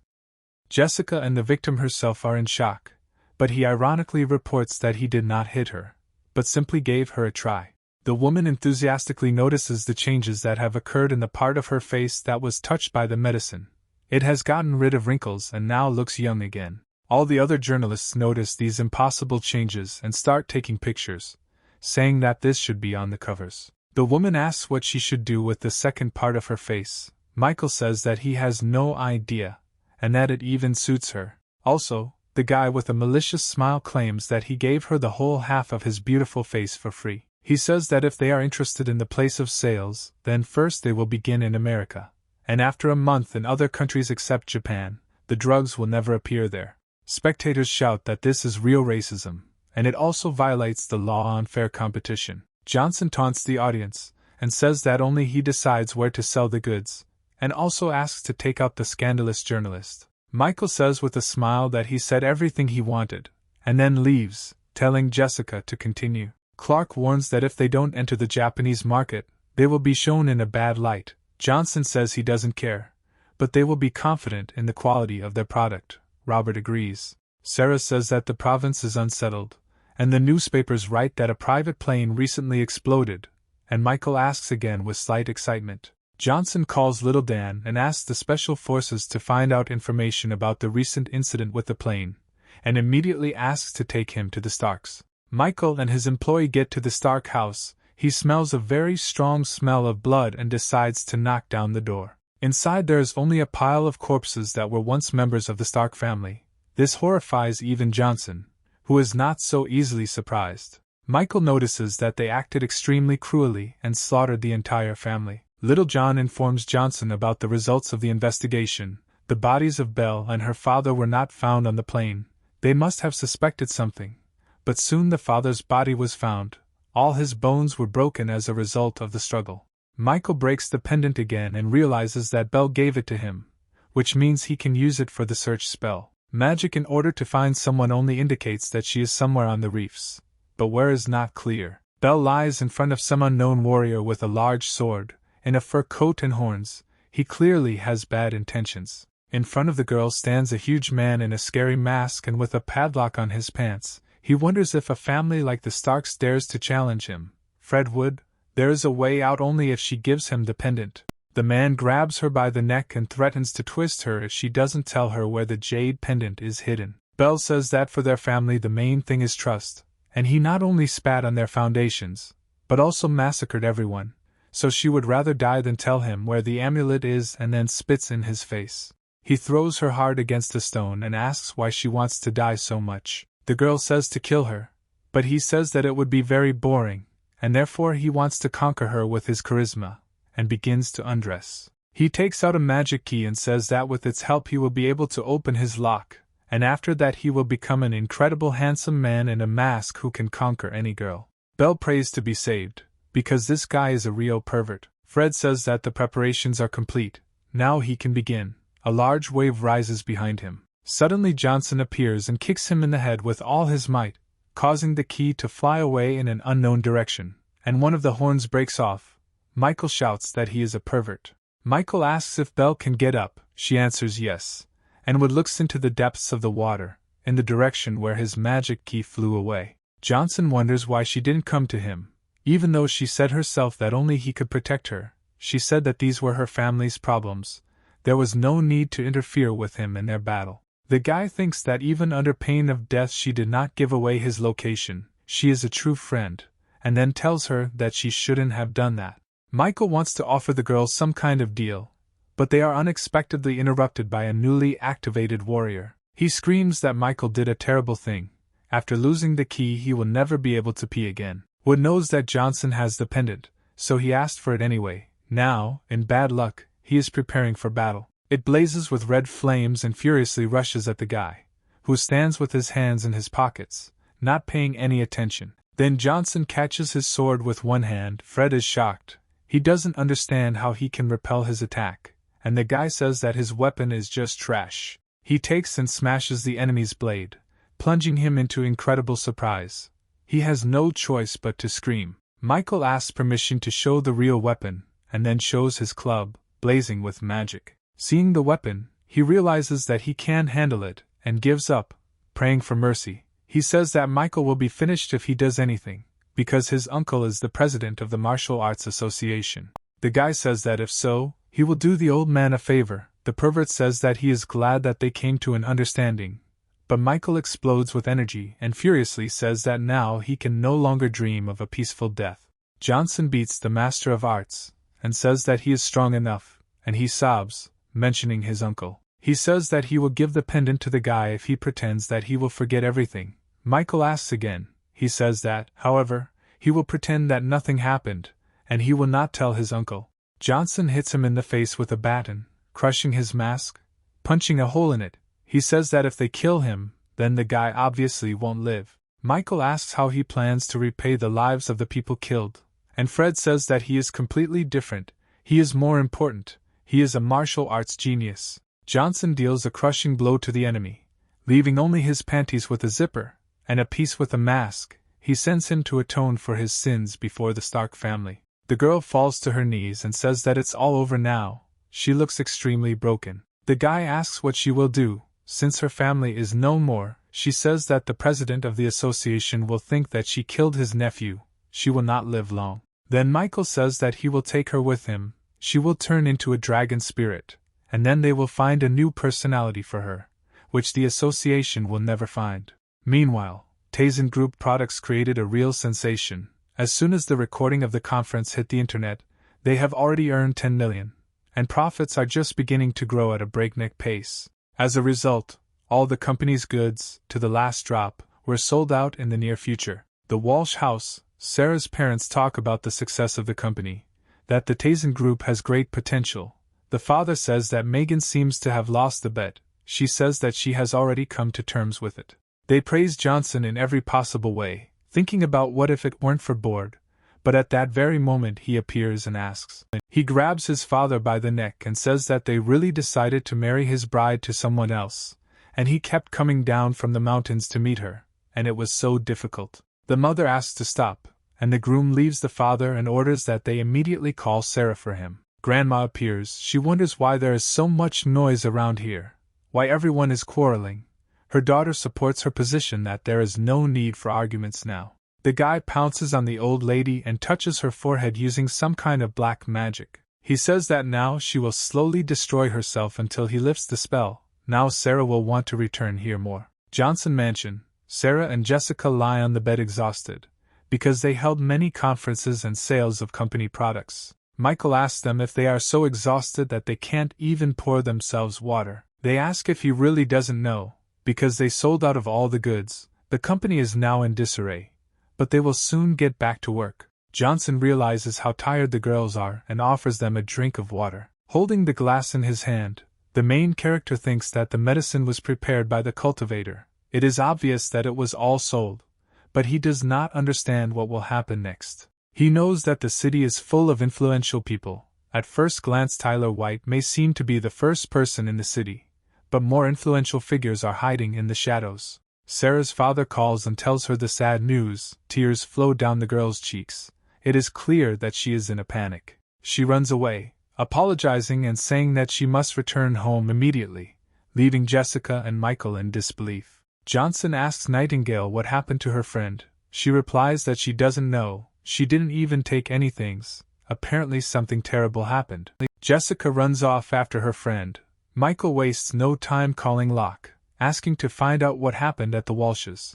John immediately tells him that his grandmother has been taken to the hospital. Locke also reports that Board has come down from the mountains, suggesting a connection. Michael concludes that the area is becoming crowded and is going to move to a larger place in the neighboring province, closer to John. Johnson thinks that he absorbed the black stone from the jade pendant. This should increase the speed of his cultivation, and also remembers that the reaction to the second tombstone was more powerful. According to his calculations, it will come into effect in a few days. Jessica returns out of breath and says that she did not catch up with Sarah, but on the way back Clark called her and said that they were opening a new branch of the Tazen group in a neighboring province, and invited her to become president there. Satisfied, Johnson tells the girl that he was just going there himself, invites the girl to go together, and he himself thinks that although there are black streaks, everything is going just fine. The next day, Michael comes out with his things. The guard asks where he is. Johnson briefly explains the situation. Little Dan delivers the guy to a luxurious villa. He invites him to come in, but the guard refuses, since he cannot be on this territory because of the order. Master Mi calls Michael and asks him to come to his house and meet the head, saying that the reception may not be the most cordial. Johnson realizes that Mi is in trouble. He remembers how the master supported him at Sarah's birthday, and decides to come immediately. Michael quickly gets to the indicated address and thinks that he could not imagine that the first person he would meet here would be the Mi family. The master warns the guy that his family has been negotiating with the Board family for several days. They will probably soon reach a critical point, so the head is not in the best mood. Johnson decides that since this is the state of affairs, he better meet him now, before he does anything. Mi says that there is still a chance to change everything. People from the association will arrive soon. They will help resolve all the issues, then the head will be calmer. Johnson walks confidently into the house, Master Mi nervously following behind him. The daughter of the head of the family, Maya Mi, and the head himself, Earl Mi, are awaiting an audience with the long-awaited guest. The girl is interested in the fact that the one to whom Uncle Sean swore allegiance must have a core, and this one does not look so serious at first glance. Michael greets the head of the family, but is not respectful enough, and therefore one of those close to him explodes and hits the table with his fist. He doesn't even bow, which is what he even allows himself to do. Johnson does not agree that he should treat him as his master, and if he dares to tell him again, he will break his arm. Sean asks another family member to calm down. Because Johnson always behaves like this, there is no need to blame him. He doesn't understand why such a master as Sean licks the feet of this small child, because he is a member of the Mi family, and not some kind of puppy. Sean says that if that family member says one more word, he will be forced to take action, to which the second only says that he is ready if he is so protective of a stranger. Then the head of the family suddenly shouts. He orders everyone to shut up immediately. Earl says he doesn't understand why they put in a good word for the guy, but arrogance certainly doesn't suit him at his age. Everyone around feels the fighting power emanating from the head of the family. They believe that Johnson cannot cope with a master of such power. Michael decides to show what he can do since they're not taking him seriously, and he exudes real determination. Earl is obviously using some kind of pressure attack, but Michael is having none of it.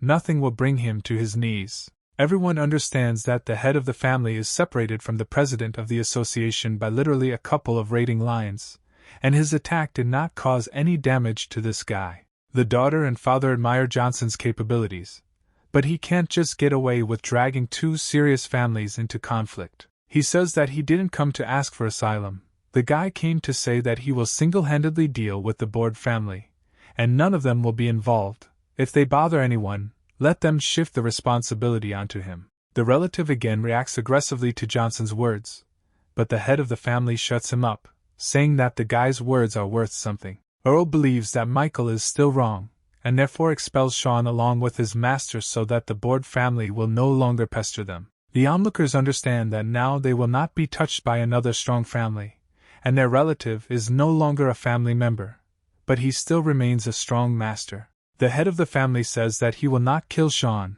since he still made a big contribution to the family, but now let him go to all four directions and be who he wants. Mi says he is grateful to his family, but he may look like a boy's servant now, but when Johnson reaches the heights, they will still beg him to return to his family. The rest of the family does not share his opinion and rush to drive him away in shame, because he is proud of the position of the mongrel. Johnson says he has never seen such baseness as in this family, so he leaves. Vice President Wally F.A. of the association has arrived, but he is extremely surprised by Michael's presence here. Mi's family members begin to feel a little nervous when they hear that even the vice president calls the guy master. After this act of unconditional obedience, the men proceed with their original plans and Michael leaves. Michael wonders what Sean plans to do since he left the family. The man says that he is now a free man, so he will serve Johnson. The guy says that he will not allow his subordinate to be humiliated by the Mi family,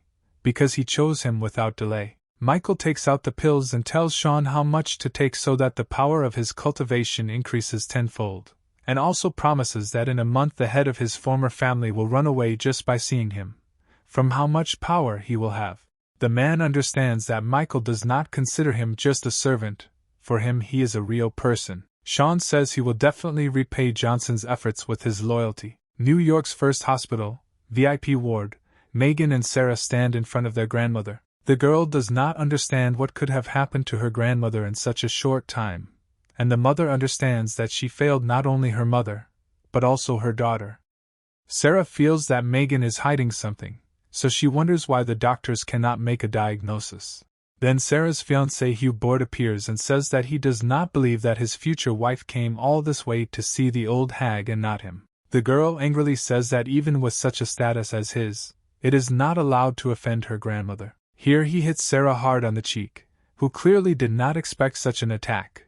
Her cheek is dented, and she recoils strongly. He says that he knows how she seduced men here while he was away. She's actually still alive only because she's a virgin. Hugh says that he has no patience left, and therefore the marriage that was supposed to take place in 5 months will be in 5 days when he finishes with his affairs. He also adds that if she dares to leave New York during this time, she will never see anyone from her family alive again. He also adds that this is all because of Johnson, who has already annoyed the Boards, and therefore he will soon bring him head. He says that this is an unusual gift and leaves, leaving behind 2 girls in extreme surprise and hopelessness. Sarah stands up and, still afraid but determined, says that she would rather die than become his wife. Johnson calls Sarah, but she does not answer. But he decides to wait a little longer. But if she still does not answer, then he will have to find her himself. Michael is meditating and thinking that in a few days he has reached the 2nd stage of the kingdom of movement, and when he reaches the 3rd, he will be able to summon the next grave. But then he hears a knock on the door.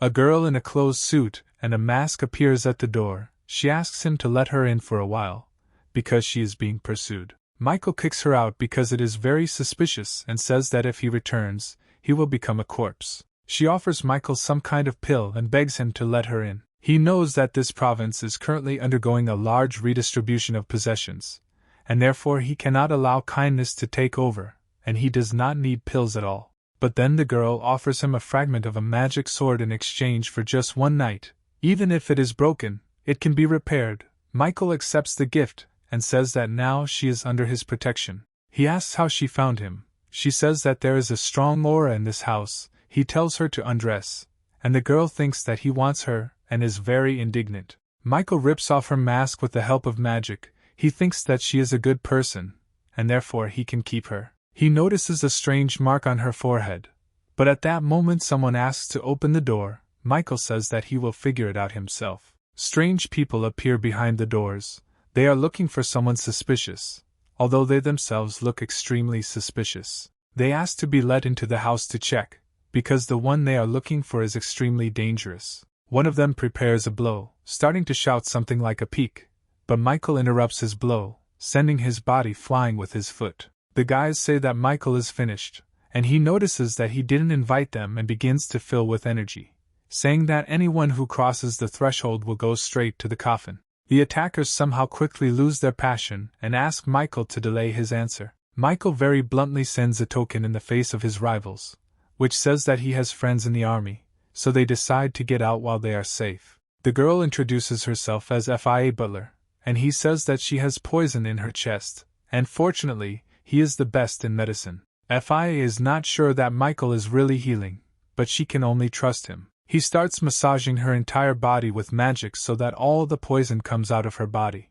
Michael's eyes begin to glow even more with a violet flame, and turquoise energy spreads around him. He realizes that he needs to press harder to soften the hard spots. The girl feels a pleasant numbness throughout her body, but she makes her think that he is just treating her, and therefore there is nothing special about it. Michael says that they are even, she needs to rest for the night, and leave the estate in the morning. The next morning, all that was left of the girl was a sword and a note in which it was written that she was indebted to him 3 times and would definitely repay it. Michael believes that there is nothing special about it, but it was an extremely interesting experience. Johnson realizes that the sword is even more interesting than he previously thought. It is literally blazing with magical energy, despite the fact that it is broken, and what will happen when it is repaired is generally unknown. Michael decided to call it the Dragon Slayer. He really hopes that the sword will help in killing Hunter Torres. Then Sarah calls Johnson. He tries to ask why she hasn't answered the phone for so long, and she says that he can't go out anywhere, and in general, he's in great danger. Michael asks the girl what's bothering her, but she says that it's nothing. Johnson says that he'll be there in half an hour, and Sarah just repeats his name in tears. The guy goes outside and thinks that he needs to call little Dan to come pick him up. Michael sees Locke. He is interested in what he is doing here. He says that he came to see his master. Johnson says the point of his undercover work is to avoid contact, not assign it, but John says the distance is keeping them apart. He wants to bring Michael to a building where everyone wants to meet him. The guy politely refuses, but Locke doesn't believe in it. Johnson doesn't understand what John means and asks to take him to Sarah's house, and then they'll drop by to run his business. Locke thanks the guy. Michael, getting into the car, asks if there is any news about Hunter Torres. Locke says that it is difficult for him to penetrate his province. John has already sent 6 masters, but there is still no answer. John apologizes profusely, saying that he should have gone there himself to find something worthwhile, but Michael says that is not necessary. Johnson says he's needed here, so don't worry about it, he just needs to send more people. Faya Battler meditates amidst the turquoise flames, wondering who that guy is and why his medicine not only cured her of the poison, but also enhanced her cultivation abilities. She holds information about him in her hand and thinks that he is some big shot and has hidden information about himself. Even his source cannot find anything. Michael arrives at the scene. There's multiple security at the Walsh house. She looks extremely tense. Sarah seemed restless on the phone. Maybe she is being punished. Johnson is afraid that his arrival will cause trouble, so he decides to sneak in unnoticed. The guy almost instantly finds himself at Sarah's window. He calls her. The girl only looks in his direction in fear. The girl says that she told him not to come, but he is still here. Michael wonders who is threatening her, but she very hesitantly reports that no one would dare threaten her. Because she is the daughter of the Walsh family, she is completely fine. The guy continues the interrogation, wondering who is threatening her, the Martial Arts Association, the Me family or the Board family. At the moment when Johnson names the last option, the girl turns pale, opens her mouth and breaks out in a cold sweat. Michael says that's what he thought, so he asks her to tell her their address. He will put things in order there. The girl begins to try to dissuade the guy, because this family is very dangerous.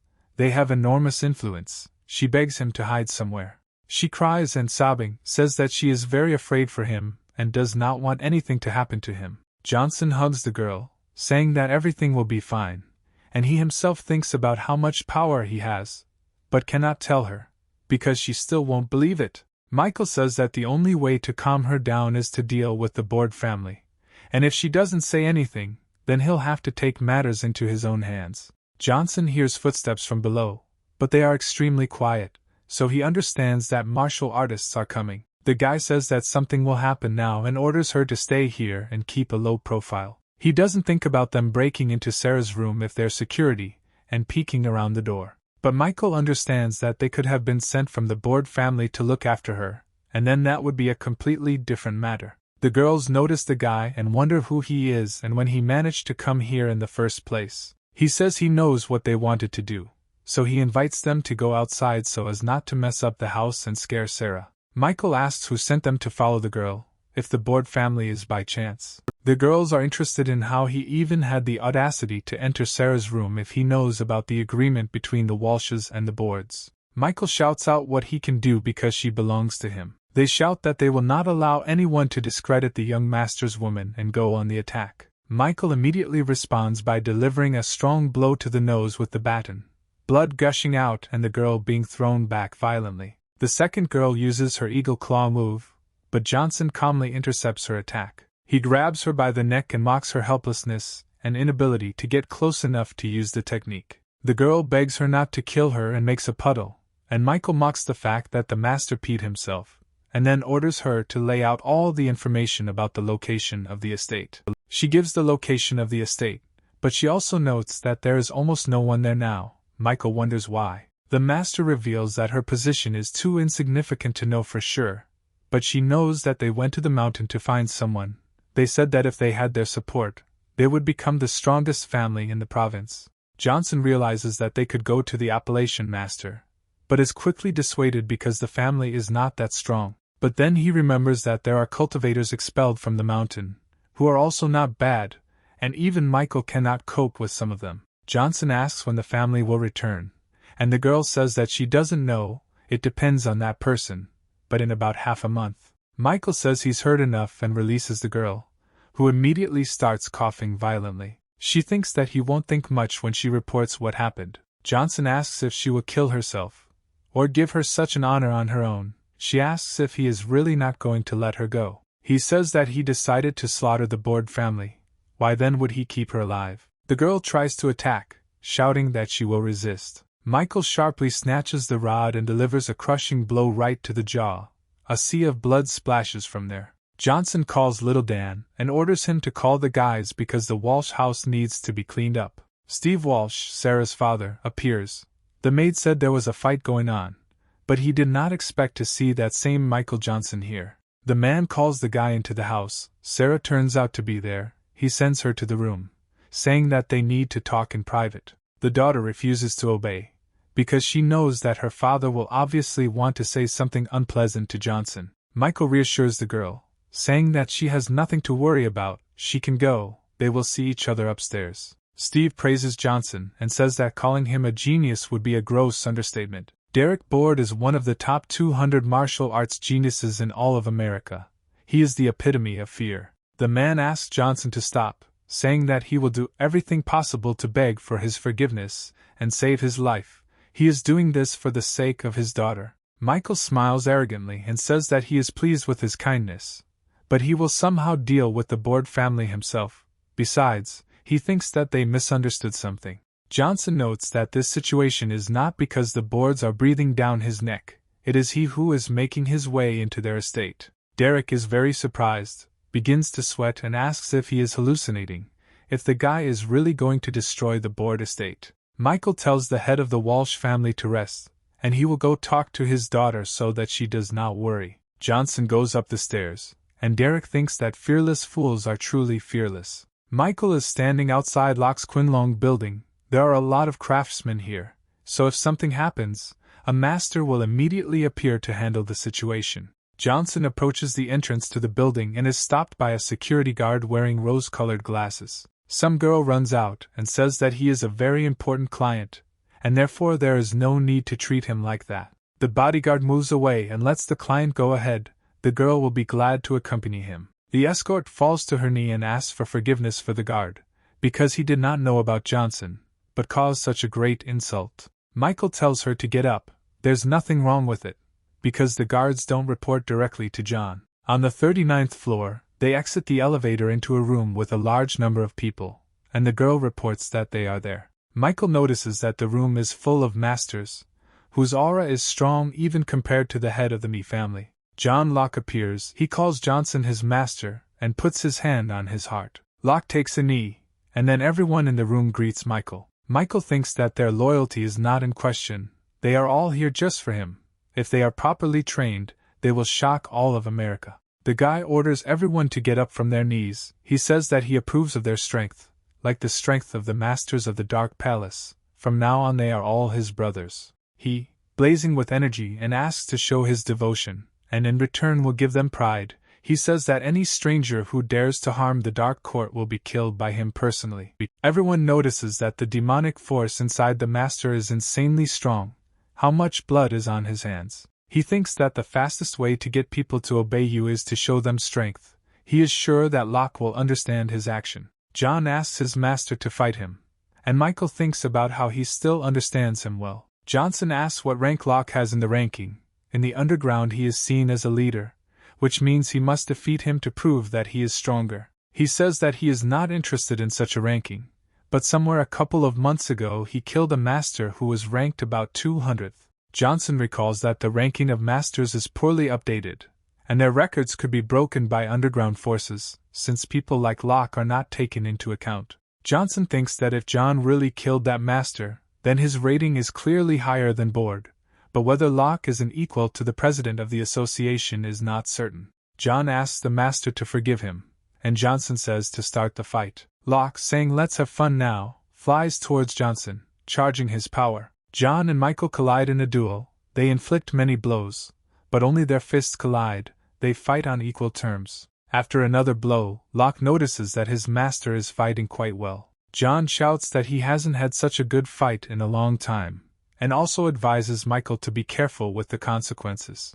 Locke powers up even more and begins to punch at a higher speed, spawning several more arms. Michael realizes that the secret is that the enemy throws many blows, but only one of them is real, and then he strikes John. The attack turns out to be very successful. Johnson literally slams his faithful servant into the ground. All Locke's people are extremely surprised that at least someone was able to find their master's real blow, because this is the governor's strongest move. Johnson thinks that if he had taken the blow, he would not have been able to cope with the attack, but Locke's skill is weaker, so he won. John gets down on one knee and solemnly announces that he has lost. Michael asks his servant to come to him later because he wants to give him something. He agrees. He believes that Claude's skill, punching, will be very suitable for Locke. This will be great progress. Michael hands his servant the paper. Johnson says that there are a couple of meditations and skills. He orders John to study them in a couple of days. Locke realizes that this, and what he studied before, are on completely different levels, and he is extremely nervous. Johnson says that he will not become a martial artist or a self-taught master. He will become a cultivator like Michael himself. Megan stands in front of her mother and is sad about the current situation. She blames herself. Michael and Sarah enter the room. The girl says that Johnson came to visit his grandmother. The guy notices that Sarah's mother seems to have gone gray in a couple of days, so he offers her some fruit. Megan thinks that Johnson is rougher than Board, but he is definitely better. The situation is critical.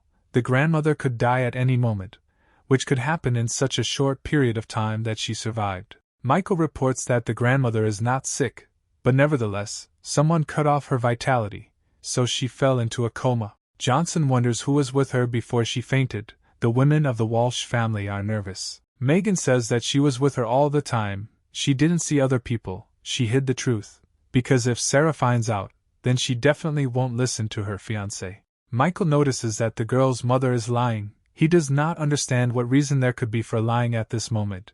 He does not understand what happened. Now only he can save his grandmother. Sarah asks Megan to tell her what really happened to her grandmother. She is very nervous, but begins to speak. Megan thinks that this idiot has realized everything he wanted, but she won't allow him to play with his grandmother's life. Threats from the boards and the life of his mother. The choice is not difficult. The mother says that it was Derek Board. He was the last one with his grandmother. Sarah says that she knew so. Michael doesn't understand how he could do something like this to an elderly woman.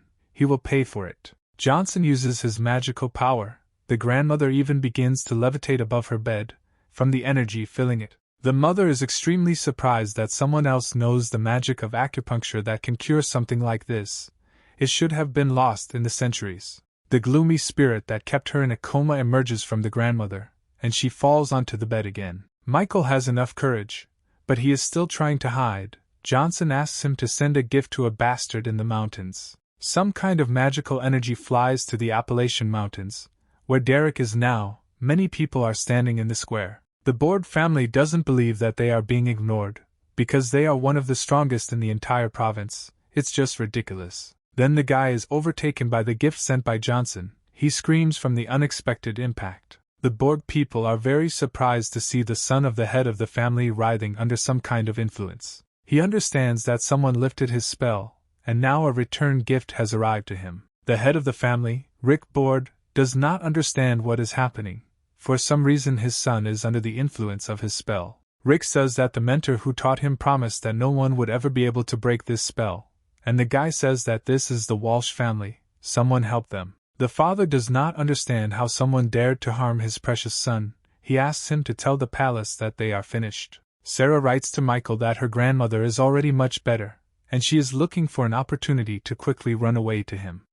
Michael thinks that no one can stop this girl. Probably this is because of her grandmother's favor towards him. When she woke up in the hospital and understood everything, she almost decided to marry the girl to him. But Sarah said that no one would want to marry him. Michael opens the door to the house, realizes that someone is there and shouts who is there and takes out the rod. Johnson enters the house and sees Fia, whom he has just recently helped with treatment. Michael reminds her that he told her never to come here again, but the girl says that she owes him 3 times, and she doesn't like to be in debt, so she came to repay the first debt. She hands the phone to the guy and says that it contains a very interesting entry. It says something about the Board family being willing to pay a big price for Johnson's head. The girl wonders if he's surprised. When she found out that he was the target, she killed another person to keep him safe for a while, which was not a favor. Michael says that the girl has not yet fully understood everything, because it is he who wants to destroy the Board family, and not they him. He swears that one day the palace will meet the same end as the Board family. The girl simply laughs at this idea, says that he would take her inheritance if she died laughing, because this is the largest organization of killers in the American martial arts world. For money they will kill any master in the province. Even if they fail to kill him, they will send stronger masters, and if they fail, then even stronger ones. Fia says that there is a master of the 30th rank in the palace, so any relationship with him will end in death, and she saved him. Michael senses something and suddenly flies towards the door with great speed and determination. He hits the door with all his strength, embroidering it. There was a killer behind it, and therefore he flies off with it. The killer gets up and asks how he knew, but Michael doesn't give him time and immediately slams him into the ground again. He never thought that the target would be so strong, he would never cope with it. The girl says that the Board family still has backup copies. Someone else took the task to kill Michael, besides her. The killer says that Fia needs to kill the target now, because this is a violation of the palace law unless, of course, she wants to risk her life. Michael says that any mercenary who swore to kill him is dead, and he is no exception. She says that he cannot do this, because then the palace will know that their man has been killed and they need to send the next one, who will be stronger. The guy under Johnson's boots says that if he kneels right now, he will think again, but in any case he will not live. Michael takes and breaks the head of the talkative guy, and the blood spreads so much that it even gets on Fia. Johnson reiterates that he said that anyone who goes against him will die, even the palace. The girl understands that he will have to pay with his life for this. Is he really crazy? He doesn't think about the consequences. Michael demands the girl to clean the house and bring him the corpse,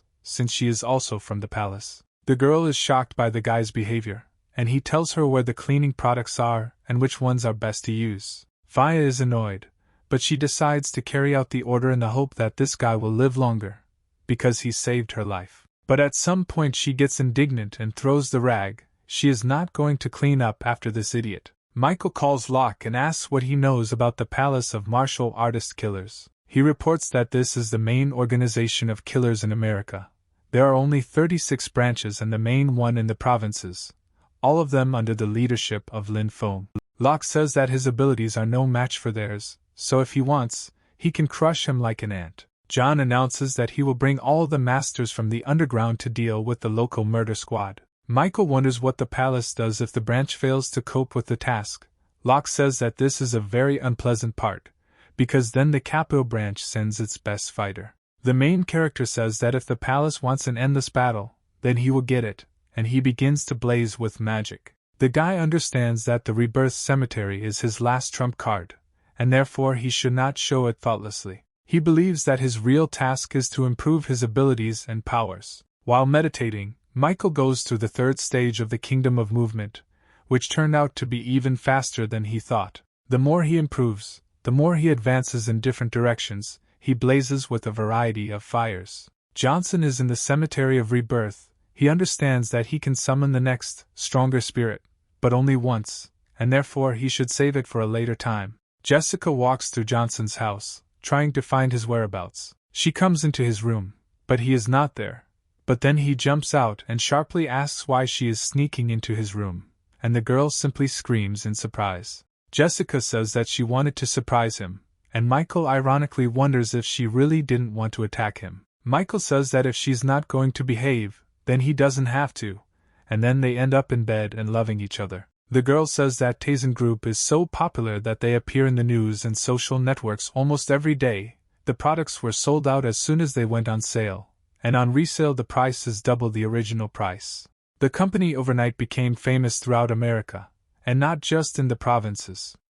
Michael calls the girl smart, and says that he will leave part of the business to her. Jessica notices a photo on the shelf and wonders if it's really a photo of his family. He says that this thing helps the estate feel more like home, and he thinks that it is also a reminder of revenge. A girl notices a spot on her mother's neck and wonders if it is a mole, and he says that this is really a spot that she has had since birth. She says she attended his parents' cremation, and she's sure she didn't have a mole then. Michael is shocked. He frantically asks if it was really her body, if she is confusing something. She says that it was the first time she saw a corpse so close, so she remembered it. Jessica asks if his mother had a mole removed, or if there was something else that didn't look like the photo. Now, Michael begins to think that his parents could have survived. He decides to find out at all costs. It will not be difficult to arrange with the help of the Taisen Group, because he is its owner, and they could have looked, since they knew that he's alive.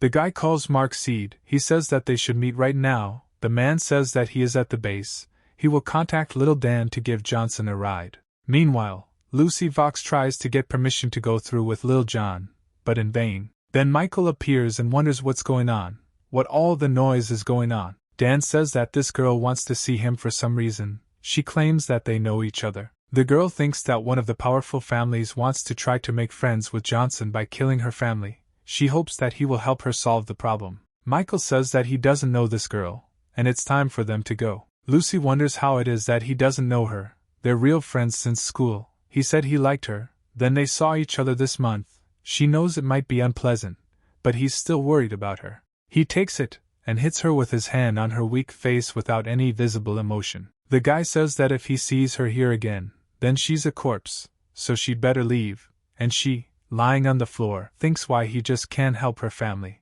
Michael is at a meeting with Mark. He presents all the documents that they have about that incident 5 years ago. Johnson thanks the people. They are shocked that he can do this. The guy asks if they are sure that his parents are dead. Michael reports that he learned that someone switched bodies. Sid screams. He does not understand how this could happen. He thinks that it takes unimaginable skill to switch bodies in front of so many people. Johnson says he was told his mother didn't have a birthmark when she was cremated. Sid looks interested. Mark says that if Jessica's words are true, then the suspicions are still valid, because they did not investigate at the time of the incident. Sid says there is someone who can help, the official head of the crime bureau. He was directly involved in this case and was the first one who had access to the bodies. But even for him, Albie Hughes, life was not easy. His son's wedding took place 3 years ago, and it was assumed that the day would be wonderful. No one knew that the girl, disgraced by a member of the wealthy white family, would decide to commit suicide. The ex-fiancé wanted to take revenge, but the master of the white family did not allow him, and so the son was killed. Then Albie used all his authority and influence for the sake of revenge. He caused great damage to the family, but he paid a heavy price. Now he is imprisoned in the first prison of New York, and his cultivation base was wiped off the face of the earth. Sid asks if Tyler is the head of that family. Michael confirms that the head of the family is indeed the head of the Martial Arts Association. Michael says that Albie didn't do anything wrong. Why didn't the authorities do anything?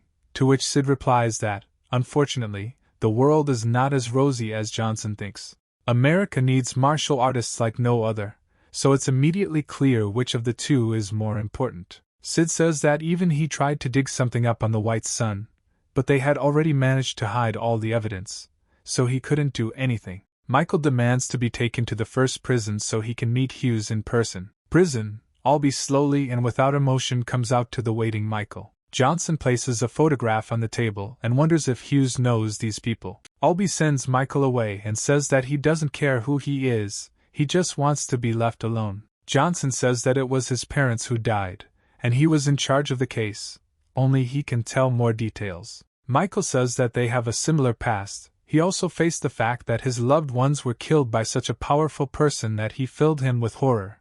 He did not have any strength to resist, so he understands why Albee hates this world. Johnson says he endured 5 years of painful ordeal and torture.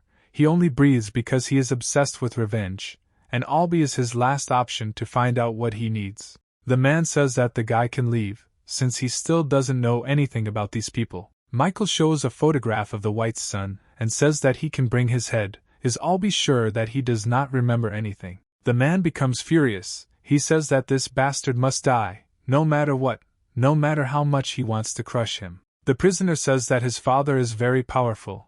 Who does Michael think he is if he intends to do something like that? Michael sprays energy around himself and says that he doesn't need to know. He wonders if the man will remember everything when he brings his head, and he loudly exclaims that if Johnson does this, he will remember everything that happened then. The man and the guy agree to cooperate and go to their places in silent determination. Some master is standing at the door of the Whites. He thinks that the head of the family is powerful, but his son is a complete pervert, if he were even half the leader. Michael approaches him. He wonders if the son of the head of the family is inside. Johnson disappears from sight, then reappears in a terrible aura. The man asks who he is. The guy replies that he does not need this information. He only needs to know that he has come to take the life of the younger White. The master throws his fists at the main character. He shouts how dare he even say such a thing. Johnson delivers a devastating blow, igniting a small sun on the enemy's belly. Michael looks at the face writhing in pain, and says that he is sure that the master has done many terrible things to White. Johnson throws the defeated enemy straight into the door, who flies there at breakneck speed. The body knocks down the door with its weight, and inside there are 2 girls in bunny costumes with ears and tails, who do not understand what is happening. White screams how they could kill his uncle so quickly. It's impossible. He sits against the wall and screams in horror. Michael reminds him of the girl he dishonored, and he arrogantly asks what Johnson wants. Is it really revenge? The guy says that he has a very influential father, so you can't harm him in any way, otherwise you yourself will die in a couple of days. Michael says that, unfortunately for the guy, one person has what he needs, and he said that he would only talk in exchange for his head. The pervert also whispers something about how he shouldn't kill him. Tyler White sits on the couch in his house and thinks about how he's going to kick his son's ass when he gets back from whatever hole he's in right now. His phone rings. The employee reports that his son is dead, and besides, his head has disappeared somewhere. Police officers stand outside the building, preparing to investigate the murder of the son of a high-ranking citizen. Tyler threatens the man, saying that if this is a lie, then he will not care, but he in fear reports that it is true. White begins to cry and shouts that they must find the killer immediately. Michael brings the head of White's son straight into the hands of Albee Hughes, who is sincerely glad that the bastard is finally dead. He says thank you to Johnson for putting this asshole down. He deserved it. Now his son and daughter-in-law can rest in peace. Michael says that this is a deal, and therefore he must tell what he wanted. The man says that he will tell everything he knows. He says that 5 years ago he was the head of the major crimes department. He arrived on the scene quickly as he was busy with another case nearby. When he arrived, the people present at the banquet had already been released, and his parents were seriously injured. Michael is very surprised and asks again with round eyes, clarifying whether he was mistaken in the fact that they were not dead. Albee says that yes, it was, but the breathing was so weak that they could die soon. But judging by the situation, they had a chance. He immediately took them to the hospital, but in the end received a death certificate. Michael does not lose hope. He says that the certificate does not prove anything. He can save 9 out of 10 patients to whom it was issued. The man says that what happened next was very strange. The bodies were not opened according to the procedure, but a man appeared. He took secret documents and bodies, but after half an hour he returned them to their place. After this, the doctors said that a trial was not required, even though Albee wanted to do something. But then he immediately realized that someone from above was manipulating this, and therefore doing something would still be pointless. They were supposed to be cremated, but no one could sign the document. Some girl came and introduced herself as a member of the Johnson family. Michael understands that it was Jessica, who already told everything that happened next. The greatest interest is the identity of that guy and the reason for the absence of bodies for half an hour. Johnson asks if there is anything else. The man says that he further investigated and found out that the man had previously met his mother in a cafe. After the conversation, they suddenly quarreled, and the woman immediately left there, not being in the best mood. Albie says he wanted to keep the footage from the cameras in the cafe, but then the man showed up and threatened him, so he had to give up the investigation for the safety of his family. Johnson asks if he has any recordings, but he says they were all wiped clean. Michael asks to draw his face, because obviously he is a man. This is a clue. Albie takes some time, but then shows a good drawing and asks if that's okay. Johnson says he doesn't have enough details, so Michael suggests they look for ways to get him out of prison. Michael says that then he can draw it using a computer. The man says that he can do it without any problems. Master Howard meditates on the stone, releasing large waves of energy. A servant appears and says that someone came to see Albie on a date. The master wonders if someone really decided to visit him. After so much time, the servant says that it is Johnson from the Spirit of the Dragon. The man says that the special forces are not of interest, but Johnson is quite.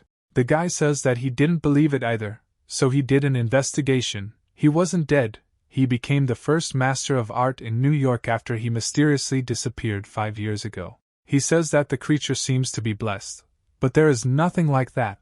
This creature will only stain our bloodline. The servant offers to send people after him, but the master says that for now he means nothing and does not threaten them. The master thought that Johnson died like a cockroach. He thinks that he can solve everything, but he is just an insignificant fry. The main people of almost all of the families of the Martial Arts Association are holding some important meeting. Their faces do not look very happy. They learn about the death of the son of the head of the association, but he loved him very much. Everyone is completely bewildered. The head of the White family says that today's meeting has only one goal. All the families present must help him find the one who killed his beloved son. The man says that he sent everyone a photo of the killer. He wants them to use all their powers to catch him. Sarah's father notices that the photograph shows Johnson. He does not understand what to do. He is extremely surprised. Meanwhile, the child's father is tearing up and rushing. He is blazing with magical energy. He says that he would rather kill 1,000 people than allow this person to live. He wants to get the heads of all members of his family, torture them to death. Stephen Nix understands that White has gone crazy. He will kill everyone who has similar clothes or figure. How many innocent people will die? And while he was thinking about this, he also realized that this man is suspiciously similar to Michael Johnson. Stephen thinks that he will need to contact Johnson later. After all, he is his friend. And meanwhile Sarah tells her father that Johnson is at home. Steve Walsh is relieved that it could not be him. But then the daughter sends a new message that he just returned and she doesn't know where he was all night. The head of the Mee family also understands that he saw this man somewhere, and Walsh increasingly doubts that he is right. Mee asks if there is a clearer photograph, but the vice president says that all the records were erased, and this photo was taken as if on purpose. He says that this is definitely Mr. Johnson, so he will need to warn him soon so that he has time to protect himself. The father says he leaves it up to his vice president, Wally F.A., who says he will do his best to find the culprit. White is counting on him and says that he knows what will happen to him if no information appears within 3 days. F.A. is terrified and breaks out in a cold sweat. Strange people took the photograph. They grabbed anyone who looked like Michael. Today the law in the province ceased to apply.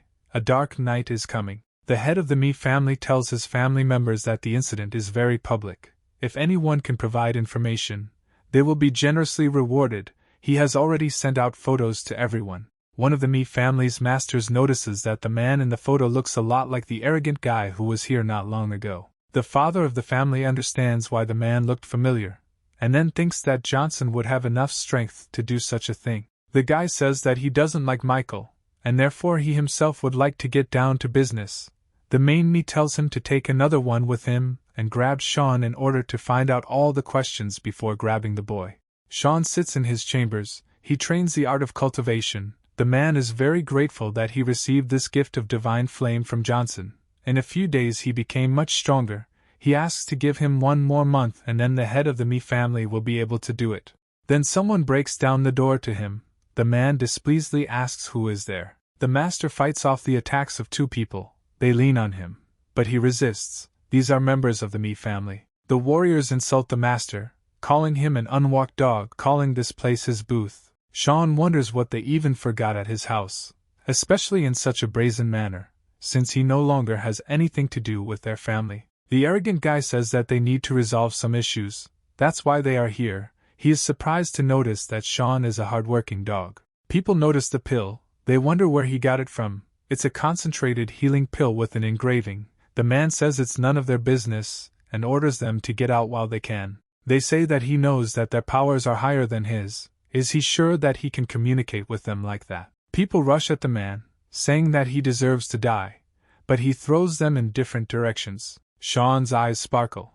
He doesn't believe that Johnson's help and cultivation could improve his abilities so quickly. The guys notice that their target has become stronger. They are going to use some kind of secret technique. One shouts that Johnson is here. Sean turns around, but it turns out to be a trap. The second is already starting his blow. They take him by surprise, but he thinks hard about what skill he should use so that he doesn't get killed by these two idiots. The Me family members have won and are wondering where to find Michael now, and where he got the pill from. Sean, even lying in a pool of blood, says that by crossing Johnson's path, they will be signing a death warrant for their entire family, and they say that he will die first. Michael is on the phone, wondering if the dragon spirit could somehow influence Hugh's release. On the line they say that he is a criminal. It's not so easy to free him. Johnson says that his parents don't understand where now. They may be in danger. It can't be that they can't come up with something. From the phone they offer to take Albi tool for accurate facial recognition. Michael is happy that the company is now run by Sarah and Jessica. He doesn't have to worry about that at least. It's time for him to start cultivating. He decides that he needs to find out how Sean and John are doing first, and then do something. Locke reports that learning a new skill is going flawlessly. He never thought such powerful skills existed in the world, and he also wants to pass on something. Locke says that white spies are everywhere. 36 teenagers disappeared overnight. All of them are either the same age as the ruler or look like him. Michael says that he is already aware and knows what to do. Johnson has a bad feeling about the connection with Sean, but he starts calling anyway. The subscriber's phone number is unavailable. Michael displeasedly notes that he is usually available 24 hours a week to receive a new order. He uses spirit possession in hopes of screwing himself up, but sees Sean begging for help. Michael finds himself in his servant's house. He shouts if he is okay and notices blood. He realizes that this is the work of the Me family. Me's family members throw Sean in, saying it's done. They look very pleased. The father of the family is extremely indignant. He says that he asked to be brought in, not to be beaten. He is still a member of the Me family after all. The guy arrogantly asks for forgiveness and says that Sean is just a dog, and therefore there is no difference in bringing him alive or dead. The important thing is that he is a naughty dog. He did not give away the location of the bastard. He shows the pill and, smiling mysteriously, says that he hid it. Earl Me quickly takes the pill away and says that it still has the carving on it, which means it was created less than a month ago, and then eats it. He is filled with unprecedented energy, and says that it is much more effective than the pills that their ancestors left them. Earl wonders where they got the pill, because if they find the source, they will become the strongest family in the province. No one will care about the White and Board families. They say that they took the pill from Sean. At first they did not plan to harm him, but he not only did not give up Johnson, but also single-handedly wanted to take the pill. Earl immediately runs to Sean and asks him in the nicest terms where he got it. He says he just wanted to see him. He would never let those idiots hurt him. He genuinely wonders where he got the pills. He will take him to the hospital, hand him over to the best doctor, take care of him so that he gets back to his best self. Sean wakes up and confronts Earl, saying that there are things beyond his control. In the end, he will ruin the Me family with his tunnel vision. Earl is going to stab Sean in response to his insolence, because the only one who does not see the line here is him, not the Me family. The girl shouts at her father and asks what he is doing, because Uncle Sean has always been honest and courageous. Why is he doing this to him? Earl tells his daughter to stay out of adult affairs unless she wants to be punished. The subordinates say that they have collected all the data, and the head of the family wonders whether Sean seriously thought that they could not do without him. Sean says Earl can't destroy the whole family, and Earl tells his men to find Johnson because he knows more than his dog. Earl thinks that Sean was ready to become the boy's dog in order to get pills from him. Perhaps the younger White wanted to, that's why he was killed. The head of the family understands that he must find Johnson before White, because he must get all the pills. He laughs and says that then the entire Me family will gain unimaginable fame, and his employee flies behind him. Michael is standing here, holding the one who was just sent after him in his hand. Earl is in shock, and Johnson is wondering if this is not who they were just eager to find. He thinks that the guy has so many abilities at such a young age. He killed both servants. How many pills does he have? And he says out loud that he underestimated the guy and asks if he killed White's son. Michael asks what difference it makes to him, and says that maybe he will join him soon. Then he'll ask. The head of the family says that Johnson is now in the Me family's territory, so he won't let him leave here so easily. Michael says that a lot of people came to the party, which saved him a lot of time searching. Then everyone rushed to attack, and Johnson made a counter-attack, scattering all the members of the Me family to the sides, leaving them no chance to win. This is a clear victory. Michael gives Sean a pill and says he will get better. Earl is shocked. Me says that he knew that these pills were from Michael. He doesn't know where he got so many pills from, because cultivators are very rare, but he should distribute them to everyone. Michael asks if he should give him the pills, and then says that there is no point, because corpses don't need pills. Earl asks in shock what kind of corpses he is talking about. Can pills really raise the dead? Johnson asks if he is stupid, and then explains that he meant that they will soon become corpses. The head of the family wonders if Michael has any idea who he is. He is in 192nd place in the ranking. The guy has no chance. Earl begins the attack and screams for Michael to pray for a quick and painless death. Me launches a series of attacks, but Johnson calmly dodges his attacks, even noticing that he is not bad. The opponents clash fists and Earl is thrown away. Michael arrogantly remarks that this is all he can do. Earl says he underestimated his opponent, but Johnson thought he would have more fun. Everyone complains that Johnson is fighting unfairly, because all the master's strength is in the sword. The guy gets tired of this whining, so he tells the enemy to take the sword. Earl says that his name is famous for his mastery of the blade. He flares with energy, throws off his coat and prepares to attack. Sean asks Michael to be careful because Earl could kill him, but the guy tells him that he can rest. Me swings and releases his magical blade attack towards Johnson. Earl shouts that Johnson must die. He dodges, appears behind him, performs an attack and says that he was already dying. Earl's father appears and grabs Johnson by the hand. He asks him to stop. The son asks what his father is doing here. He should be at a closed training session. The father looks like a very strong master. He says that if he had not appeared, Earl would have already fallen at the hands of Johnson. He asks how it is that he is the head of the Me family, and cannot be equal to Michael. The father ignores his son's question. He turns to Johnson, calls him talented, and that he generally likes him, but he created a mess in the estate, so why not explain what happened? A black aura emanates from the old man, and Michael wonders what to explain. He tells Michael to stop his cultivation, then maybe he will save the guy's life. The old man notices an ancient sword. Does the boy really think that the blade will change his life? And Michael thinks that he needs to use it. Johnson cuts the old man's head into two halves. Earl screams, not understanding what happened to his father. Michael looks at the sword and thinks it's pretty good for something broken. The whole family is in shock. There were legends about that master, but he died like that at the hands of a child. He is the strongest in the family. This cannot be. Michael waves his sword and tells them all to kneel before him. Everyone except Earl kneels. The head of the family turns around, shocked by this event. He is extremely dissatisfied. Even his daughter is on her knees. Michael repeats his order in a more commanding tone. Then the last Me falls to his knees. Family members beg for mercy, saying they will do anything. Earl is very ashamed. Michael asks why he doesn't beg for mercy for his family and himself. He says that Johnson still won't let him go, although he is very interested in what his death will give him. White is only getting stronger every year, even though he was previously in 100th place. But that was years ago, so if Johnson crosses his line, he won't have long to live, because he is stronger than everyone Michael has faced.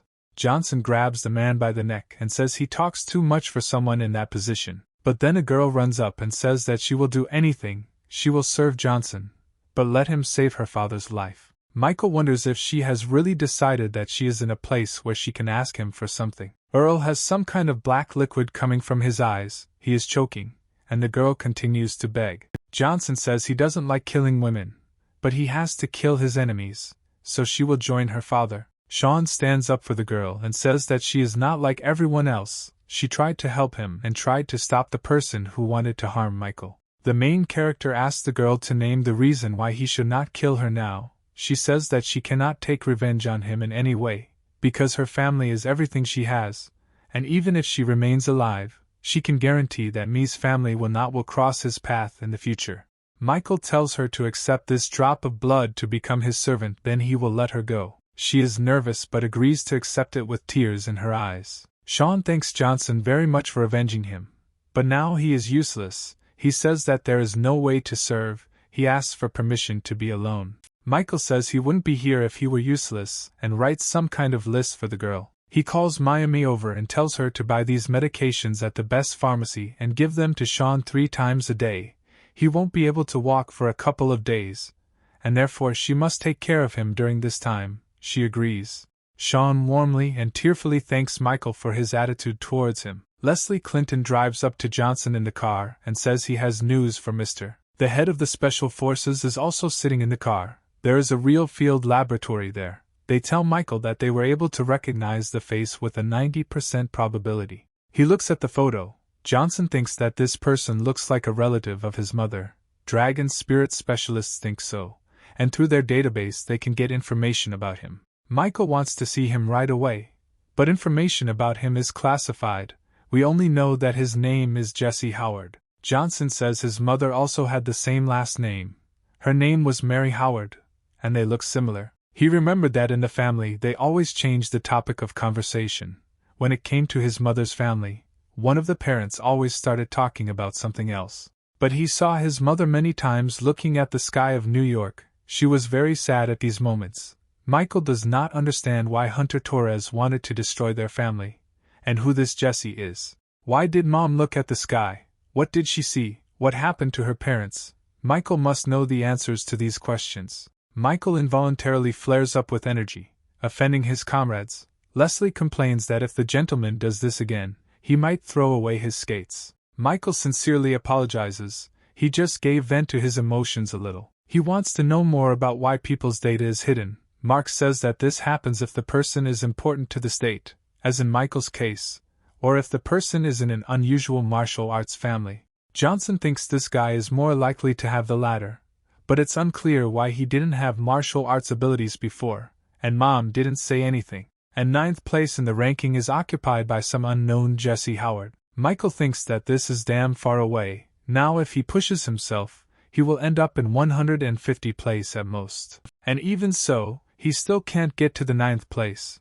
Going against him is a real suicide.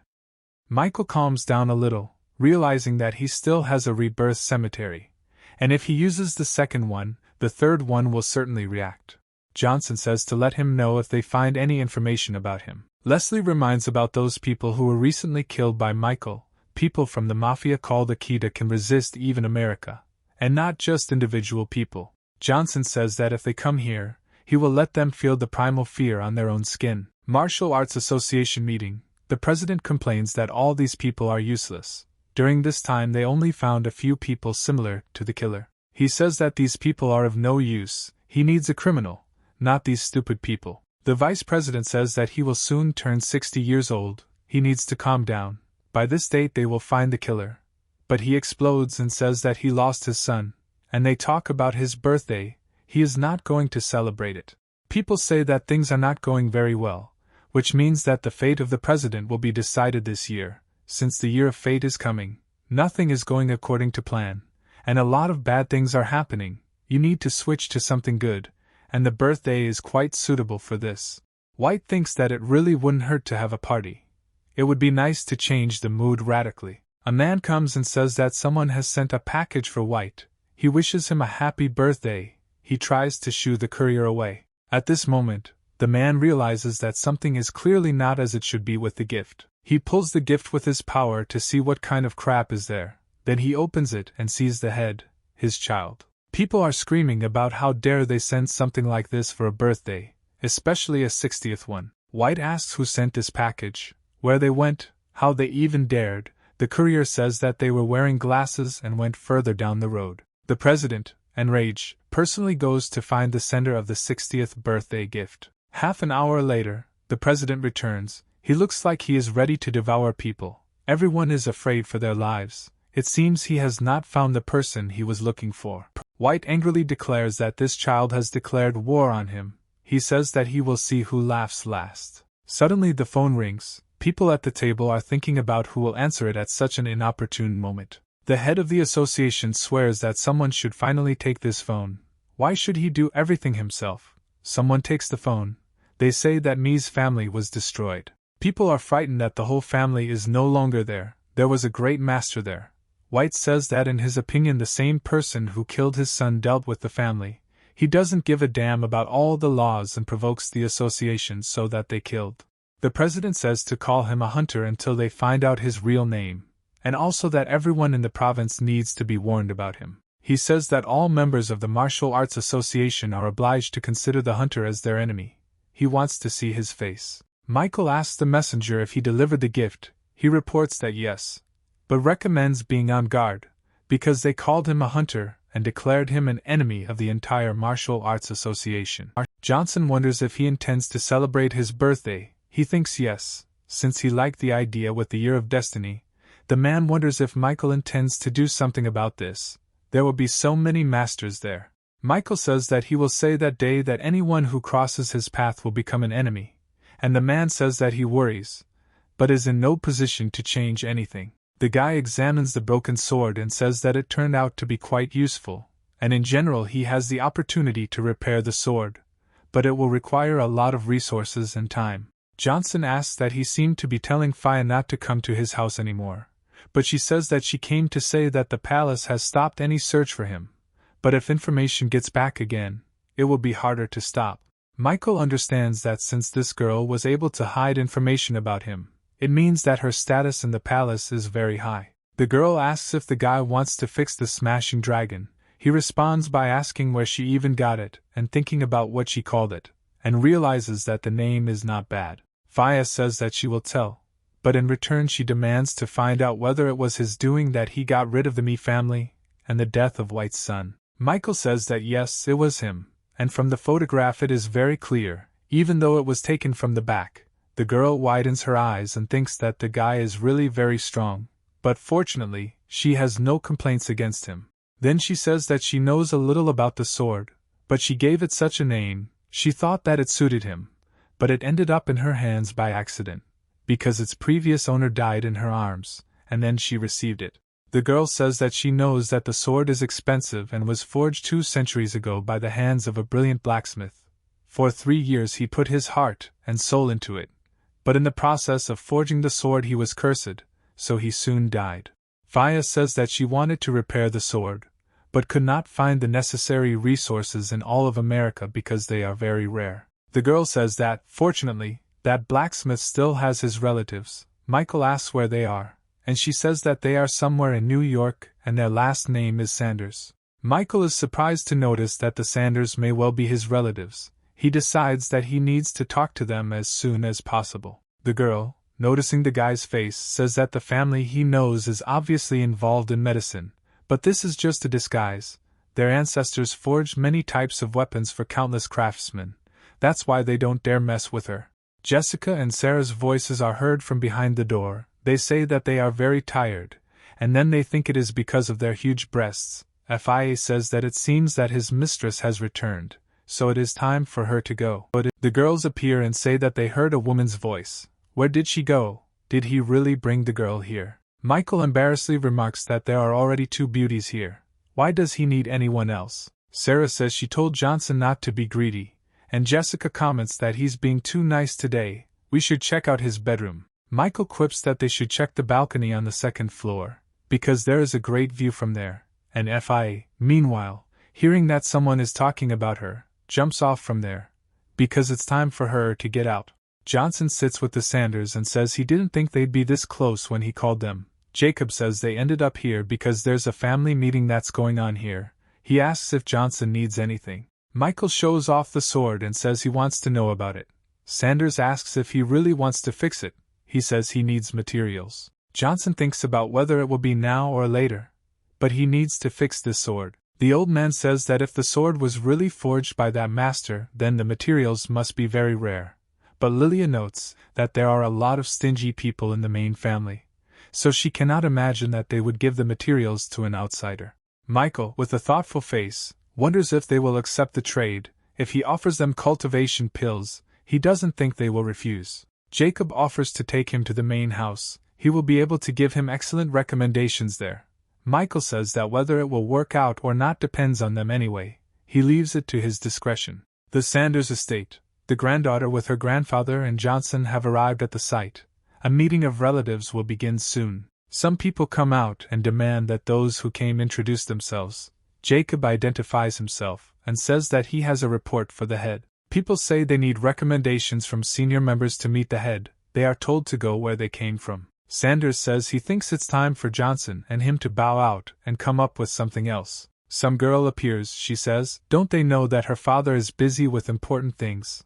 Lilia says that this is one of the three beauties, like Sarah. However, she says that this girl ranks first among them, and she also notes that if she helps us, there will be hope. Then Lilia notices that she is specific and very accommodating, and Michael says that he had no intention of communicating with her. Katie Sanders wonders if it is Johnson. She has heard so much about him, because she is Jenkins' best friend, so she knows that Michael is the youngest master in America and the instructor of the dragon spirit. The girl says that she paid attention to him because the dragon spirit notices few people, but he noticed him. Katie asks that he is unlikely to be here because of her, and Michael says that he knows that the Sanders family used to forge swords, and he needs materials. The girl giggles slightly and says that she will do everything in her power to help, but they have forged countless swords. Which one is he talking about? Johnson puts the sword on the table. The girl becomes furious, asking how it came into his hands. Michael notes that this sword is apparently very valuable to their family. The girl shouts out that her great-grandfather bequeathed before his death that the appearance of this sword is foreshadowed by the return of the emperor. She cannot believe that the broken sword appeared today. She approaches Johnson and shouts out that she is ready to buy him at any price. She is ready to give 200 million. He can make all the demands. They will be in immeasurable debt to him. Michael arrogantly remarks that money and their favor are worthless to someone like him. He only wants to get the materials. The girl gets very upset and asks to forgive her.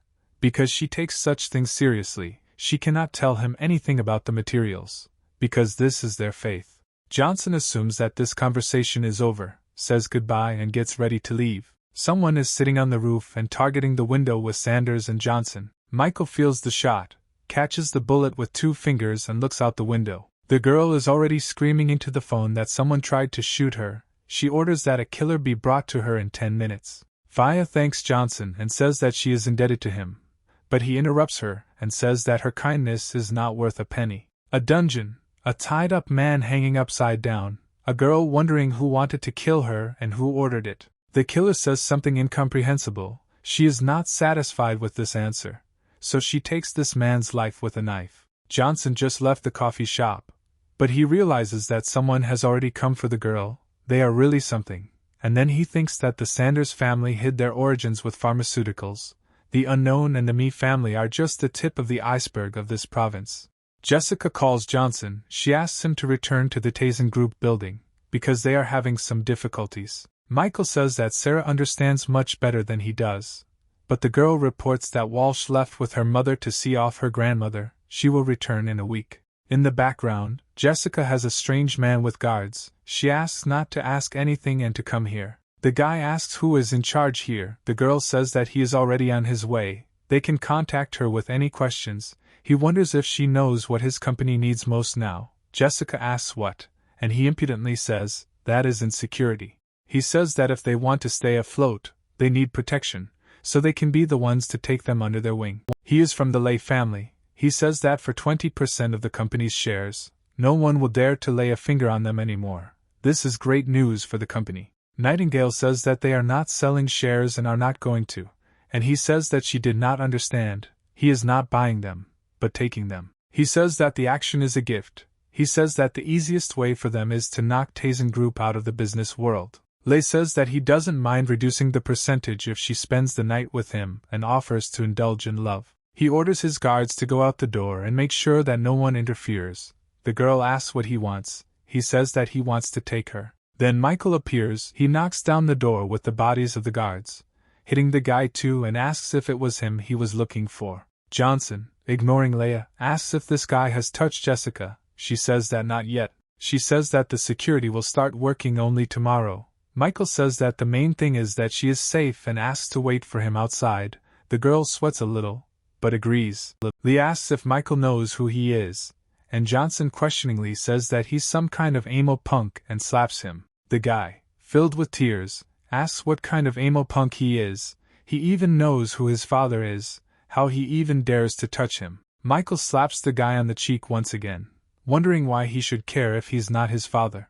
Lei clutches his face, cries, and with a very sad look complains that he was touched again. One more blow, and his family will begin the hunt for Johnson. Michael ignores the guy's threats and kicks him into the ceiling. Johnson tears off a bunch of hair from the guy and says that today he will lose his wig, despite all his nagging. Michael calls and says that the Lei family must leave the province in 10 minutes, and the head must call his useless son again. Lei tries to complain and wonder who Johnson thinks he is, but he gets another slap in the face from Michael. The emo punk asks not to be touched anymore, then his phone rings. He says that it's his dad calling. He says that Michael still has a chance to improve, or Lei will tell him what he did. Johnson tells him to shut up and pick up the phone already.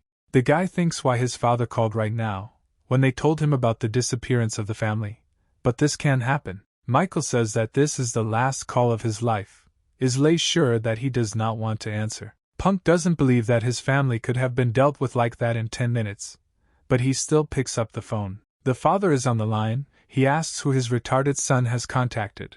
Because of him, the entire estate is filled with corpses. The child is shocked. He cries and repents, asking to be forgiven, saying that he was just mistaken. In fact, he is different. Johnson cuts off the head with his hand and says that the moment he decided to touch his girlfriend, he lost the right to life. Martial Arts Association meeting. Tyler White complains that a lot of time has passed and there is still no news. A trusted man says that someone is destroying evidence as soon as it is found. The hunter's past is more complicated than they thought. A young man appears and says that there is a girl outside who knows the identity of the hunter. Lucy Vox appears and identifies herself. She says that her family is now being threatened. Will they help if she tells about the hunter? White is indignant at first, but then his face changes and says that he will not just help, but will make her his goddaughter. She will be granted fame and protection. She points and says she knows the man in the photo. White thinks about whether this child really killed Rio, who was in the 300th place in the ranking, and his son. The girl says that she filmed him killing Mr. Rio during the Duel of Masters. The president looks and realizes that this is really the same man they called the hunter. White's face changes and seriously shouts that everyone needs to find him immediately. He wants to get Johnson's head. Lucy thinks that Michael didn't want to save her family, so let him run away from the wrath of the Martial Arts Association. Wally F.A. calls Michael. He says that the president has learned that the hunter, this is Michael, urgently needs to flee abroad, preferably somewhere far away. Johnson asks who told. He says that Lucy Vox appeared and pointed to the photo. Now she is his goddaughter. Michael promises that he will kill her, although he does not like killing girls. Michael tells Jessica that she needs to stay in this building. It is under his control. And then, when everything calms down, she can leave. Locke appears, sits on his knee and greets the girl with Johnson. All the people in the building warmly greet Johnson and Jessica. Sarah thinks in shock about how much power Michael really has in his hands. She realizes that everyone present here is a martial artist. John says that the Lord can leave Mrs. Nightingale here without any fear, until not a single hair falls from her head in the building, no matter how many masters the Martial Arts Association sends. Some big guy in the Walsh house asks Steve why he didn't tell him earlier about the similarities between Johnson and the hunter. If he knows him very well, he says that he's not interested in this child. How does he know much about him? The healthy guy says that he won't be fooled so easily. Everyone knows that Sarah is close to Johnson. He tells her to come to him. The guy continues to press, but the father says that Sarah, the bride of one of the boards, thinks well and decides to leave, saying that they will contact him if there is new information. Katie sits and reads the news that Johnson slaughtered the Ng family and White's son. The head of the Sanders family comes to her and, calling her madam, asks why she called him. She says that there is no need to be so polite to her and reports that she found the same sword on Johnson. Patrick is shocked by what he heard. Is he very nervous? Wonders if this is the same Johnson, who was recently named a hunter, the girl confirms his fears. Katie wonders how likely it is that the Sanders family will do anything to protect him. The man says 70%, because helping Johnson will put them among the enemies of the White family. The girl says that compared to the value of this sword for their family, the Whites' disfavor is a small problem. Patrick says that he will do everything possible, but at the moment he is the enemy of almost the entire province. Jesse Howard practices cultivation. He says that he would not have achieved such success if it were not for his old master, because 9th place in the ranking is strong. The minion reports that Johnson killed the son of the president of the Martial Arts Association and the Mi family. The old man asks what he was told. He thought that Michael would not last long. Who would have thought that he would not only survive, but also create such a mess? The servant says that now every dog of White is looking for him. Jesse decides that Johnson may be a bastard, but he has some kind of attitude towards them, so they can't let him just die like that. Jesse sends the servant to further observe the situation, and he himself thinks that Johnson really interested him. Tyler White sits and angrily tells his people that a whole day has passed, and there is not a single news about the bastard. He even knows how to fly. The big guy comes and says there are still a few places they haven't checked, some families they've been avoiding, and a dragon spirit. White shouts in rage that if his parents are dead, is there really no other relative? Vox shows his voice and says that he knows that Johnson can be influenced with the help of his friend Jessica Nightingale. Perhaps they are in a relationship. White says that he definitely hid Jessica.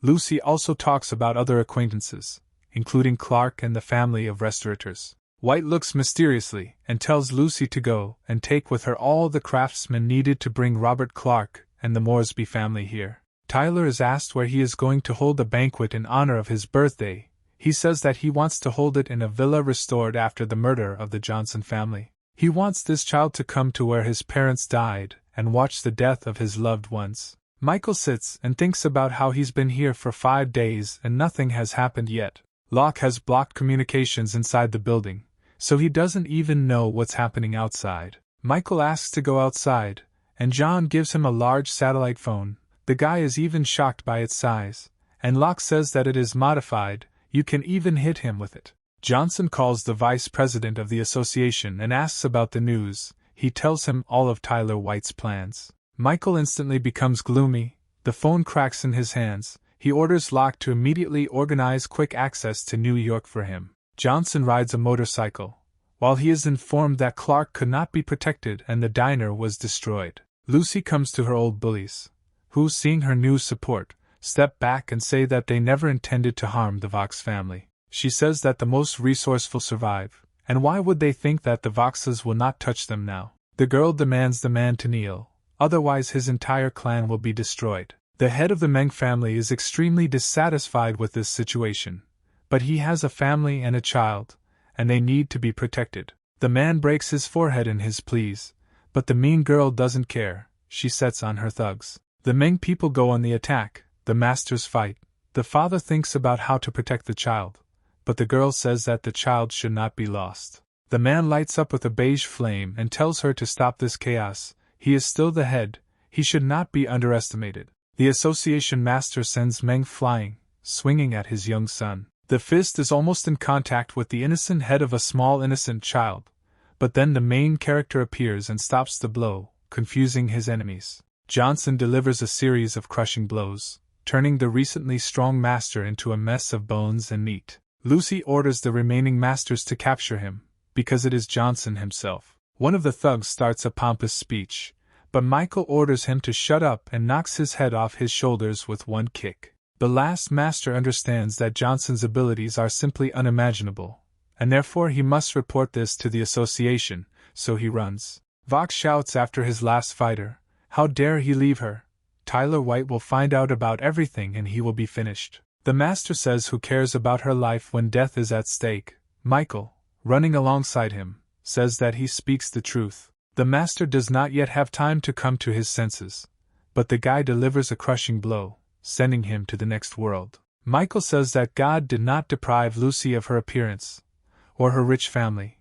Why does she continue to interfere with him? He says that she humiliated him 5 years ago. He saved her life only because she is a pathetic woman and is not worth his energy. He has only one question: where are his loved ones?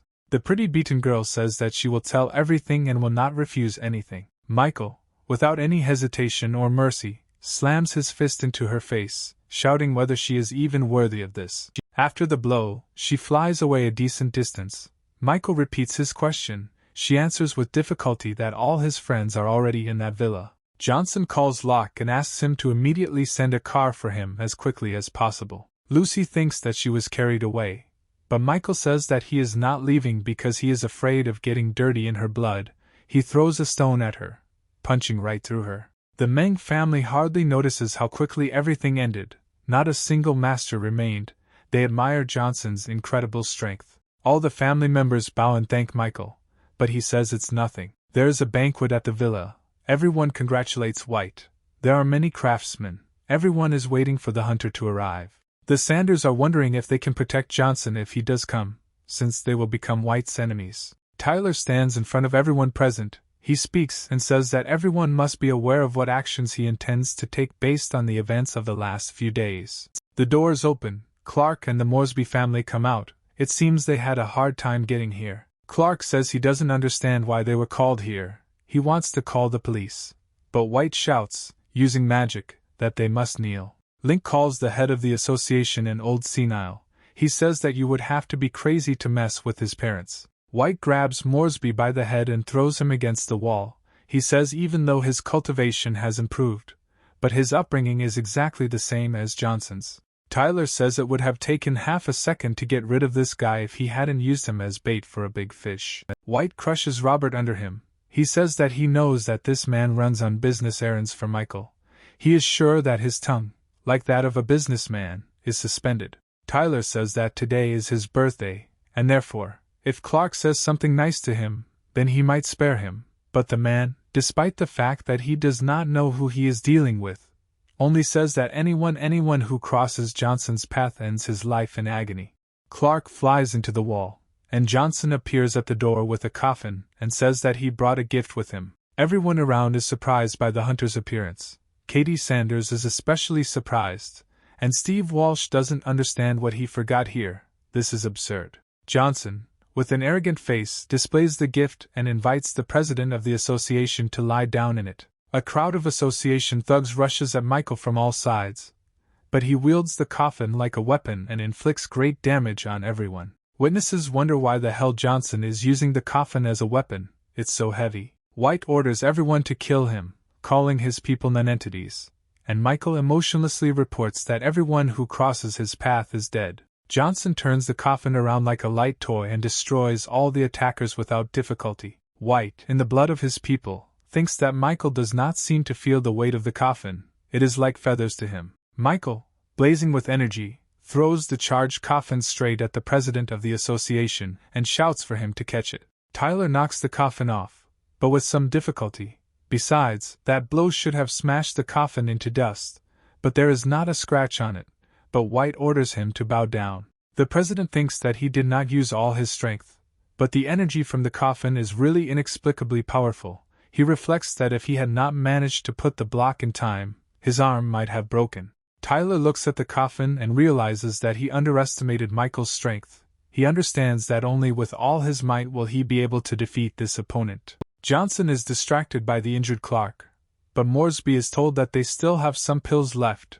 They can handle it themselves. Michael is needed elsewhere. He says that whoever even touches them with a finger will not leave a wet spot. White says he admires Michael's arrogance. He really thinks this banquet is so important to him. The only thing he wants is to behead Johnson, calling on his people. There are several masters around. They occupy some places from 178 to 203 in the ranking. Everyone around notices that they are the highest ranking masters in the martial arts world of the province. White states that he can no longer hide his abilities. In fact, he is not in 189th place, but in 147th place. Tyler says that Johnson may be a genius, but this is where his path ends. He orders his men to capture the guy, strip him of his abilities and plunge his soul into despair. The Sanders come down the stairs and ask if he will allow this to continue if they side with Johnson. White does not understand what is happening and asks again what they are talking about. Katie says that she hopes to see the true face of Mr. White. She says to have mercy on Michael. The craftsmen notice that the Sanders are no slouch. and recently some strong master ordered weapons from them. Tyler asks why they made this decision. Sanders says that the guy has what they need. She is sure that the president would not want to face the consequences of a hasty decision. Katie says she will get Michael out of here alive, and he will give her the sword. White gets angry. Johnson wonders why he didn't say that he was going to leave. The girl looks at Michael in shock, clearly not expecting such an answer. He says the Sanders family has nothing to do with this, so let her go. The Masters and Tyler are shocked. They think Michael is out of his mind. The head of the Sanders almost explodes, but the girl stops him and says that they will wait. She tells him not to hesitate to contact them if he changes his mind, but with strong dissatisfaction he sends her away to just watch. White says that since death is what he wants, then so be it. He even rejected his last chance to survive. Tyler orders that Johnson be dealt with quickly, and all the eminent masters rush at him. Michael multiplies, dodging all attacks aimed at him by enemies. The masters see this and don't understand what happened. Some think it's an illusion. Some say they've never seen anything like this in their lives. Johnson appears behind one of the opponents, about to strike, but he manages to dodge. However, it turns out to be only a copy, and the other Michael grabs the master's leg and hits him on the floor. He crushes his opponent's face with his foot. Everyone around is shocked by what they see. Are their eyes deceiving them? Katie doesn't believe that he is so cool. The masters see that their ally is dead. They call it meanness.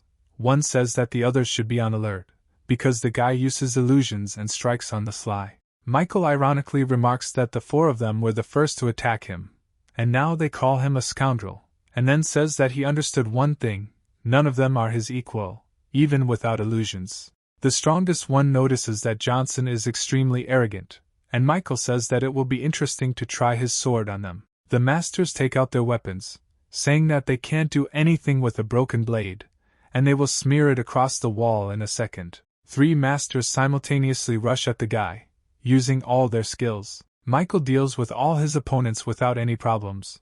Those watching don't believe it, they think they are dreaming. The Sanders note that Johnson only needed 1 blow per man, which may be the strength of that sword. Johnson wonders how these clowns can be called martial artists.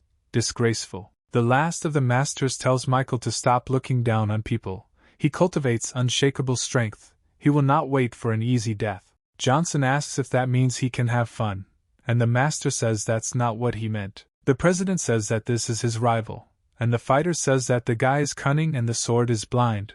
Problems may arise. Only a joint attack can come to a good ending. White says that he will attack first, and let the warrior wait for the right moment to attack. The men rush into battle and shout that they will kill Michael right now. The guy does not understand how Tyler took the presidency. Laughter, and that's all. White acknowledges Johnson's strength, but says today is the last day he stands on Earth. The president uses the spiritual seal of snakes. Patrick notes that one must have considerable strength for such a technique. Michael deflects, saying that the performance intrigues him, but his blade doesn't care about all his skills. White taunts Johnson, saying that he can only swing the sword, so he will never reach his speed. Michael teleports straight to the president, saying that he is finished, and he calls for a second warrior to strike right now. The fighter catches Johnson and says that he will now do nothing to save himself. White rushes at his opponent to finish him off. But Michael, even from that position, hits the president in the face right during his flight. The big man, despite the slight defeat, shouts that he still blocked his only fatal move. He is helpless in his hands. Michael swings his leg and kicks his opponent in the balls as hard as he can, crushing his opponent. The man bends into a fetal position and, sweating profusely, says that, apparently, his indestructible strength still has a weak spot. Johnson swings his arms and says that, having lost control, he becomes an ordinary person. He is finished, but he asks him to stop and wait. But despite this, Michael delivers a fatal blow, leaving his opponent no chance. People are shocked that his head was cut off. The guy has not been human for a long time. Katie thinks she misunderstood, because in fact, what matters most is not the sword, but Johnson himself. Michael goes down to his injured opponent. He says that now it's his turn. He wonders if the president will listen to him, or throw away his last chance at life. Tyler rips his clothes and screams that Michael destroyed his power, reputation and family. He will never forgive this, even if today is his last day. White says Johnson, the first opponent in as many years to put his life on the line to achieve death, admits he underestimated his enemy.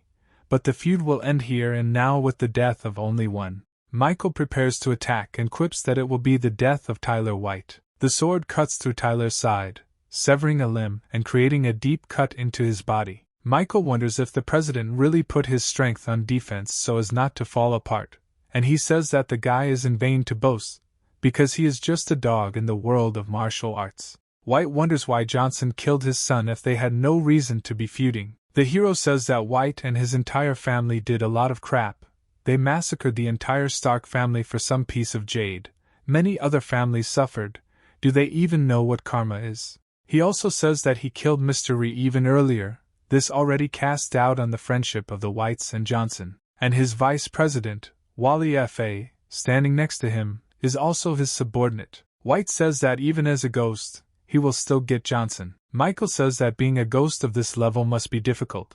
But now, it's time to end this circus. Someone enters the hall and orders to stop what is happening here. Some people appear. They say that they came from the American Martial Arts Bureau. The main one asks to give him the blade. White rejoices that his precious master came to save his life, just in time. Some elderly man in a top hat says that Michael must put down his sword. All issues are resolved by the Bureau, and he is just a malicious offender and must pay. Michael asks again, saying that he has not heard of such people.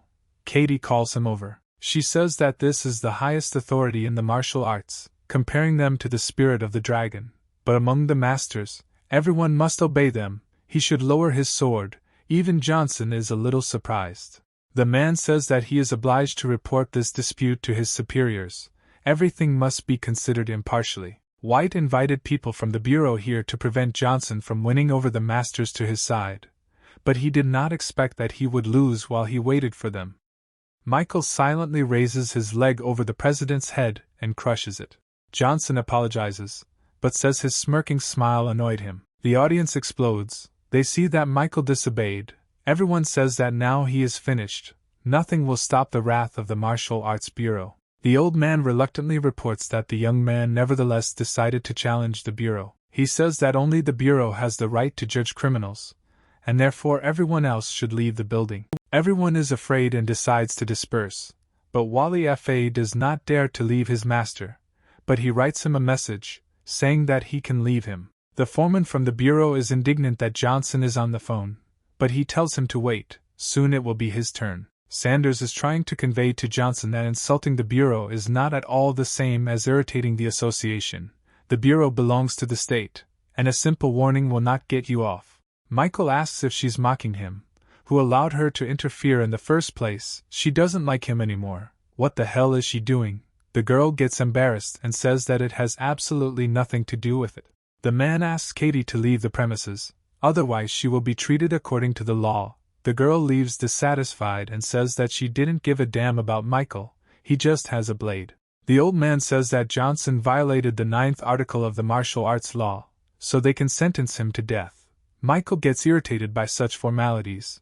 Do they really want to shame him? The man asks if the accused wants to speak out, but he sarcastically refuses. The old man asks Michael not to put him in an awkward position, and then calls his warriors, who land near the master. They turn out to be a special squad of the American Martial Arts Bureau. Michael says that he has no idea who these clowns are. The old man says that these people are so strong that even the Chinese general said that his troops would not dare cross the border if the American Martial Arts Bureau were fighting against them. Michael says that they are talking outright nonsense, and the fighters rush to attack him. The masters begin to circle around Johnson. The head says that this is a bait to lower his guard, but Michael is already aware. The strategy is for the special squad soldiers to surround the opponent, and even if he attacks one, the other 3 will attack from behind. The soldiers rush, but in the end they only collide with each other, because Michael was not there. The masters go on the attack again, saying that there are more of them,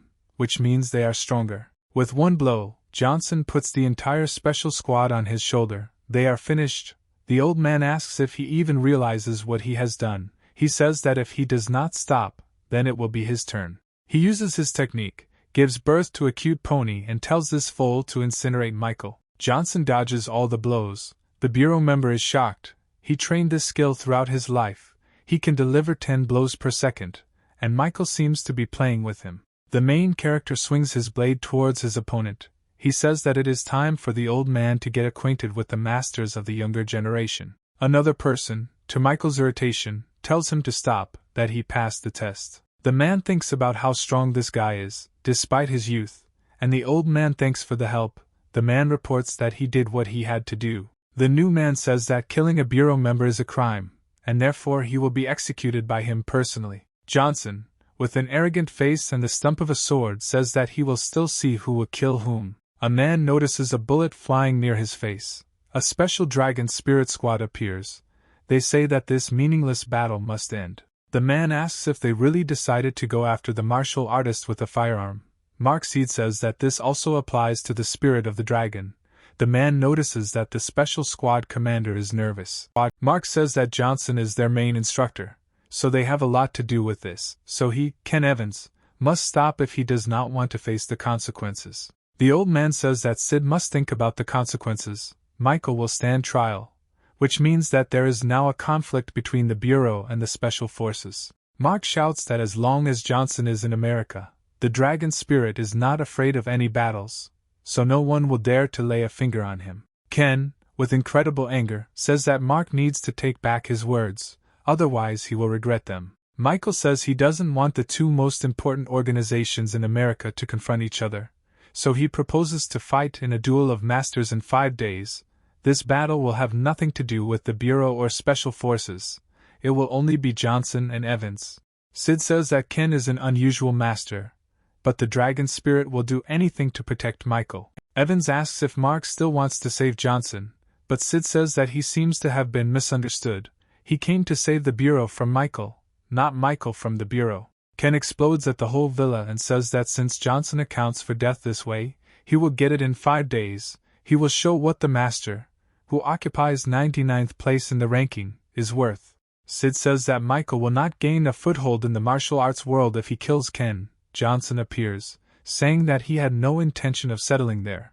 Besides, they couldn't let him go anyway after White's death. He says that if Mark protects him now, it still won't change anything. They will attack him later secretly. But Sid's act touched him, so if the dragon spirit needs his help in the future, he will not stand aside. Appalachian Mountains. Board has recovered from the reverse curse sent to him by Michael. He is much better, but the wound still hurts. He asks his father how long they will stay here. They have been here for more than a week, and the door has not yet been opened. The father says that with enough sincerity, a great one will definitely appear. If the Board family wants to earn a reputation, then this is the only way. They must be patient. The man thinks that their goal was never to become the strongest family, but shouts that for the sake of the father they will ascend and become the strongest. In the process of these reasonings, that same master appears. He comes out, surrounded by waves of his energy. The ancient master asks how long they have been waiting for him. The Boards invite him to visit, but he says that he is already used to living in the wilderness, and he loves to feel freedom. Father Bordov asks you not to make hasty conclusions and shows you something that immediately attracts the interested master to you. It turns out that this is a box with a key. The master asks where they got this key from, then realizes that they are martial artists, not cultivators, and therefore cannot know about it, but he continues to wonder how it came into their hands. Board says that this key has been passed down in their family from generation to generation. They hope that with its help the master will take control of the family. He says that he is ready to go beyond the gates for this, but no more than a month. The father sadly thinks that the relics of his ancestors, unfortunately, are only enough to keep the master in the family for so little. The master says that during this time he will find himself a student, and the father quickly introduces his son. Derek sits down on his knees and nervously introduces himself to Master Kyle Phillips. Kyle says that the muscles and bones are pretty good, and therefore he offers a gift as a student. Derek thanks him profusely. Villa. Michael comes in and sees Moresby's sad parents. He wonders why they are like this. Do they really not like the place? Katie thinks that there is not a single scratch on Michael and brings out Link, who is almost completely bandaged, but still cheerful. He says that Michael is very cool. The guy wants to be like him. Johnson says that while Moresby trains, he becomes tougher, and the girl wonders if Michael is interested in a deal with the sword. The main character asks if she has really changed her mind, and she says that the blade has become Johnson's weapon, and now she is unable to take it away. The girl says that the materials are still hard to get, but Michael wonders how much he will have to pay to get them. She says that the blade does not need a price. If it is already worthy of a hero, let him come to the Sanders tomorrow. They will think together about what can be done with it. Johnson says that he will definitely come tomorrow and thinks that then he will definitely kick Ken out of 99th place. Johnson in his villa thinks that his girls should no longer hide. Since the problem with the association has been solved, the house has become lively. Michael says that there are no messages from the capital. Nothing is known about the parents.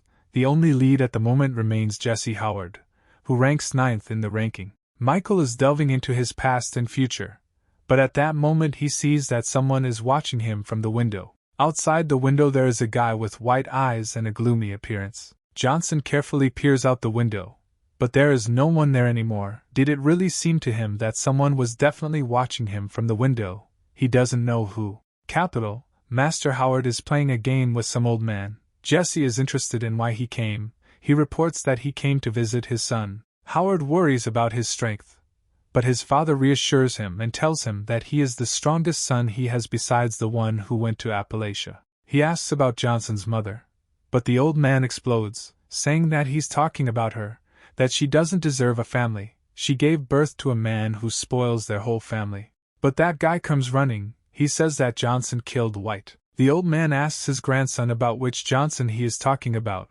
He is clearly shocked by the appearance of his grandfather. He says that this is the same Michael they are thinking about, and White was the leader in the province.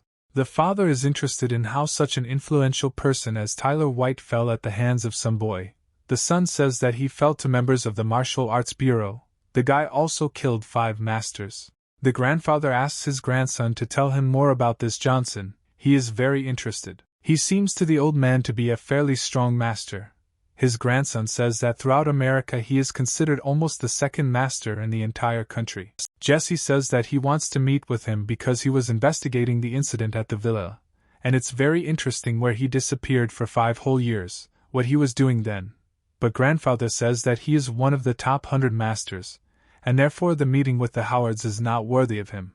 The old man wonders if his rich pedigree influenced his powers. Maybe that's the case. Grandfather says that to meet them he needs to at least top the rankings. Johnson sits and asks Fia why she would appear like a ghost and ask for a room when she could just knock. She doesn't believe he killed White. He asks what she really wants from him. She says that this matter has caused a lot of noise in the palace. Michael is the first daredevil who went against the bureau. The girl says that tomorrow he will go with her to the palace to find out the real head of the province.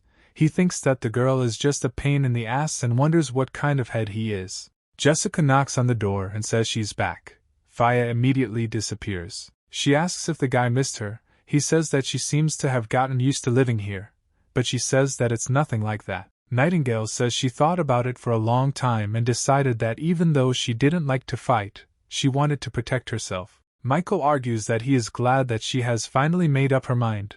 All that remains is to think about what will suit her better, and says that he will take note of her desire. Johnson happily says that then it's time to try to do this. Jessica looks on blankly. Palace of Assassins, the head asks if he understood correctly that Johnson refused an audience, but the girl reports that he is busy and will definitely come later. He asks again how the father is. She has no choice but to say that he is simply not interested in the palace. Lin Feng says that the guy is not a prick, then he will meet him himself. It's very interesting to look at him. Michael came to the Sanders to forge a sword, but for some reason he ended up in the bedroom, wondering if Katie was going to charm him. She says that he didn't quite understand because this is not only her bedroom, but also a secret forge. The girl hits the wall with her fingers. A secret passage opens.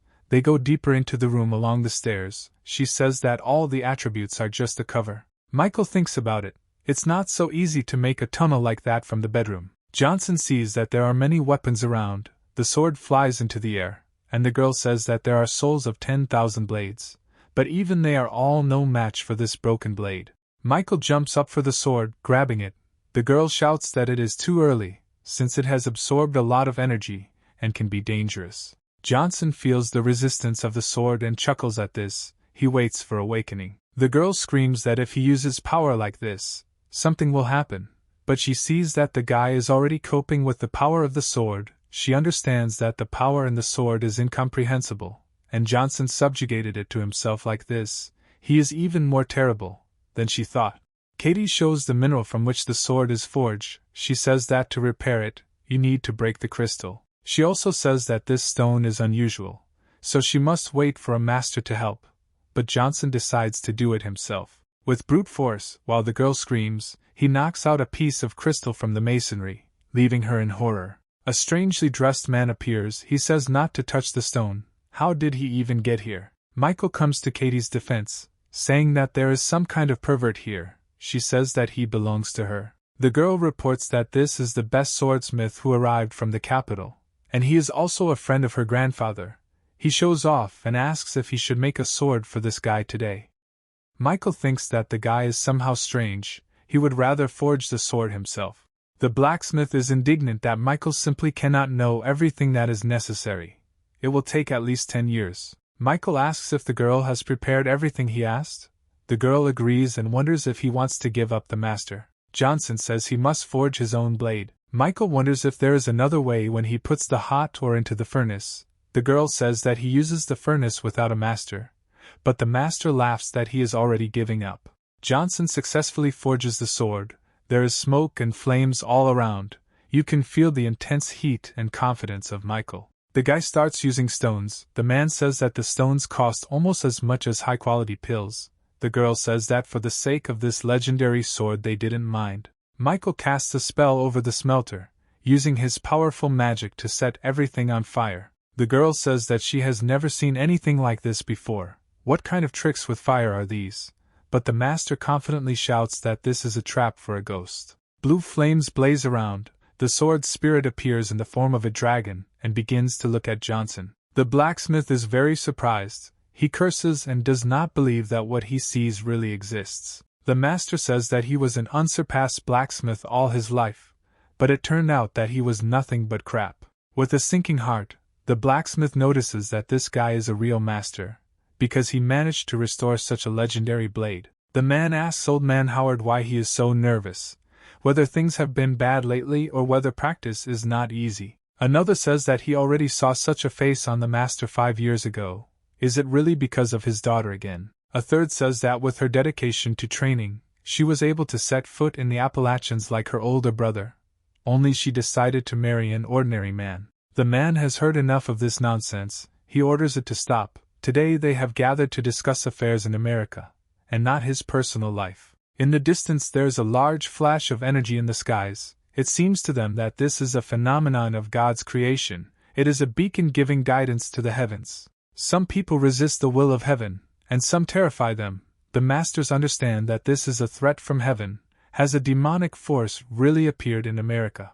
An unknown man sits in front of the sigil and casts many spells. Gradually everything around him becomes dark. Something happened to his face. Everyone asks what's wrong with him. He says that this is the payment for the power of heaven. The victim says that this signal is in New York. The old man thinks with horror about that illegitimate child, whether he has inherited such spiritual talent. He thinks that at the birth of the child, he sent a servant there. He said that Johnson does not have such power. He is just a child. His mother's power was wasted. Michael swings his new blade and realizes that it exceeds all his expectations. The blacksmith sits down on his knee and begs to be forgiven for the insult inflicted on such a master. He asks to take him as an apprentice. Johnson says that he doesn't care. He won't take him as an apprentice. Let him get up. He thinks that he will now teach this man a lesson, but his strength leaves him because he has spent too much. Michael wakes up in the Sanders house. Fortunately, the sword is still with him. No one took it. He can't believe he lost consciousness. Johnson realizes that he has no clothes and is in Katie Sanders' bedroom. He hopes that this girl didn't do anything to him while he was sleeping. Katie appears and says that she didn't think he would wake up so soon. Maybe he should get some more sleep. Michael asks if she undressed him. She says she did it because his clothes were wet. She didn't want him to catch a cold. Johnson did not expect that this would happen and does not blame the girl. Now Johnson is in debt to her family. If she needs something, then let her ask. And he also hopes that no one will know about today. She can guarantee that. Sean is training. Michael is interested in how he recovered so quickly that he is already back training. all thanks to the pills. Johnson says that he has 20 pills in the package, but he gives them for a reason, but with the goal that Sean will join the first 150 people in the ranking in 2 months. Former me thinks that this is madness, but understands that the gentleman believes in him, and he has first-class pills, which means he can handle it. Sean shouts with enthusiasm that he will unconditionally carry out the assignment. Michael leaves and says that he expects good news from him in the future. A leaf flies near Johnson and sticks into the wall, cracking it. Michael realizes that there is no such a strong master in the province now. The main character walks through the park. There he sees a strange guy. He wonders where he came from. It turns out to be one of the killers belonging to the palace. He says he just wanted to see the guy who turned him down twice to see what he can do. Luckily, he's not disappointed. The head of the palace offers a bet. If Johnson can catch up with him, then the palace will not have any claims. But if not, then the guy himself will become a killer. Michael wonders if their organization is worthy of having a killer like him in its ranks. Lin says that he has a lot of strong masters in his ranks. Nothing should faze him. But Johnson says that he may not be ready to do what they do, but the weapon in his hands is very interesting to him. Finn thinks he only has 2 of these shuriken, but if it helps him get Michael, then so be it.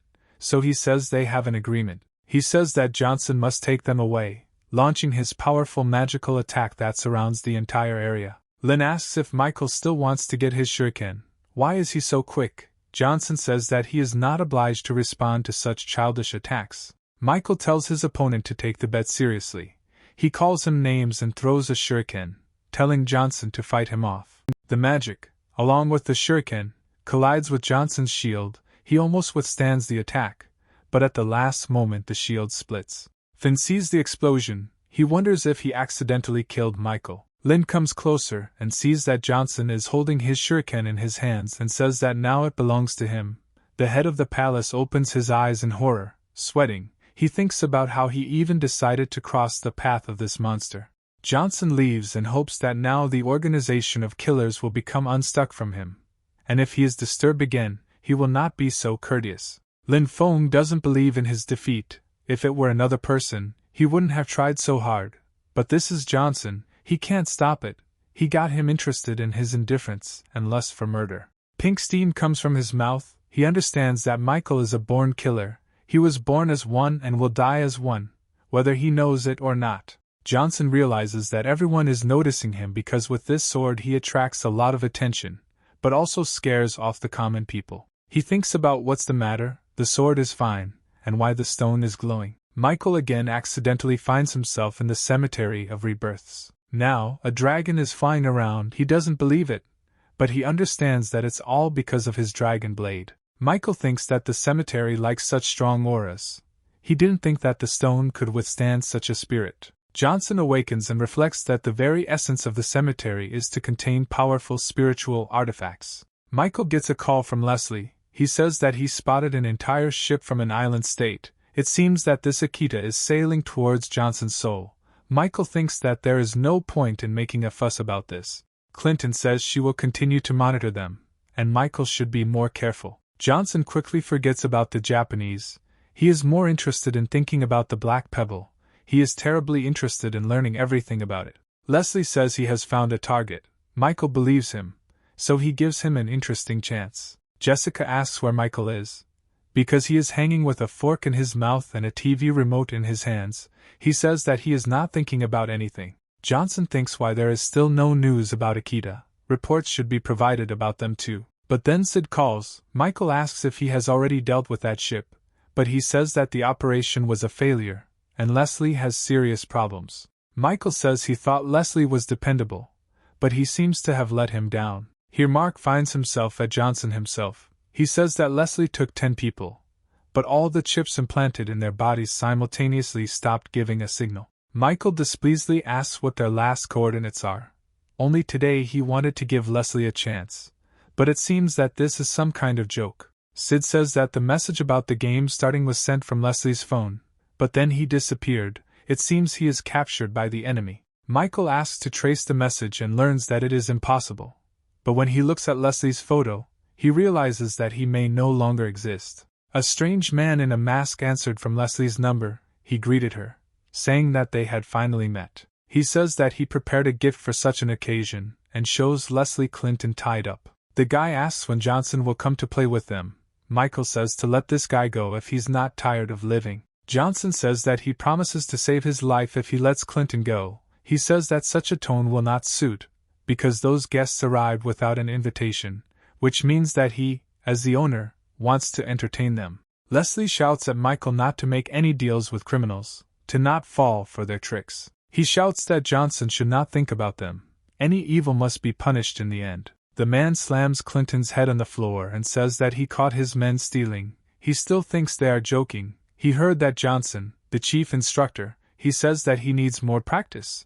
Otherwise you will not achieve anything with exercises alone. The sooner they come, the better.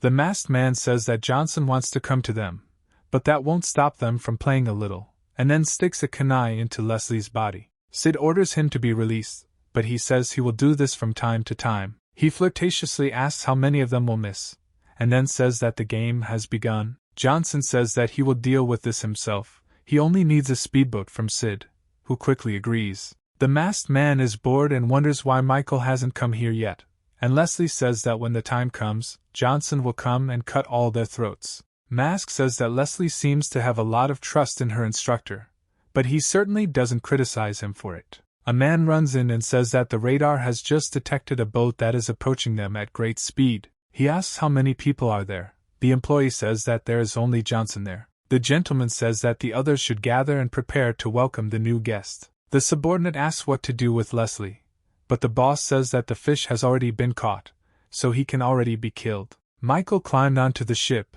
The militants are looking at him. He is also looking at them. They say that they must remain calm. They definitely will not let him through. One asks if Johnson is really such a good teacher, and the other says that he is, because the soldiers he trained had the kind of strength that not every instructor has. But here everything is done to get rid of him, so his head will be at them. From behind him, Michael says whether he will be lucky to survive today, and then he knocks off the masks along with the heads of all three criminals, and then says that Lady Luck herself should favor them. He is noticed by other killers and they head in his direction using machine guns. Michael rejoices at their hospitality. His face expresses a lust for murder, and he himself is simply blazing with flames. Johnson calmly deals with a crowd of heavily armed militants, scattering everyone across the deck. The remaining militants understand that they cannot do anything against this guy. They are not sure that Johnson is even a person. Michael comes up and spends one hit on each of his new opponents. One of them is still breathing. Michael is going to finish him off, but he asks not to kill him, because he will tell everything. He emotionlessly wonders where that jock with the scar and pink hair is. Another masked man says that he is very glad that the famous commander of the dragon spirit fell into his hands, because his guys killed a lot of his people, and now they have a chance to get even. And Leslie only notes that villains who talk a lot die first. Michael is in another warehouse and asks where his man is. He is told that in the third warehouse. He silently crushes his rival's head. The chief of Akita's men went outside to meet him. However, Michael notes that this did not stop him from sending goons after him first. That man only says that he can only have real fun with Johnson, all in the name of Akita. The man notices that the deaths of people were not in vain, nor were they all in order to catch Johnson. He says that now it is his turn to act, and bursts into flames. The masked man begins to resurrect his people from the dead. Michael understands why they came here to die, and spirits move into the former bodies of the terrorists. The masked man begins to use some special technique, continuing to resurrect bodies. He says that the Akita members who were killed by Michael will never leave him. They will show Johnson that running is useful. The main character, fighting off the spirits, says that he did not expect such a move and praises his opponent, and he says that even his vanity cannot resist him. Johnson says that offended souls are excellent food for his sword. The masked man wonders where he got this sword, dripping with cold sweat. The shaman orders the spirits to devour Johnson, but he rushes to attack and asks what the noise is. He points his blade and commands his blade to devour the spirit. Now that the sword is full, Johnson is satisfied. Now it's the little bastard's turn. The clown offers to discuss everything. There was some kind of misunderstanding. He wants to know where to look for Leslie. Michael begins to say something, but Leslie appears behind him. Johnson asks how he escaped, whether he was injured. He says that everything is fine with him. He's strong, and this clown left some idiots to look after him. When they were distracted by the noise, that's when he killed them. The main character offers a pill to recover. He is very grateful, and at the same time the Akita fighter is sweating a lot. Johnson flexes his fists. He says it's time to start a new round of their game. Here the guy in the mask begins to make excuses. He asks to discuss the information that he can give them, but Michael says that it's not worth it, because after the game he will tell everything anyway. Akita's boss finds out that Johnson has arrived after all. He is furious. He thinks that if it is one of the top 10 masters, then he will be finished. But just like the Martial Arts Bureau of America sent a strong master, they also signed a non-interference agreement. A servant comes running. He shouts that that young guy with a sword killed almost all the members of Akita. The boss runs with the servant and asks that there was only one guy. He confirms this information, but says that he had a terrible and unusual sword. They go out into the street.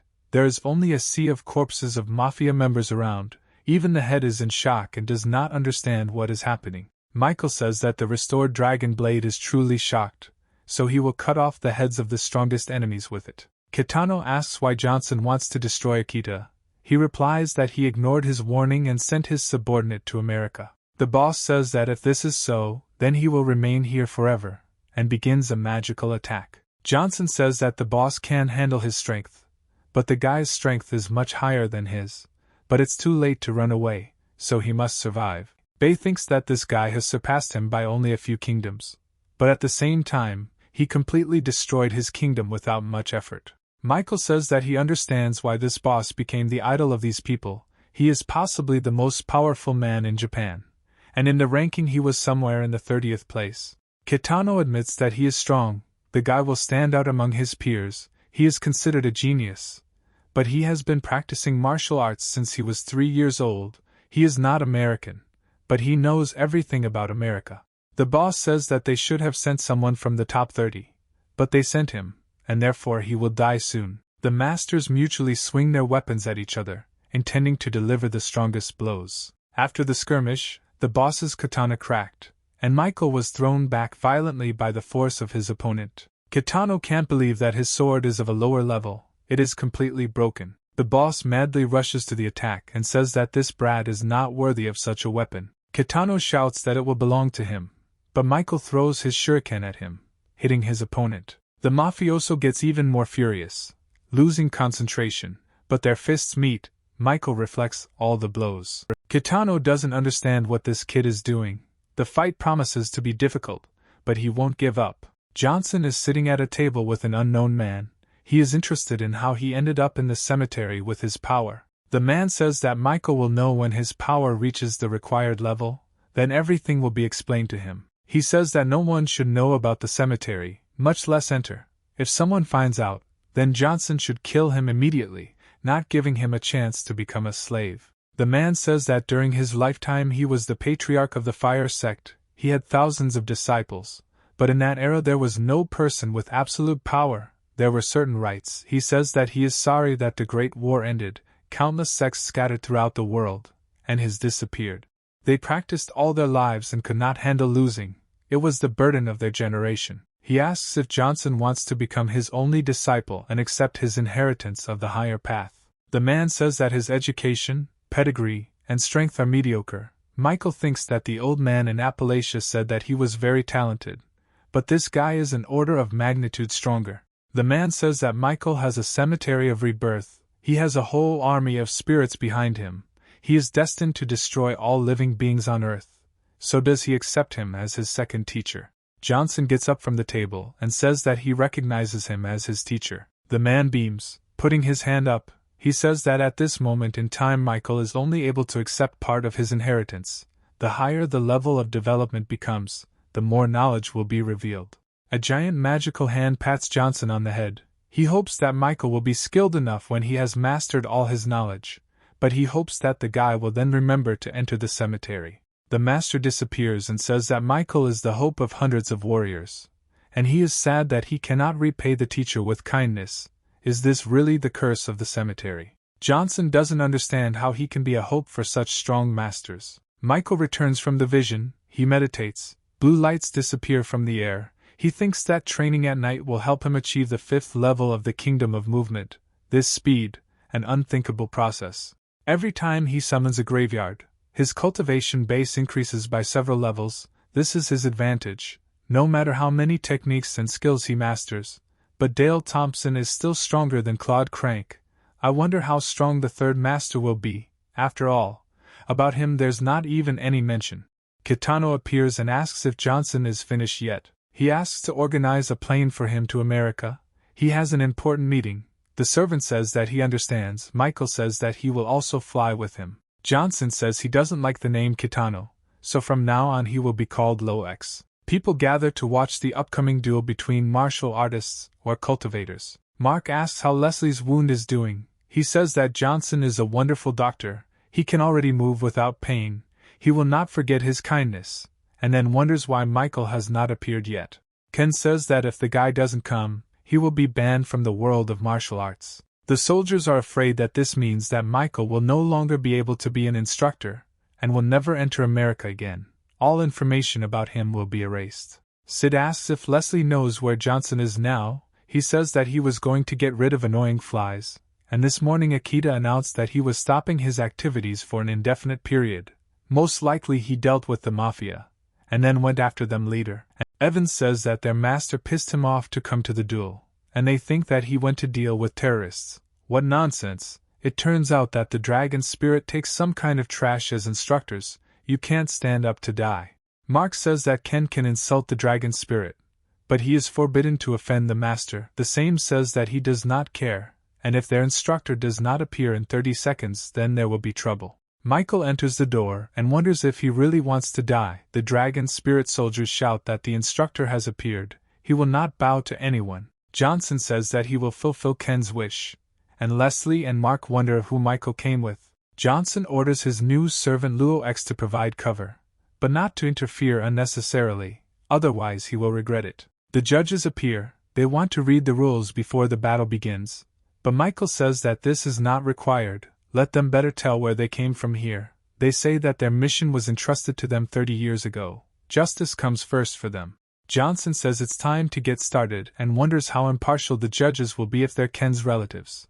But he's actually prepared enough that he doesn't care. The master is indignant, and Ken says that this is Michael's last fight, so the judge will leave the platform. Evans begins to give a speech, but Michael appears and delivers a lightning-quick punch to his face. Ken, wiping his face with displeasure, says that it was a sneak attack. How dare he? You can't be so arrogant. But Johnson already delivers a crushing kick to his opponent's face, knocking him back. Michael continues to punch his defeated rival in the face, wondering if he is still going to run him out of the country, kill his friends, or desecrate his parents' gravestone. Johnson makes an attack. The enemy disappears somewhere. The judges approach to stop the killing. Mark, Seed, and Leslie doubt what is happening.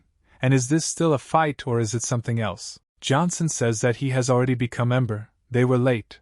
Previously Ken was 2 kingdoms superior to him, so he decided to use the dragon blade against him, but there was nothing left of him. The soldiers don't understand how it could all end so quickly. The battle took less than a minute. It seems their instructor is much stronger than they thought. The judges ask if Michael understands the consequences of this murder, now that there is no turning back. Lo-X appears. He says that murder is welcome in the rules, so one more step towards Johnson, and the judges will be sorry. Sid says that the Bureau is also not famous for its adherence to rules, and life and death issues are decided in a duel, and you condemn him for murder. The judge remembers that they agreed not to let Michael out alive if he wins, so, ignoring the laws, he says that it is time for him to die and goes on the attack. Law attacks the aggressor, easily killing him with magic. He wonders why not listen to his opinion. The dragon spirit does not understand how this man killed such a powerful master, ranked in the top 100, with one blow. But what's even worse is that he listens to Johnson unquestioningly. He's a real man. Leslie and Sid think that his movements are terribly similar to Kitano's style.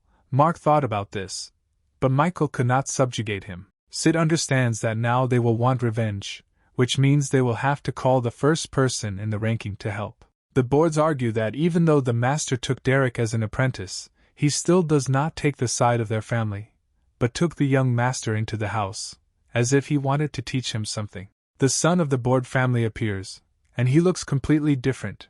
He is blazing with magical energy and boasts. The father notices how much his son has changed. He is extremely surprised. Magic is around even now during the conversation. Derek says that the master seemed to open his eyes. The guy has been involved in martial arts since childhood, but compared to him, he completely sucks.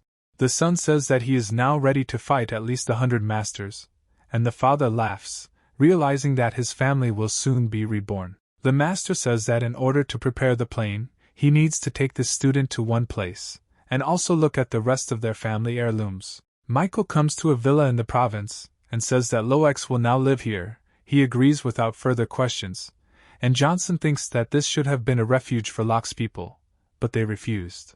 Johnson returns to the house. Sarah appears there. She jumps on him and asks if he missed her. He notices that she returned early. She says that her grandmother's work ended early. That's why she's here. The girl talks about how her grandmother is doing, and then goes to the shower. She says that he can join, but he says that 2 people won't fit in the bathtub. The guy notices that every time Walsh's jokes become more and more impudent.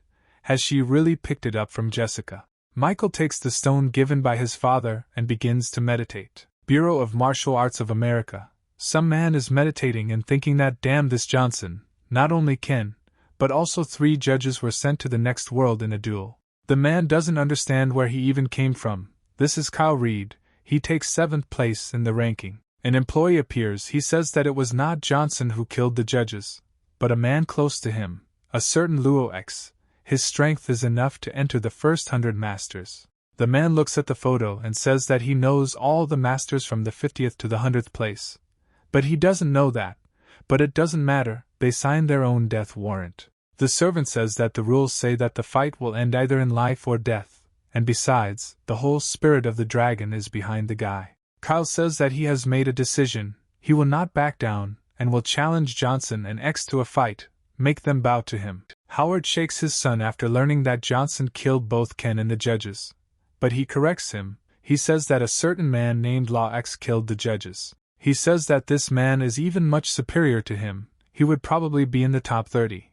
And most importantly, he is Johnson's servant. Jesse says that they urgently call him a plane. He intends to fly there and show everyone the power of the Howard family. The son says that his grandfather told him not to meet with him. He broke ties with the family. And he says that he had no intention of meeting with him. Michael improves in the magic that his last mentor taught him. Johnson understands that the skill turned out to be worthy of a second spirit. It is unknown what will happen to him if he trains it even more. Sarah enters the room. She asks what Johnson is doing. Noticing how he left a handprint in the wall, she wonders if he was really going to destroy the whole house. She is glad that at least Jessica is not here. She would be very scared. Michael says that he did not calculate the strength, and that she has a good nightie, and the girl, embarrassed, leaves. Johnson says that Locke will send someone to repair the wall. He sincerely hopes that she will survive until then. He sees that the 3rd tombstone has not yet been opened. He does not know who he will have to fight to open it, but he will definitely find a way out. Sarah thinks that Johnson doesn't know that she knows about his exploits. The rumors about his strength really don't lie. And she has to deal with the boards. By the way, she hasn't heard anything from them for a long time. After all, they went to the mountain for the Great Master. It couldn't have worked out better for them. But then her phone rings. It turns out to be Derek. He tells the girl that he will return in a day and a half and expects that Sarah will meet him in a worthy manner. And he also says that from now on he should be called Master Derek Board. Michael sits and thinks that today's TV shows are completely boring. Sarah says that she has something for him, showing him the amulet, and he wonders if he needs an amulet with his power. The girl feels the power of darkness and light from Michael. She wonders what's wrong with him. Johnson says that if something happens to a girl, she can always turn to him.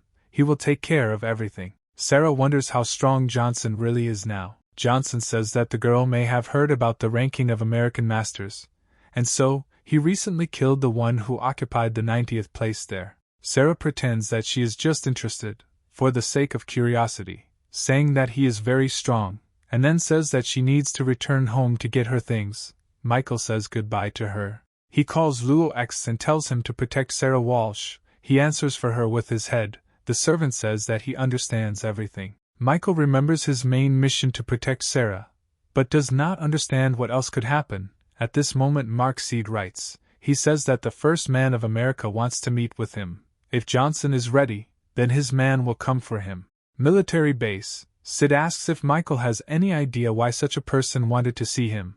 He says that he has important business, and he won't be able to come. A man appears on the screen. He says that he is glad to finally meet Johnson. He is a very dangerous and interesting person. He is immensely glad that Michael is on the side of the dragon spirit. The guy wonders if they were looking for him to say just this. But the man wonders what the guy did to Akita, because Lo X is Kitano. Sid is very nervous, because now the answer to the question that worried him will be given. Michael calmly answers that yes. Mark is incredibly surprised, because some believe that Kitano is somewhere even more important than the President of Japan. He plays an important role in politics. The man asks for permission to cooperate with Kitano. Michael says that he can provide this without problems. But the guy is waiting for an answer to his question, what happened in the villa 5 years ago. The man tenses up and says that he can't answer, because the 3 strongest families of America are involved in this, which, not only Johnson can't touch, even the first person of the country. Sid's jaw just drops in surprise. These people, they are the 3 pillars of America. The government listens to them, even the Martial Arts Bureau is powerless against them. At their will the whole country can suffer. The man also says that he must tell him that his parents are alive. Michael is shocked. The first man says that Johnson will soon find out where they are. The right people are already waiting for him. And the man must take his leave because there is a plane waiting for him to China. He will return to Johnson when he arrives in America. He says that Michael needs to be very careful and not to get involved with the 3 families until he is firmly on his feet. Johnson walks down the street and realizes that the only clue about the 3 families right now is the Howard family, because they are definitely related to his mother. A huge car appears. A master from the Martial Arts Bureau is sitting in it. He shouts that Michael will die at his hands. Johnson sticks out his fist and hits the car, sending it far back. Michael says he doesn't have time. Let his enemies come out. He doesn't have time to play. 3 men jump out and surround Johnson on all sides, preparing to attack. The opponents spend a lot of time bragging, but Michael says that they are completely unworthy of his attention. The opponents are left in shock. The masters rush at Johnson in a furious attack with the goal of killing him. Michael uses his new move, incinerating 2 of the 3 opponents, leaving the last one in shock. Johnson looks at the hand and realizes that the full power of the heavenly palm is so destructive. He didn't even think about it. It's just a gift of fate. But there is a downside to it. He exhausted all his energy for this blow. He realizes that there is a tough fight ahead, so he takes the pill. And his opponent is already running away, thinking that he must immediately report to the Bureau administration about the capabilities of this boy. He is incredibly strong. Johnson, in his usual manner, turns up at the fugitive and asks where he is, if he didn't want to do something with him. The man hits him with a whip and tells the guy to act generously this time and not interfere where he is not asked. The master, running away, shouts that the weapon will not leave a living place from the guy if he gets into his net. The man catches Michael in a net, but the guy says that thing doesn't look strong. The master says something about how his whip is magical. No one can get out of it, but Johnson cuts the whip with his sword without any problems. The man doesn't believe it, but sees how the sword completely absorbed the energy of the whip, leaving nothing left of it. He asks if this is the sword from the legends. The guy replies that this is exactly the sword, scaring his opponent. The enemy tries to beg for mercy, but Michael cuts him down, ending the fight. Kyle Reed calls his masters. He asks if they have already dealt with Michael, if there is anything left of him. But Michael speaks from the phone. He reports that he took care of his people. 2 were burned, but he thinks that he is not will be upset by this news. Johnson says that he doesn't understand where he gets such people from, and also that he is waiting for his father at home, and if someone else comes to him, he will personally turn off Reed's head. The man explodes. He doesn't understand why Michael even dares to threaten him. He was told that he was experienced, which is why he took 7th place in the ranking. Johnson examines the stone with the Cemetery of Rebirth. He understands that with its power, either the 3 families, nor the Bureau, nor Appalachia will stand against him. Everyone involved in the tragedy will be killed. He thinks that, as the old man said, his path was not initially aimed at creation, he was destined for destruction. His power will not leave anyone alive. Unbridled power wreaks chaos and death. His bloody dragon is a harbinger of the apocalypse. A third grave has appeared in the cemetery. It says that on the day of his return, the world will not allow enemies to escape. It seems to have awakened due to Michael's darkness. The first spirit said that in order to move the grave, permission must be obtained or cultivation must be strengthened. Michael, with madness in his eyes, realizes that for this tombstone he needs to commit the maximum number of kills.